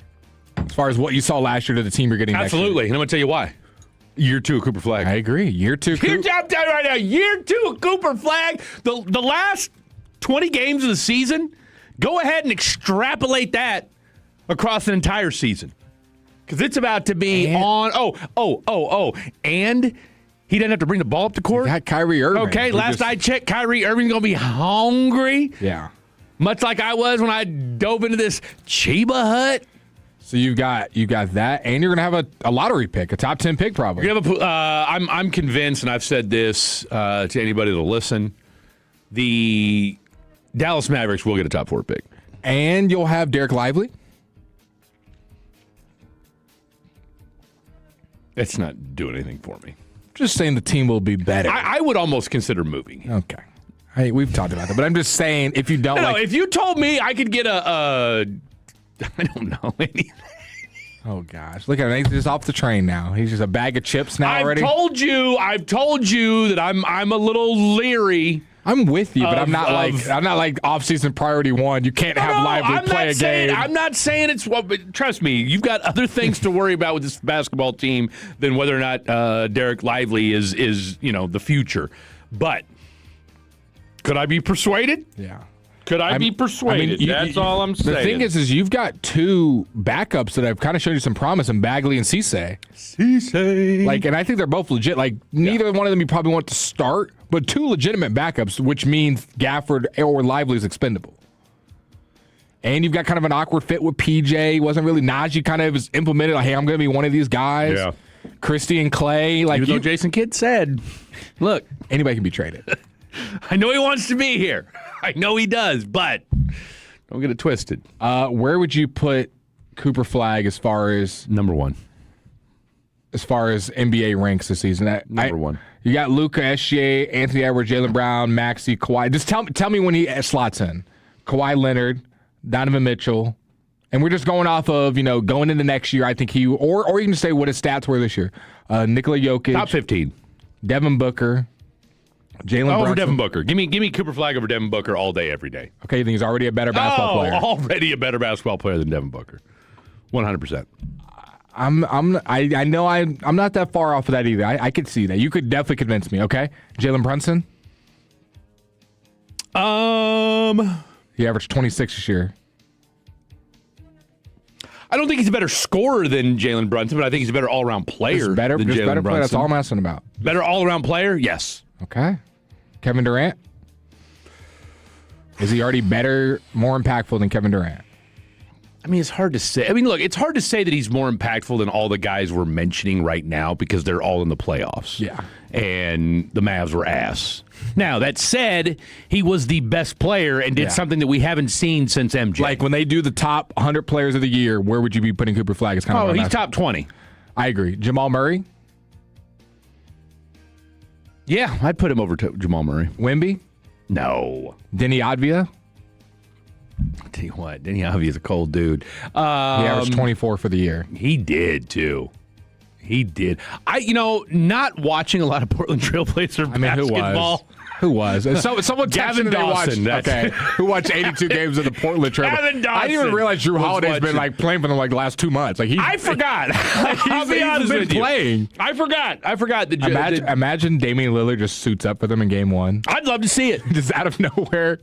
They're kind of nice. They really are. Because Shaedon Sharp's figured it out. Scoots. For the most part. And okay, Scoot Henderson. Yeah. What is he doing? Yeah. Think about it. That was the Wemby draft. That was the Wemby draft. Because look, one guy is arguably the best player in the league, and the other one's fighting for a minute. Scoot Henderson, you forgot was even on the team. Pascal Siakam. Is Cooper Flag better than him? Okay, he's averaged 24 this year. He's nice, but yeah, I mean. Cade Cunningham. Is he better than Cade Cunningham? I'm going to say now. I'm a Cade guy, dude. I'm going to say now. I like Cade Cunningham. Cade's I like him since Oklahoma State. I mean, the Pistons have the number 1 seed in the East. I've liked Cade Cunningham since Oklahoma State. Is he better than James Harden right now? Yeah. Okay. Is he better than Jalen Johnson for the Hawks? Averaged 22 this year. Oh, absolutely. Okay. Is he better than Paolo Banchero? One without a question. Is he better than Norman Powell? Yes. Trey Murphy? Yes. Brandon Ingram? Yes. Julius Randle? Yes. LeBron? Yeah. LeBron was 25th and 26th in the league in scoring. Cooper finished the league 24th in the league in scoring at 21. So I agree with you. I think he fits right in the top 15, top 20. I agree. Because the names right there are Denny, Pascal Siakam, and Cade Cunningham. I think he's right there right now. In his rookie year at 19 years old. In his rookie year on a team that, I mean, they competed, but. And I guess that's the thing, right? Are we convinced? There's some other names: LaMelo, Karl-Anthony Towns, Jalen Duran, and Con Knipple. Do those guys get bumped up, or is he way above those guys? I don't know that he's way above them, but I mean, same conversation. I mean, he's better than Knipple, Cat, and LaMelo. Yeah, I'd take him. I'd say he's better. Cooper's better than both of those guys. I'd say so. I think he's right in that range with Cat, LaMelo. I mean, he's 6'9". Pascal Siakam and Denny. I think that's where he fits it right now, like 15 to 20. I agree. I mean, this is just his rookie year. Like well, that's what I'm saying. Like because the thing now,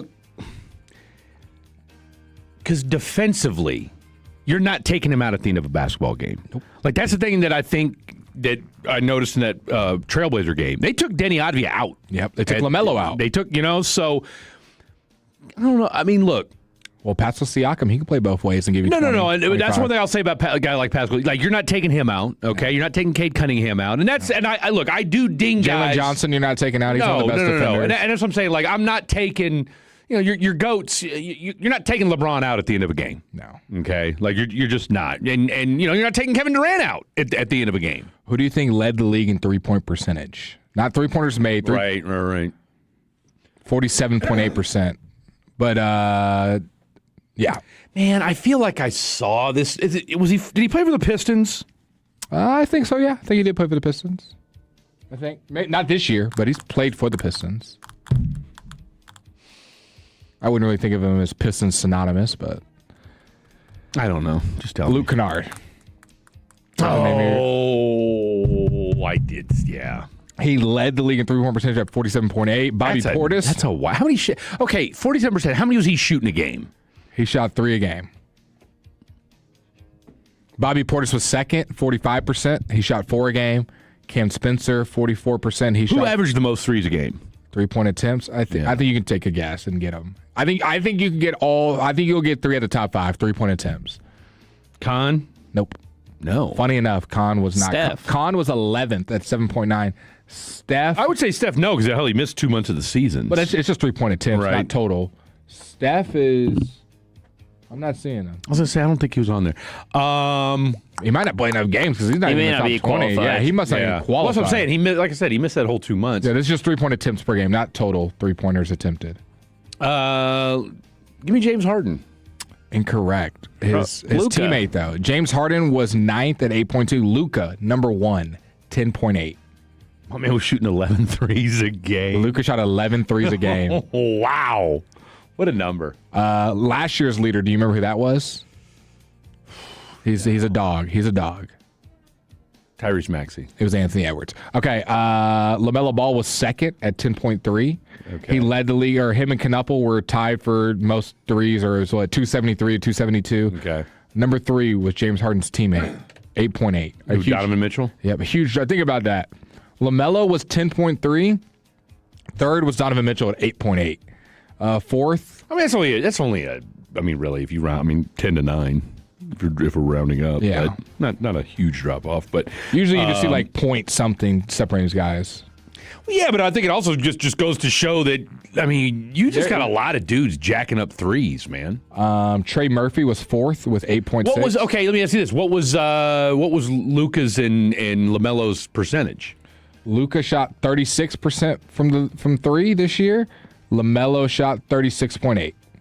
So at 36.6 and 36.8. So practically the same thing. Yeah. So, they made almost 4 threes a game. Yeah, Luka made 4. LaMelo made 3.8.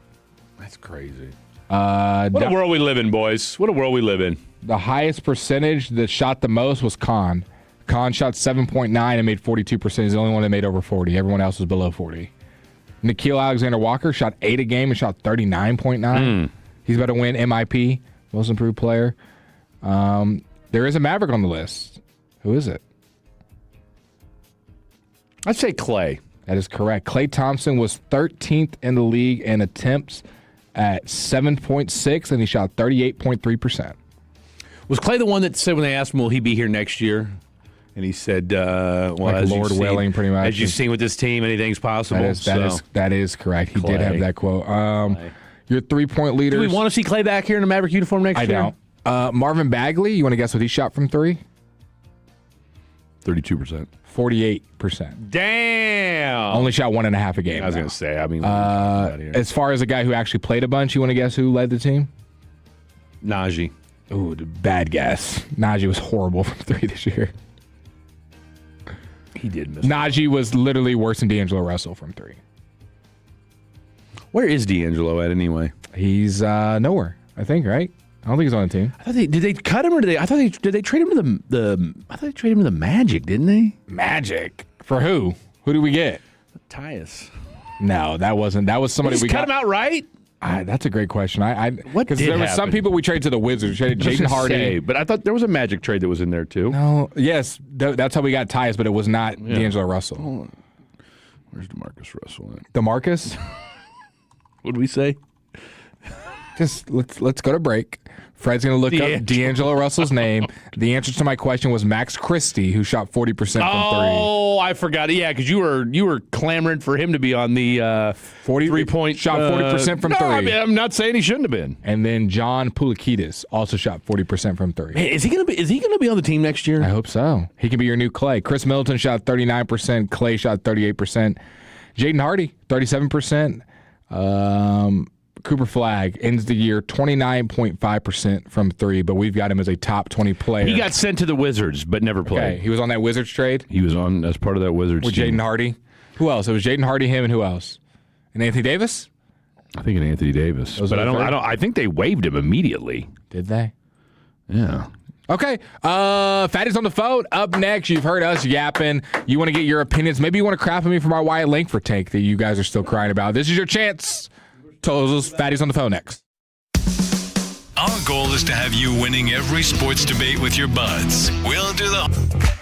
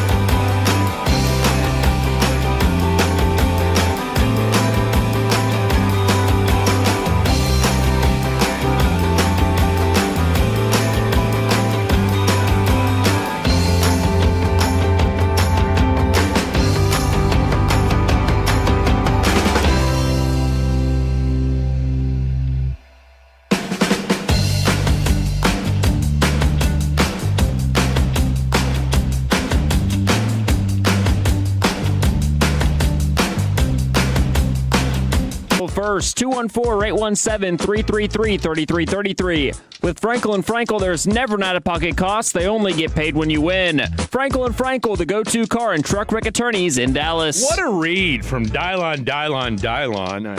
It's been a heck of a show. Shout out to Ahmad Moses, too. I am hoping he ends up a Dallas Cowboy. No, it'd be great because, look, we'll be able to talk to him. We get all the exclusive interviews. In the locker room. We'll get all the tea. Yeah, we would. Okay, we don't want to say anything else because we don't want, we don't want to. Oh, yeah. We don't want to say anything. Yeah, look, we're not going all Diana Rossini on anybody. Well, okay, Let's get that straight. So, who got fired? I showed you a picture of her. Chrissy? I don't know. Some gal that no one's ever heard of. So, somebody got fired from USA Today for making comments about Diana Rossini. Fred, did you get high off that sandwich? No, I didn't. I apologize. I was a little rattled. Like I told you guys, I had a roofing thing I had to get taken care of. It just kind of got a little frazzled there for a second. Just kind of locked in. Shame on me. All right. And then I look up D'Angelo Russell, and 2 articles just came out saying that he may never play in the NBA again. Well, he's like 50, so. Okay, he's like 30, bro. Yeah, he was in the same draft as Devin Booker. And D Book's still the number 1 option on a playoff hopeful team. Oh, do we? Look at us. We're over here spitting the bit. We got a whole full call board, ladies and gentlemen. How about that? Oh my goodness. Okay, so I asked the question. Y'all trying to talk to Freddie D and Blake Elliott tonight. We haven't been on. We haven't had Fatties on the phone in what? Since last Friday? All right, give me some music. Play a bed. Give me something good. And we're about to rip through these phone calls. Should we give the callers a subject or just open? No. We don't need a subject. Hey, look, this is we haven't been on in a week. Give them one question you want to ask them. Everyone's got to answer at the beginning. One question. Diana Rossini, would you or no? No, don't. No. You just asked me. Just asked me. And I think you say something dumb like that. That's not dumb. That's a valid question. No, that's not. Would you? No, we're not going to get fired. Would you? How are you going to get fired? We just saw Homegirl get fired. That's because she's said mean things about her. This is a legitimate question. Would you or no? Would you or know what? Would you or know what? Would you or know what? It's for you to describe. It's for the callers to determine. By the way, Ty, who's by the way waiting. Yeah. That's not for you. It's not for you. It's not for you. The question I'm going to ask is was the Wyatt Langford fly ball his fault? Or was it like all the texts are saying it was just the win, give the guy a break, it wasn't his fault at all? You can just rip on me. I don't care. Okay, so you got 2 questions to choose from. Diana Rossini, yay or nay?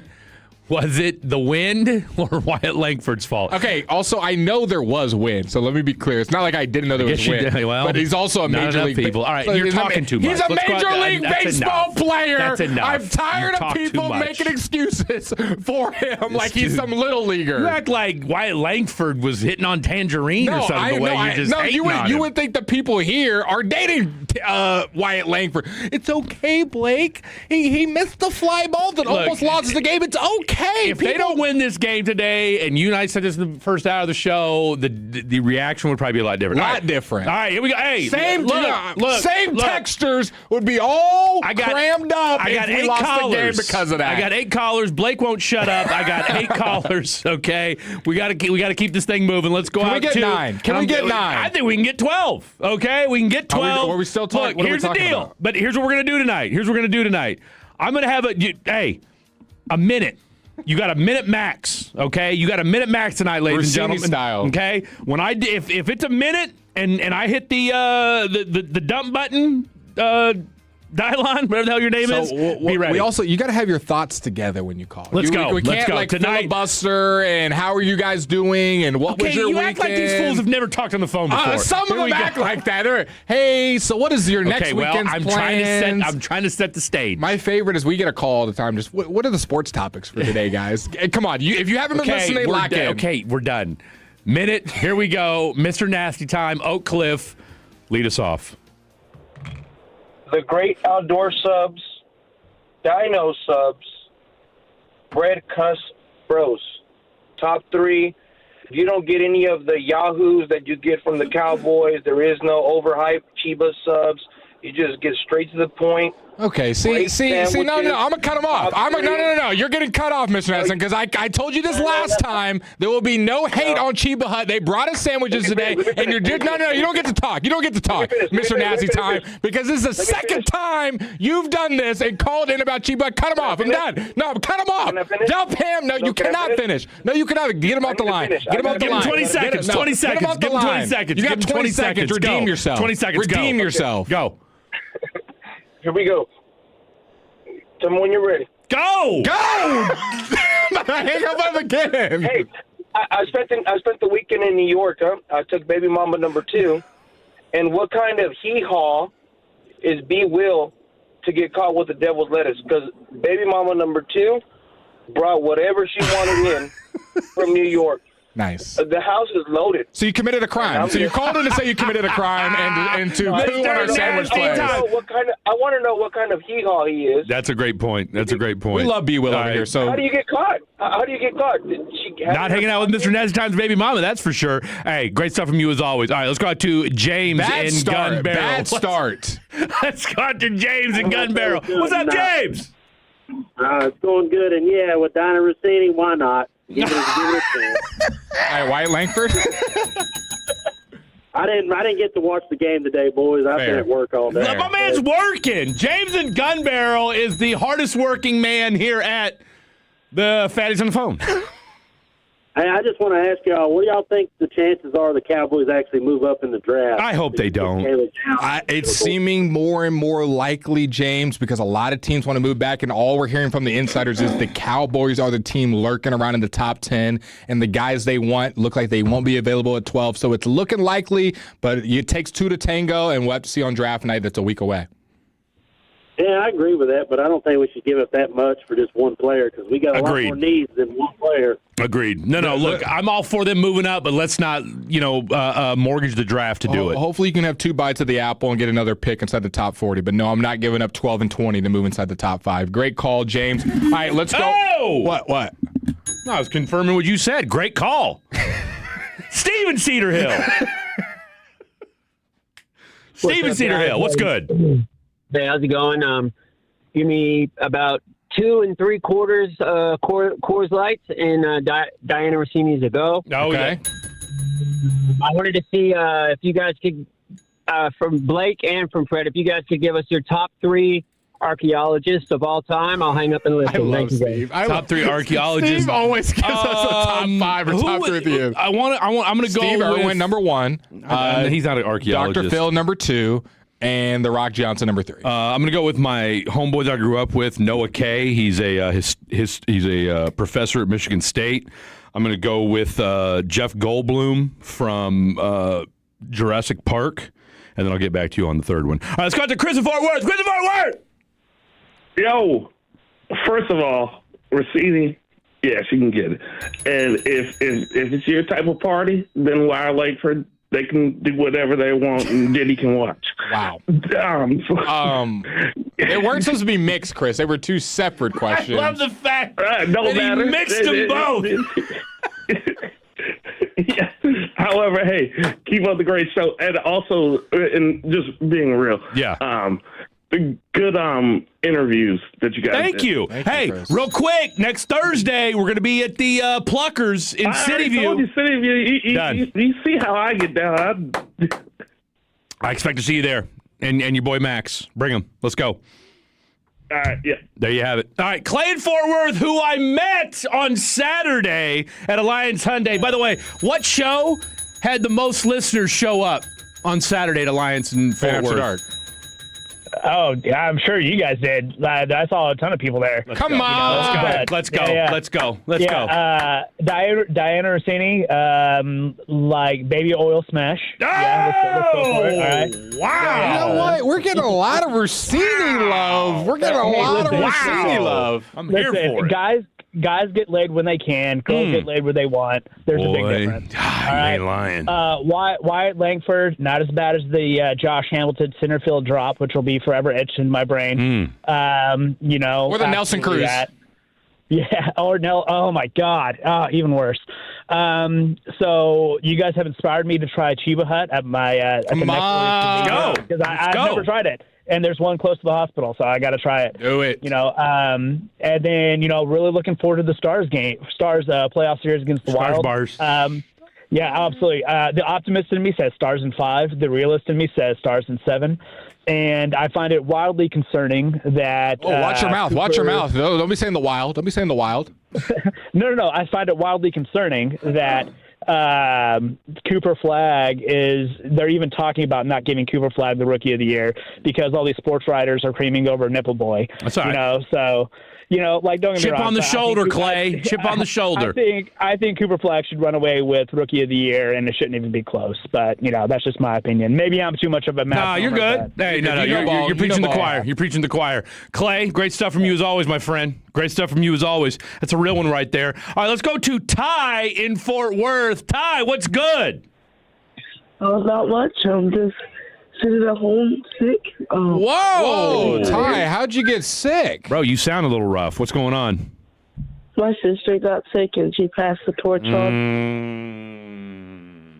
But did not get to watch the Rangers. I had schoolwork to do and have just been sleeping, but I was able to wake up for Patty's on the phone. So I'm talking about right there. Go rewatch the Wyatt Langford catch and make sure there. that you never do that because you're better than that, Ty. You'd make that catch. I've already done that like 3 times this year. What did what? Drop the ball or made the catch? Oh. Was it because it was the win though, wasn't it? No, that was all me. Oh damn.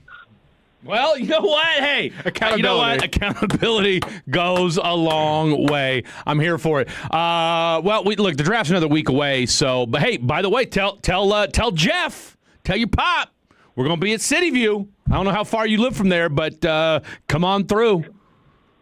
Thursday, what time? Whenever the draft starts. Okay, I'm probably not going to make it. I got practice. Swing on by after practice. I mean, hell, the first round goes to like 10. We'll be there. We'll be there. Hey, it's all the way in Bedford, though. No. Wait, well, but you live in Fort Worth, don't you? Yeah. That's where we're gonna be, homie. Just tell your dad. City View Plucker. What? City View Pluckers. I can't even talk right now. City View Pluckers. Get some vitamin C. All right. Drink some hot tea. You'll be back to normal tomorrow. Good night. God bless. Good night. God bless. There you have it. I think it was only 1 minute. I wasn't going to make it past that. Yeah, he's ready. He's down for the count. Let's go out to Tabor in Fort Worth. Tabor! What's up, boys? Man, I needed this 4 hours of Fan After Dark today. I tell you what. Don't we all? It's been a while. But Diana Rossini, I mean, yeah, I would, bro. Okay. But not if she was married. If I knew she was married. There we go. Well, I'll tell you what. It's a man with standards right there. That's a man. The first guy that's brought that up. First guy. Nobody else cares. Baby oil it up. Not Tabor, though. Not Tabor. Blake, you're going to hate me, though, because, it wasn't his fault, man. Listening to the radio, they said that wind was going like crazy out there the last few innings. So, I mean, yeah, if he hits his glove, I'm all over him for sure. But I hear you. What can you do? I hear you. So, my question is, if we get a top 4 draft pick, say it's number 4, who are we getting? Oh, I don't even know. The Mavs. I was like, I don't even want to think about the reality of the Cowboys moving up that high. That's a tough one. The Mavs, I mean, it seems like Acuff is the guy, but I mean, Caleb Wilson may also be there. So I want Darren Peterson. I think he could go 3. So I do. I think it'd be between Acuff and Wilson. It just depends if you think we want to hand the torch off from Kyrie and have a point guard, or if we think that Kyrie / someone else is going to be here, and you think that Caleb Wilson's a better fit. But I'd be happy with either. Right. Gotcha. All right, man. Well, I can't wait to see you boys on Thursday. I'll definitely be there. Next Thursday. We'll see you there. That's in my hood, so I love to hear it. You boys there. All right. Big ups to you, my friend. We'll see you next Thursday. It's going to be a Fan After Dark party, draft party style. You know how we do. Diamond Mike, what's good? What up? I'll do Diana Hotel Bar on a Monday, Tuesday. I'll have her sign an NDA. And then number 2, I cannot play Wyatt because I've not lost fly balls in the outfield, but I can tell when it's windy, it sucks to play baseball. Then also I want to roll in that segment with the interview with the SMU guy. Perfect. It gave me vibes like on Mondays when they have that Cable's Chop Shop. All you need is just a big sponsor. You're going to get there, maybe get the sandwich spot, and y'all be somewhere because that was a great segment. Then you had that one cool insider and how he's trying to get MLB players paid, because I know most MLB players only get paid $30,000 for a whole year. So those people who get those big signing bonuses, they better hold up until they turn 26, because the average MLB leaguer breaks out at 25. So at one point you have no money, you're eating sardines. Then, last but not least, man, your boy knocked something out the bucket list this Friday. Oh? A 2-in-1 special for me. I was going to, I almost said that. 2 at one time. I thought he was going to say join the Mile High Club. Oh, hey, I've always wanted a goth girl, and I've always wanted a loca gangster girl. And I got 2 in the same one, boys. Hey, believe in magic. You got to put your head in the game. You got to stay disciplined. You got to listen to what coach says. Every day is a new day, and every day when you look yourself in the mirror, you believe you're a champion. Sometimes Diamond Mike. I'll tell you what. What a call. We haven't had a OG call like that in quite some time. All right, Steven in Keene, take us home. All right. So first off, Blake. Yes, sir. Almost 30-mile-an-hour wind. You think you can catch a ball like that? I'm not Wyatt Langford. I'm not getting paid millions, so no. I'm just saying, the wind, as a former high school athlete, that wind will mess you up. Oh, anyways, that's the best start. I love it. Continue. On the WNBA thing, yeah. You want to talk about personal? Personal would have been them asking about some rumored stuff that happened Becker's freshman year. Whoa. Which isn't safe for work. Wow. I mean, yeah. That's a hell of a tease by you, Stephen Keene. My God. Hey, if I can make it Thursday, I'll let you know what I was talking about. Okay, but yeah, please, dude, you've certainly piqued my interest. Yes, sir. Y'all have a good one. That's it. That's it. Yes, sir. Okay. Yes, sir. Wow, man, what a way. Talk about a cliffhanger. My God, we gotta wait till next Thursday. So next week we get to find out what are the Cowboys doing at 12-20, and what did Paige Beckers do her freshman year at UConn? My God, coming up next, final segment of the show. Don't go anywhere. Coming up Friday morning.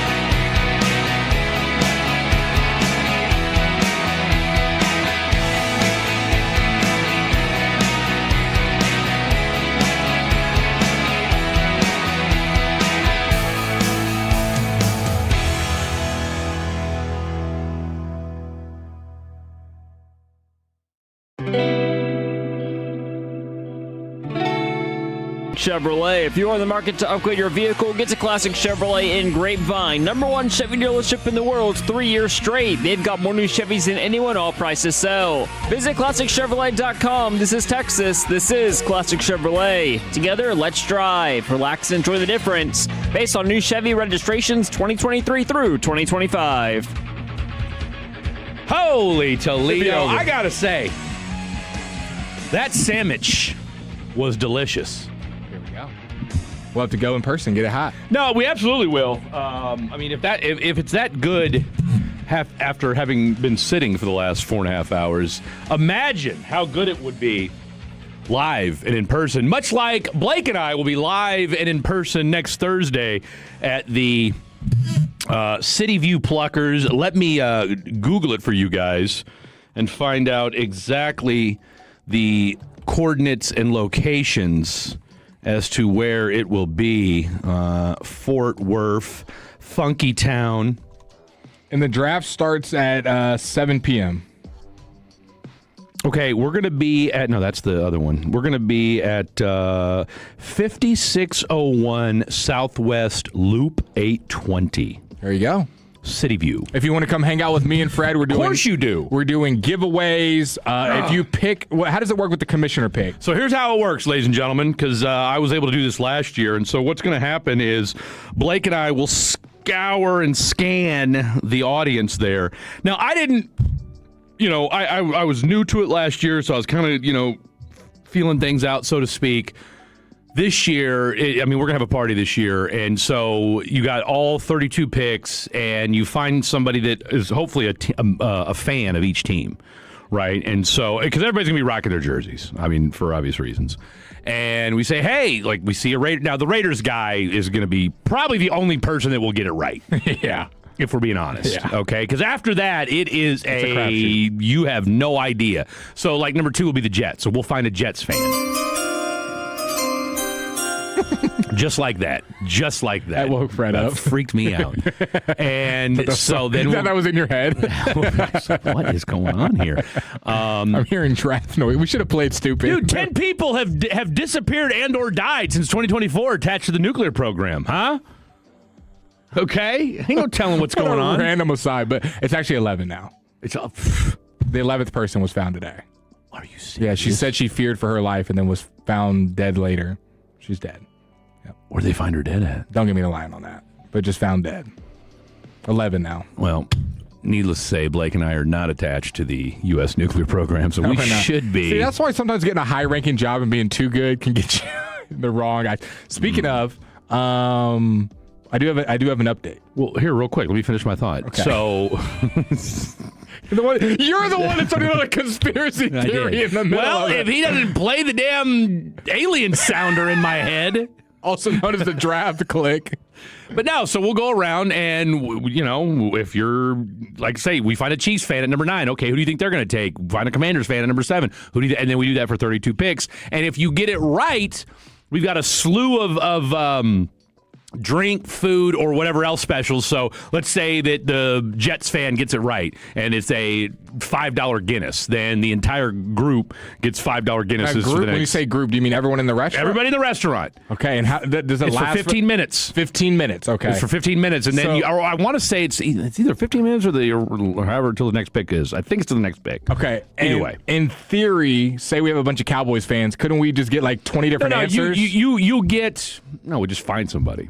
No, so only one person gets a Cowboys pick in the entire restaurant. Only one person gets a Jets pick. Okay, so there's one correspondent. That's it. So if the first person we go up to says there's a Cowboys fan, nobody else gets to choose the Cowboys pick. Obviously, they have 2 picks. But I'm saying nobody else gets to pick number 12 overall. No, just whoever that Cowboys fan is that, and the thing was, once people kind of figured out the gist of what I was doing last year, people would walk up to me, hey, I want to do the Green Bay Packers pick. Or okay, whatever. So you don't have to be a fan. You could just maybe know ball. If you're a ball knower, yeah, absolutely. It kind of sucks with trades now. You're like, oh, they're gonna draft this guy, and all of a sudden they have the 5th overall pick. You're like, I know I just said Kendrick Falk, but they have the 5th overall. No, because we have it written down. So but at that point though, if it's that player, you win it. Oh, it doesn't have to be. Doesn't matter. So if there's a trade that goes down and that player still gets picked at that spot, so it's more the spot, less the team. It's more the spot, less the team, because you can't predict trades. I got a call. You know, they're about to move up to 5. The Falcons just called and said they're taking that 8th pick. So I'm just going to tell you what I think. So yeah, it's more the player in the spot. Okay, I do have an update for you. On. This is an update that we've been following for months. Uh-oh. This is a story we've been following for months. Oh. This is a singer that we've been watching his story. Oh, your boy David? David. Yeah, he's cooked. Has been arrested. Finally. In the murder of the teen months after she was found dismembered and dead in the trunk of his Tesla. Yeah. If you remember the story, he's the one that has the romantic homicide in the back of my mind. She died song, excuse me. Celeste Rivas Hernandez remains were found in the abandoned Tesla on September 8th. David is being held without bail. This is what David's lawyer had to say. Let us be clear. The actual evidence in this case will show that David Burke did not murder Celeste Rivas Hernandez, and he was not the cause of her death. This was her car, though. No big deal. There has been no indictment returned by any grand jury in this case and no criminal complaint filed. David has only been detained under suspicion. Yada, yada, yada, yada, yada. But he's arrested. He's GG's. I mean, never mind the songs that painted the picture as clear as day. It isn't clear how Celeste died. The medical examiner's office said last year that it couldn't release details about her case and manner of death because of security held sought by police. Not a good look. Not a good look. We didn't get to it tonight. We had a loaded show once again. Shout out to our boy. I'm glad justice was Ahmad served Moses. in that, though. Absolutely. Well, we still got to fight. Can I still listen to his music? I mean, I still listen to R. Kelly.